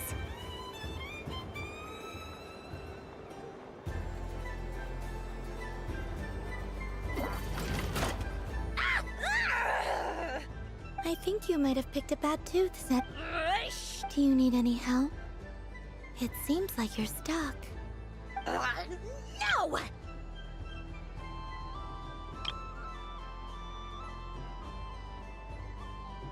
It's just a blasted toy! How is its grip this strong? Stop laughing! All right. Well, you lost. So just like I promised... Hey! What are you doing? Are you seriously? Hiya!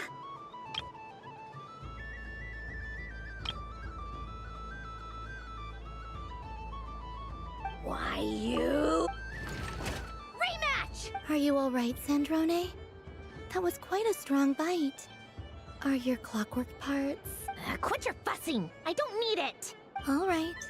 I'll go first this time.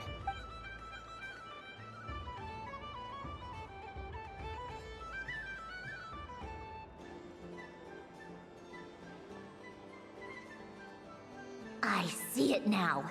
She can sense which teeth are rigged. So I just need to avoid the same ones that she does.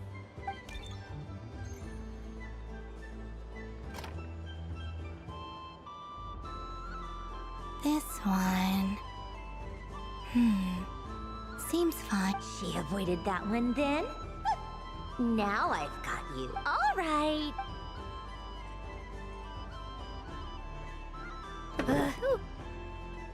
What? Looks like you lost again, Sandrone. Wait! There's more than one bad tooth! Bonk.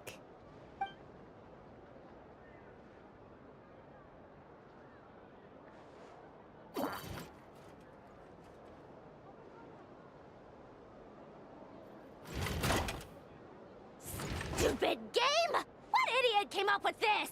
Are you alright, Sandrone? You said some nasty things just now. Oh, Should I let you bonk me on the head as well? Ah, forget it! Come on, bonk away. It can be your consolation prize for losing so badly. I told you, forget it! Gah, you've always been so annoying. Singing right outside my door, inviting yourself to my tea parties, going AWOL. And now you're off to the moon or something. Of all my days with the Fatui, the times I spent with you, Arlecchino, and Rosaline, they were my favorite. I will not forget them. Just as I shall not forget this moment. We'll always be friends, no matter where we are, right? Who would want to be your...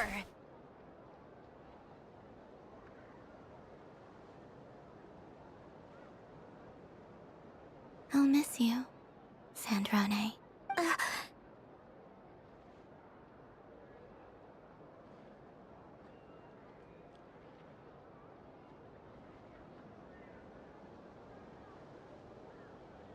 Goodbye, Sandrone.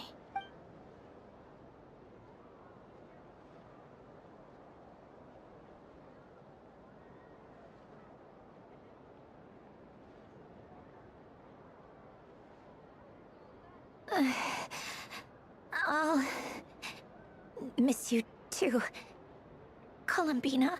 Sorry, what was that? Ah! Ah! Yeesh! No need to freak out. What's wrong? We've been looking everywhere for you. What do you want? Oh, nice ears. What do you want? Huh? It's your turn to draw something. You're one of her friends too, aren't... Doesn't know how lucky she is.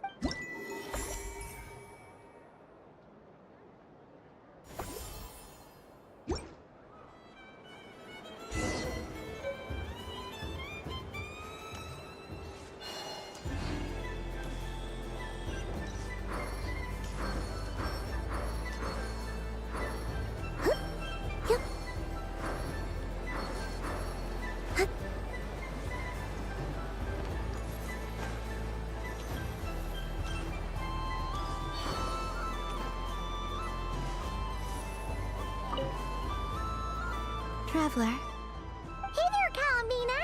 Are you done checking out the... Are you sure you don't want to look around? right now, what I'd like to do is...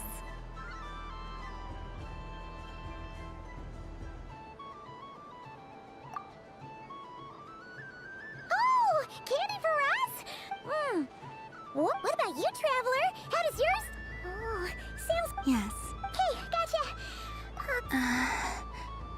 Sure, this one. Here we go. One per... It's so sweet.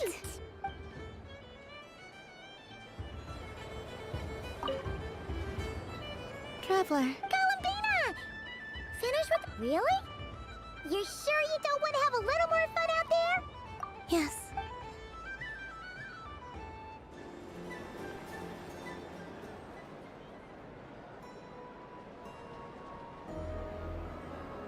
This was the most fun I've ever had on a moon prayer night. Everywhere I went, people were saying, "Welcome home," and there were friends at every turn. I only wish it could last longer than one night. Oh. Yes, you're right. The moon prayer blossoms. Ooh, look! Look! Moon prayer night is here.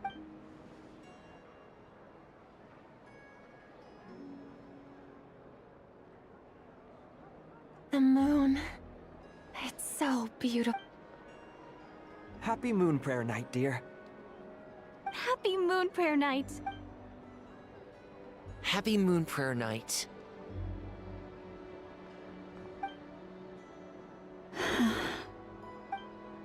Aww. Huh.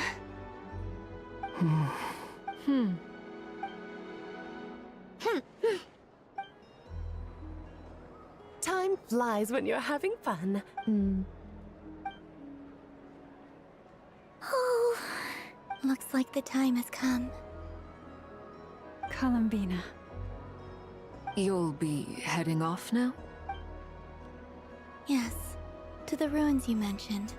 And from there, back home to the moon. Wait! I know? At least... Take one of our craft shop's crumb cookies up to the moon with you. You know, for a snack. Sure.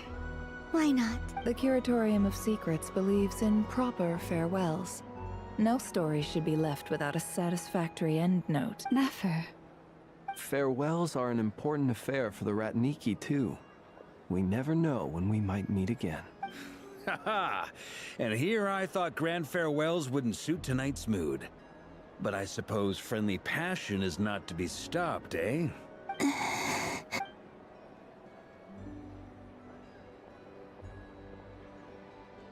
We made a little something for you, Columbina. Ta-da! What is it? A Moon Prayer Night greeting card. With drawings by all of your friends. You did mention that you'd like a portrait done, so I took the liberty of creating one for you. I, meanwhile, did the portrait of Mr. Albedo. And Mr. Varka did the same for me. I mean, I think my work was pretty true to life, don't you think? The picture of Ashru was my doing. The two of you seem to get along rather well. Wait, was I the only one who did a full body picture? That's so embarrassing. I did pictures of me and Anefa. I did my own portrait and one for Hat Guy. Plus, there's the two mages, Arlecchino and Sindrune. So, if you ever miss us, just flip the card open and we'll all be right there with you. I don't know what to say. Thank you so much, everyone. This whole Moon Prayer Night was more than I could have ever asked for. Lauma, I figured it out. Figured what out? Remember how the Frost Moon Scions used to use milk as invisible ink to write hidden messages? That was a very long time ago. Oh, are you saying? Yes. When I miss you all, I shall use moonlight in the same way, to write words that only you can see upon the moon itself. Wow, that sounds lovely. Quite. Simply open your windows on nights when the moon shines bright, and the moonlight will naturally flow towards the words I have written. That sounds most fitting indeed. Very true to form. I'll try to write them in places that won't disturb your sleep. I, for one, would sleep all the better for having read one of your messages. Exactly! So don't worry about disturbing anyone's sleep. All right. I promise.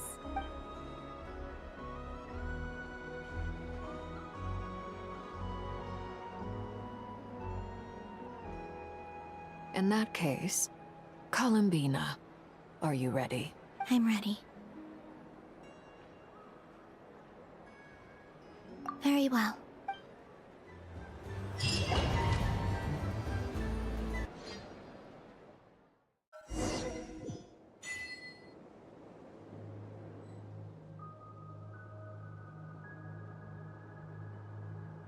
In just a few moments, I will be gone.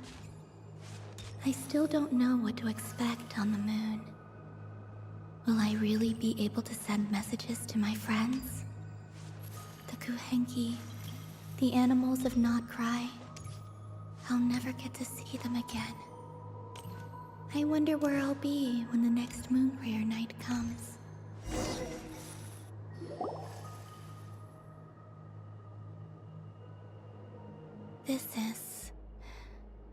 This is where the people of Hyperborea used to communicate with the moons.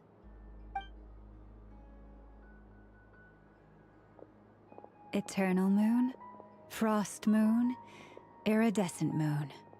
When the power of all three converge, the gate to the moons shall open. The moon marrows are in position. Only the final step remains. I'm sure Nasha Town is livelier than ever at this moment. Yeah, it's a shame you couldn't be there for it, but it's now or never, right? It's fine. I'm more than happy with this. My last piece of luggage. My only piece of luggage.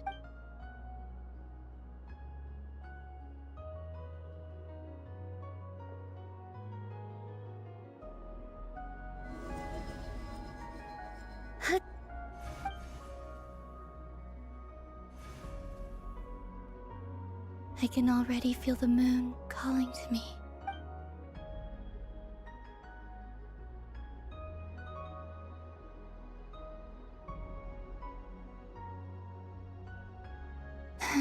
This ray of light will lead you home, Columbina. From now on, we will at last have a reason to pray to the Columbina. Yes? I'm listening. Be sure to come back and see us when you get the chance.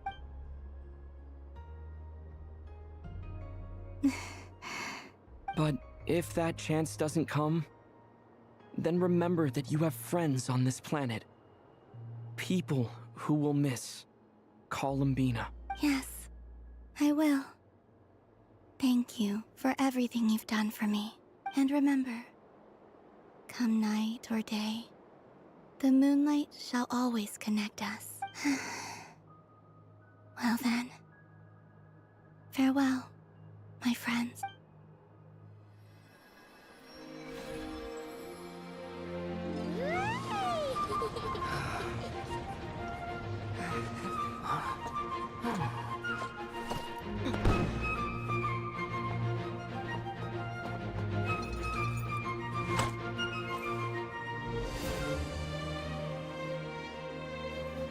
Thank you.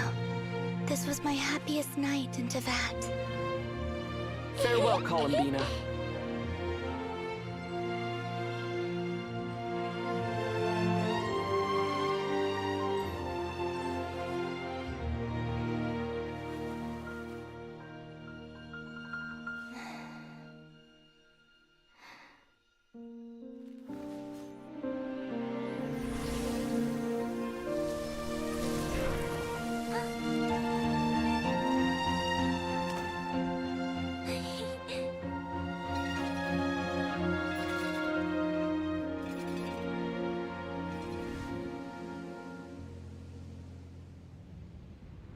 The moon really is closer than ever tonight.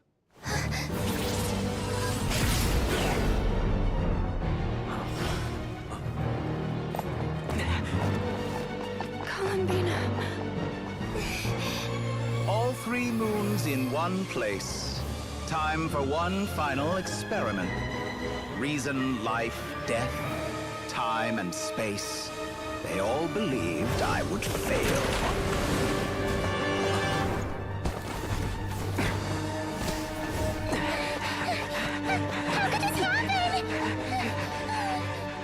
But Tevat's primordial power never did belong to the throne of heaven. And now, they are mine.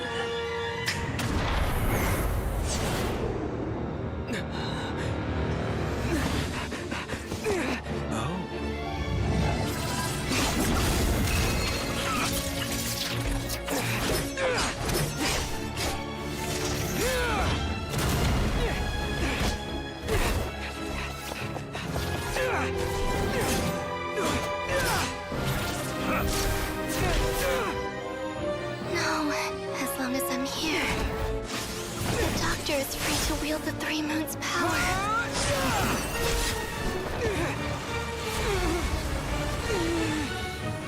It's the only way.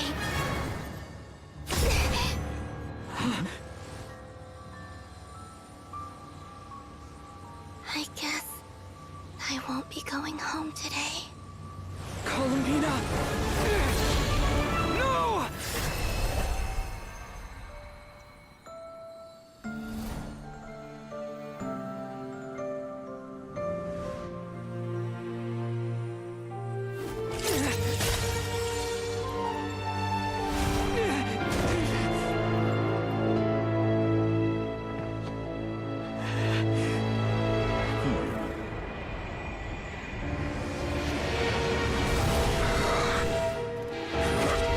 Stubborn world, do not try to control me.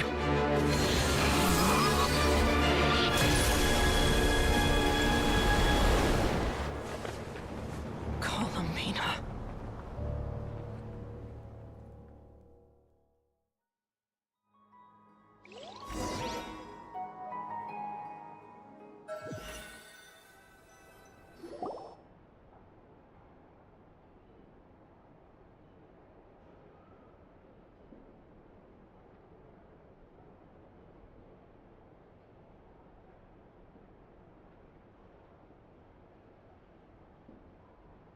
Are you all right? Do your wounds still hurt? I had someone prepare a little medicine that could prove effective. Take it if you need to. In that case, let me relate the contents of the call we made to Alice after the incident occurred.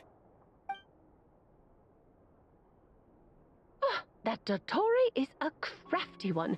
He distracted the Hexen Circle by creating a huge fuss at Tevat's borders. I'd assumed that the cause was an abyssal intrusion from the outside world, which in fairness is a rather common occurrence.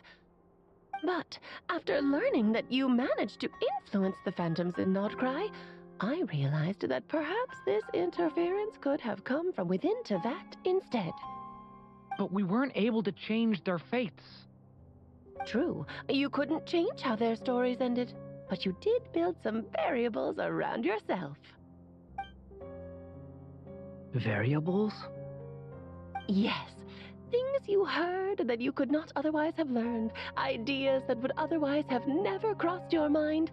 All these things are variables. Of course, most variables usually pale into insignificance with the myriad of possibilities floating around. But the moment you start treating them as building blocks and intentionally stacking them, that changes things. That's what Dottore did, and it's how he created the necessary conditions so that when you activated the portal tonight, it played right into his plan. However, we have no way of knowing exactly what he did. Yeah, we also need to ascertain Columbina's status. And that about sums it up. As I suspected, Dottore has disappeared completely. If it's any consolation, he wasn't able to control Columbina as he might have wished to.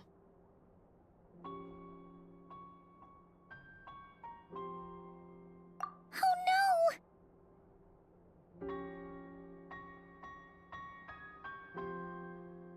What? She did what? All we saw was Dottore appeared and used some kind of power. The next thing we knew, he and Columbina were gone and you were falling into the sea.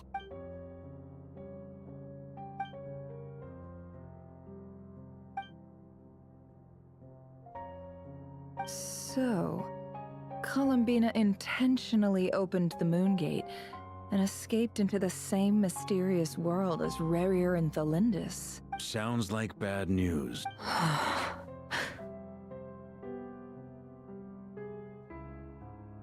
Seen in that way, the Trilunar Syzygy and Revere's emergence, Dottore might have been pulling the strings in both cases. According to Miss Alice, he is attempting to transcend his destiny and finish an experiment that only a god might complete. An utter lunatic. Wait a sec, where's Hat Guy? Seems like he'd want to be here for this. He took off with the Dodo communication device after we spoke to Alice. He said he had a hunch that he wanted to investigate by himself. The look on his face was terrifying. I've never seen him like that before. I'm back. Hat Guy! I went to look for the Hyperborean phantoms again. I think I've gotten to the bottom of it. I got them to talk to Nicole on the other end of the communications line. Turns out, the history they describe is different from how Nicole remembers it. Really? But how? Surely Nicole can't have been wrong. Because the phantoms are the ones who are deceived. They speak of a savior who appeared in their history. One who never should have existed. This savior promised to create a new moon within the false sky, and even bring back their moon goddesses. Foolishly, they believed in him, and told him everything he wanted to know about the moons. It's obvious that this was Dottoro's doing. Now you mention it, the first time we entered the Hyperborean ruins, we heard the phantoms discussing their history, and I remember Nicole commenting that something sounded a little strange. But Dottori shouldn't have been able to get in there in the first place. He didn't. Nicole said that this was an anomalous state triggered by disruptions in the causal connections between phantoms from the same era. The variables that Dottori put in place were substantial enough that they even affected phantoms that he never met. So it's not that their memories were unclear. They'd been tampered with. That's exactly the possibility Dottori was trying to manufacture. He turned these variables into knowledge and engineered the situation so all that knowledge would fall into his hands. Then, he harnessed that knowledge on Moon Prayer Night to truly create a false moon. How is that even possible? To be precise, he exploited a weakness in the way the spell works. The spell senses Kuvaki to detect the moon's location. So, as long as the false moon more strongly resembled the moon than the frost moon beyond the skies, the gate would teleport Columbina to the false moon's location. In other words, to Dottoro's side. Once he had her under control, the teleportation spell remained active, and he manipulated her power to seize both moon marrows. At that moment, the moon marrows disappeared right before our eyes. It was already too late, even as we were leaving the ruins. By then, Dottore had already amassed the power of all 3 moons. So, where does that leave us? What do we do now? I'd certainly like to know what Her Majesty thinks, now that the concerns I expressed to her have come to pass. But we cannot simply sit and wait for her to decide the matter. And in any case, it is not the Fatui Harbinger Damselette who sees us as her friends, but rather Columbina Hyposelenia. If, even in such extreme circumstances, Her Majesty will not lift the prohibition on Harbingers drawing steel against one another, then I will do as my heart demands. I will fight as Peruware instead. Oh, Arlecchino! Time is short, so I'll make the first move.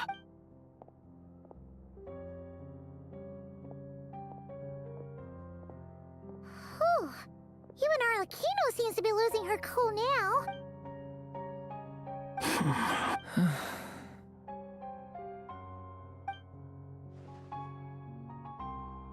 All right. Lose those dejected looks for a moment and let me get a word in. It looks bad, I won't lie. Very bad, in fact.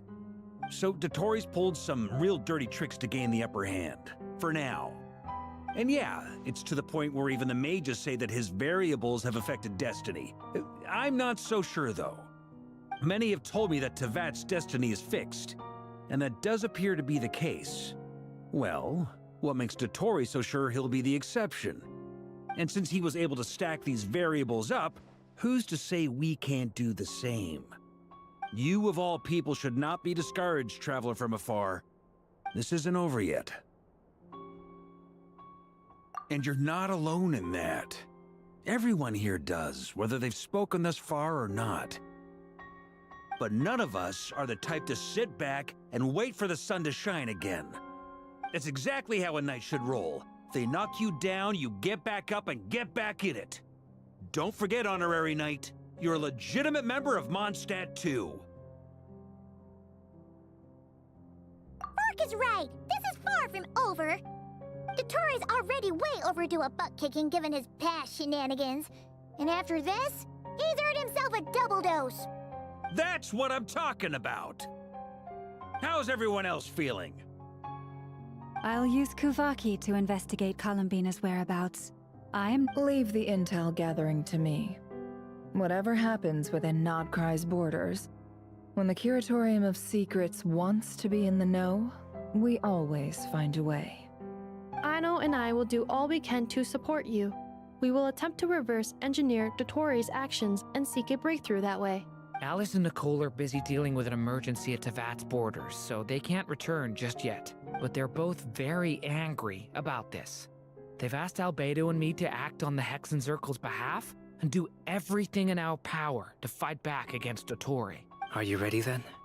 We're going to have to conduct a lot of research, even in the early stages. I'll do my best. As for me, I'm pretty familiar with Dotori's way of doing things, so I can try to predict his next move. I'll help with your investigation. Nice! Looks like we have our basic division of labor. I'll get in touch with Flints and Itlua, get them to have a chat with their Starshiner. It couldn't hurt to bring the Lightkeepers on board as well. At the same time, I'll pass on instructions to the Knights present in Nodcry to assist the Lightkeepers and other organizations in ensuring the safety of those living here. Yeah!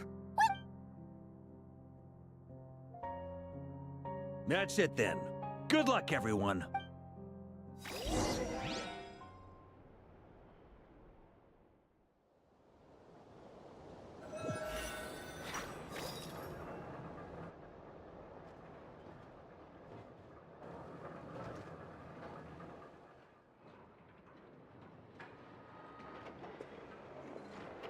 I never thought that Columbina would become my real name. It went from being a Fatui code name to something my friends call me. And remember, come night or day, the moonlight shall always connect us.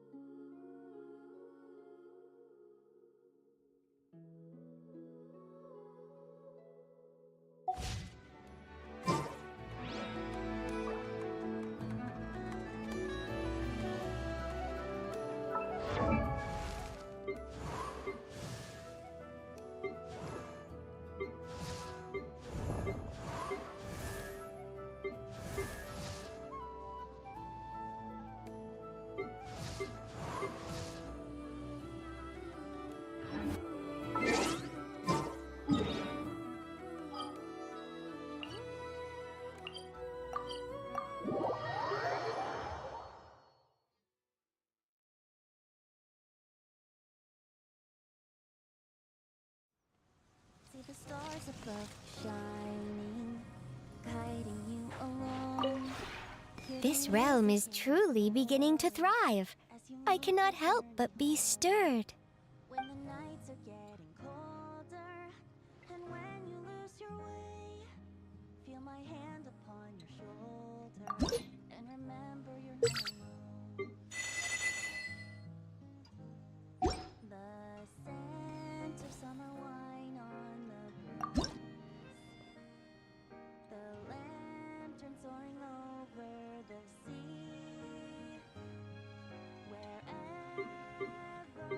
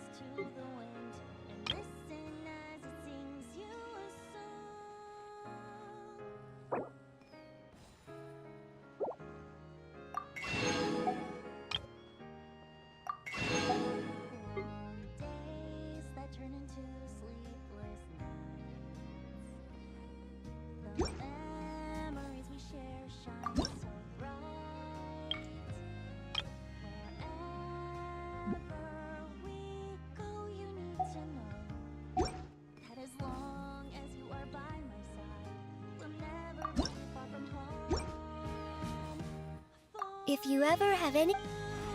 You light up every corner of the world. You fill the air with joy and Time to go.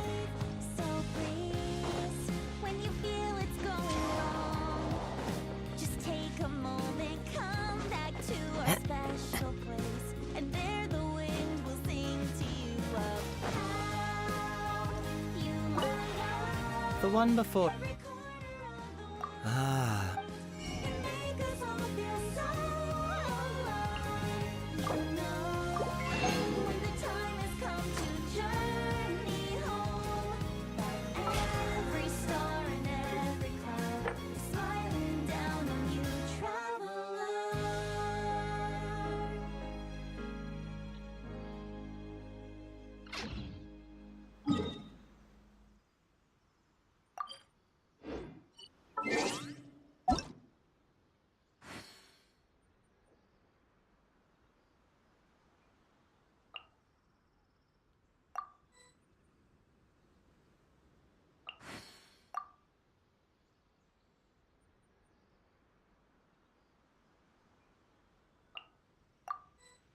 There are leaves around, and I know just the tune to accompany them, if you wish to hear it.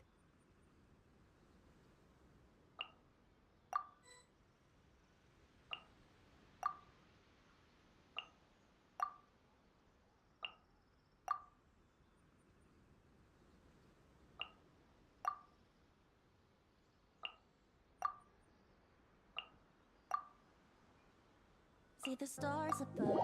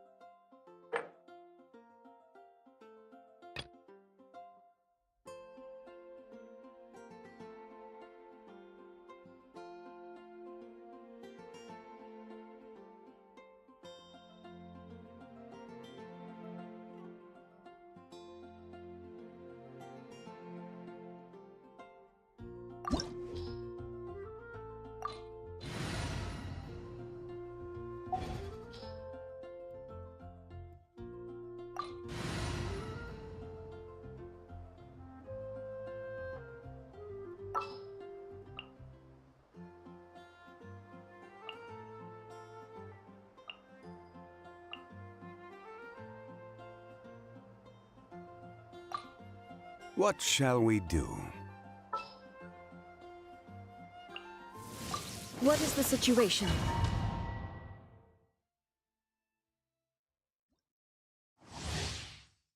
With the marrow of the 3 moons in my hand, behold the false moons fall!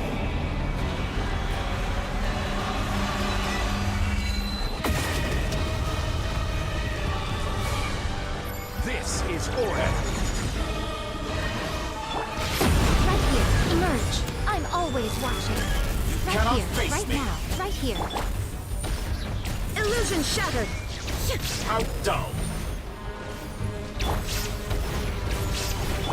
blades, cold resolve. Emerge, right here, right now. Entry.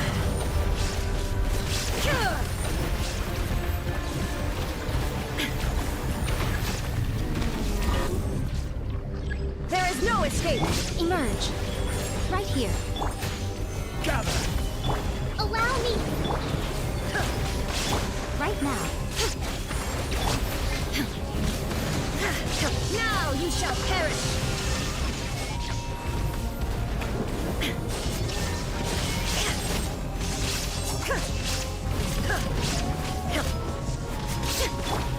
Right here, emerge. I will have order. You cannot face me. Rise. Hold the line. Illusion shattered. Such a simple attack. Right here, emerge, right now. Shine down. Emerge, right here. Right now. Solidify. Rest and rebuild. Inazuma shines eternal. There is no escape.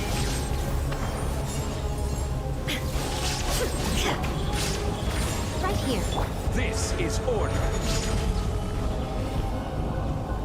Crumble. Shine down. Allow me. Emerge, right here. Emerge. Torn Reverse. to oblivion. Illusion shattered. Show them, right here. A sight to behold. Right now, right here. Rise. Right now. With the marrow of the order guide you. Quake. Now you shall perish.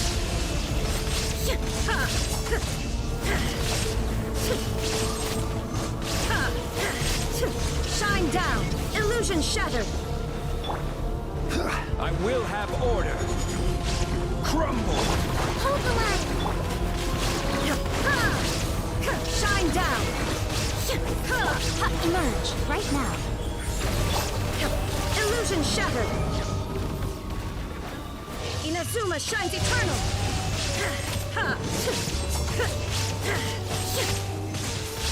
There is no escape. Emerge. This is... So you'd rather wallow in this rotten, decaying world?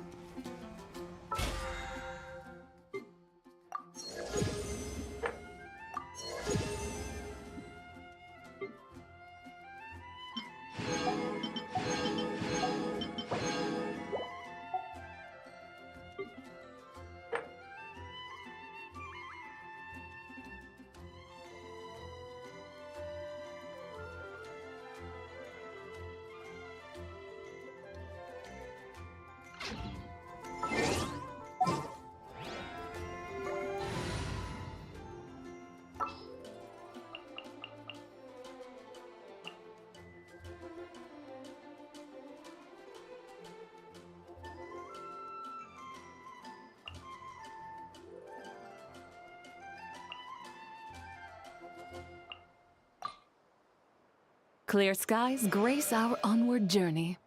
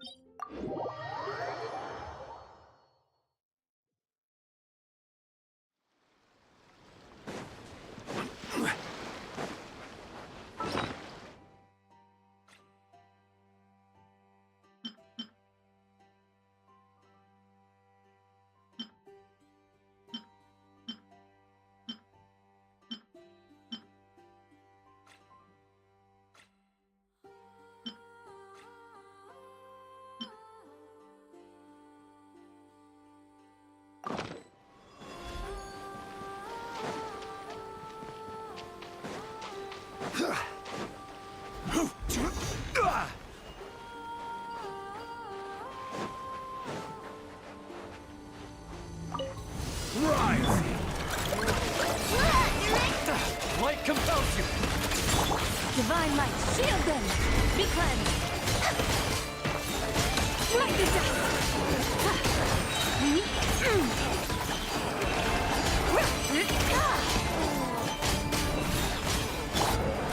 Flash attack! I will have order! Quake! Begone, Shadow of Darkness! Lofty wisdom will show us the way! Without further ado!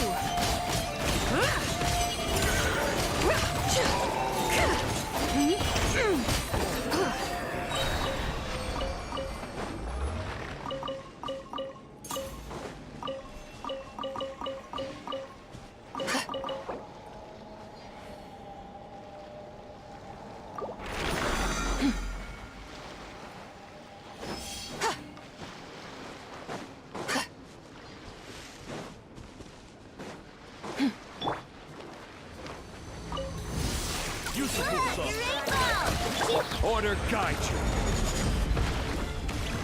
Behold the dawn of the light shot. Divine light, shield them!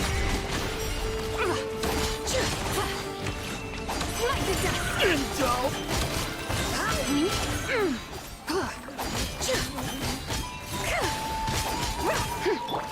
Flash attack!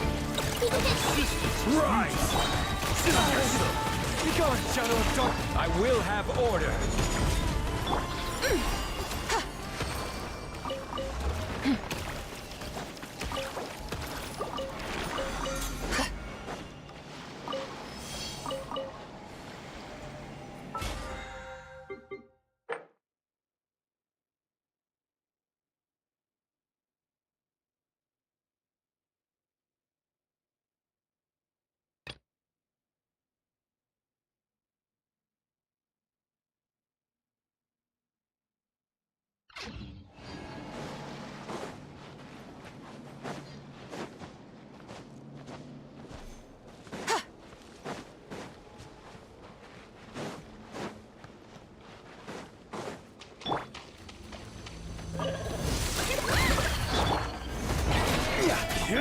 You got this!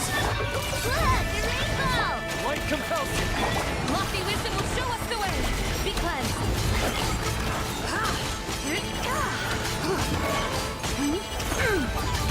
Strange. I thought I just heard something. Almost like... Huh? Have you noticed something, Alola? Never mind that for now. Look over there. I think that's a missing transport.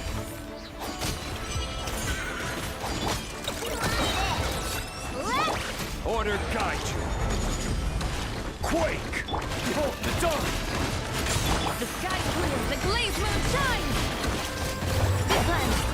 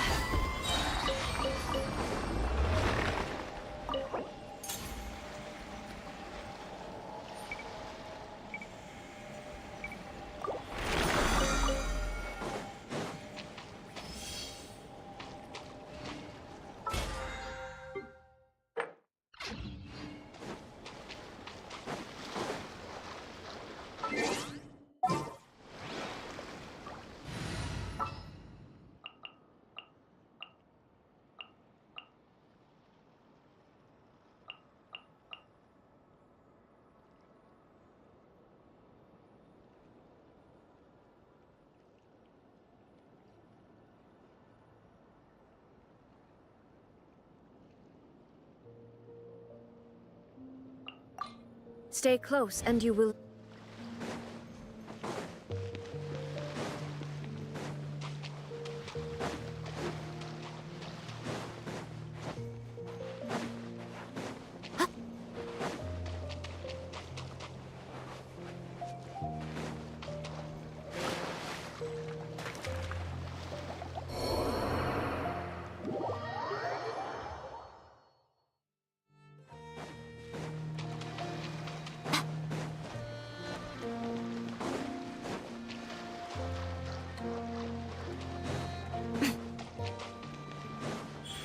Right now, emerge.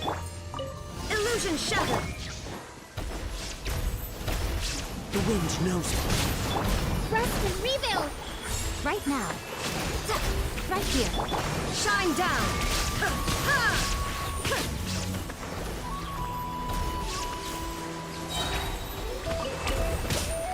Now you shall perish! There is no escape!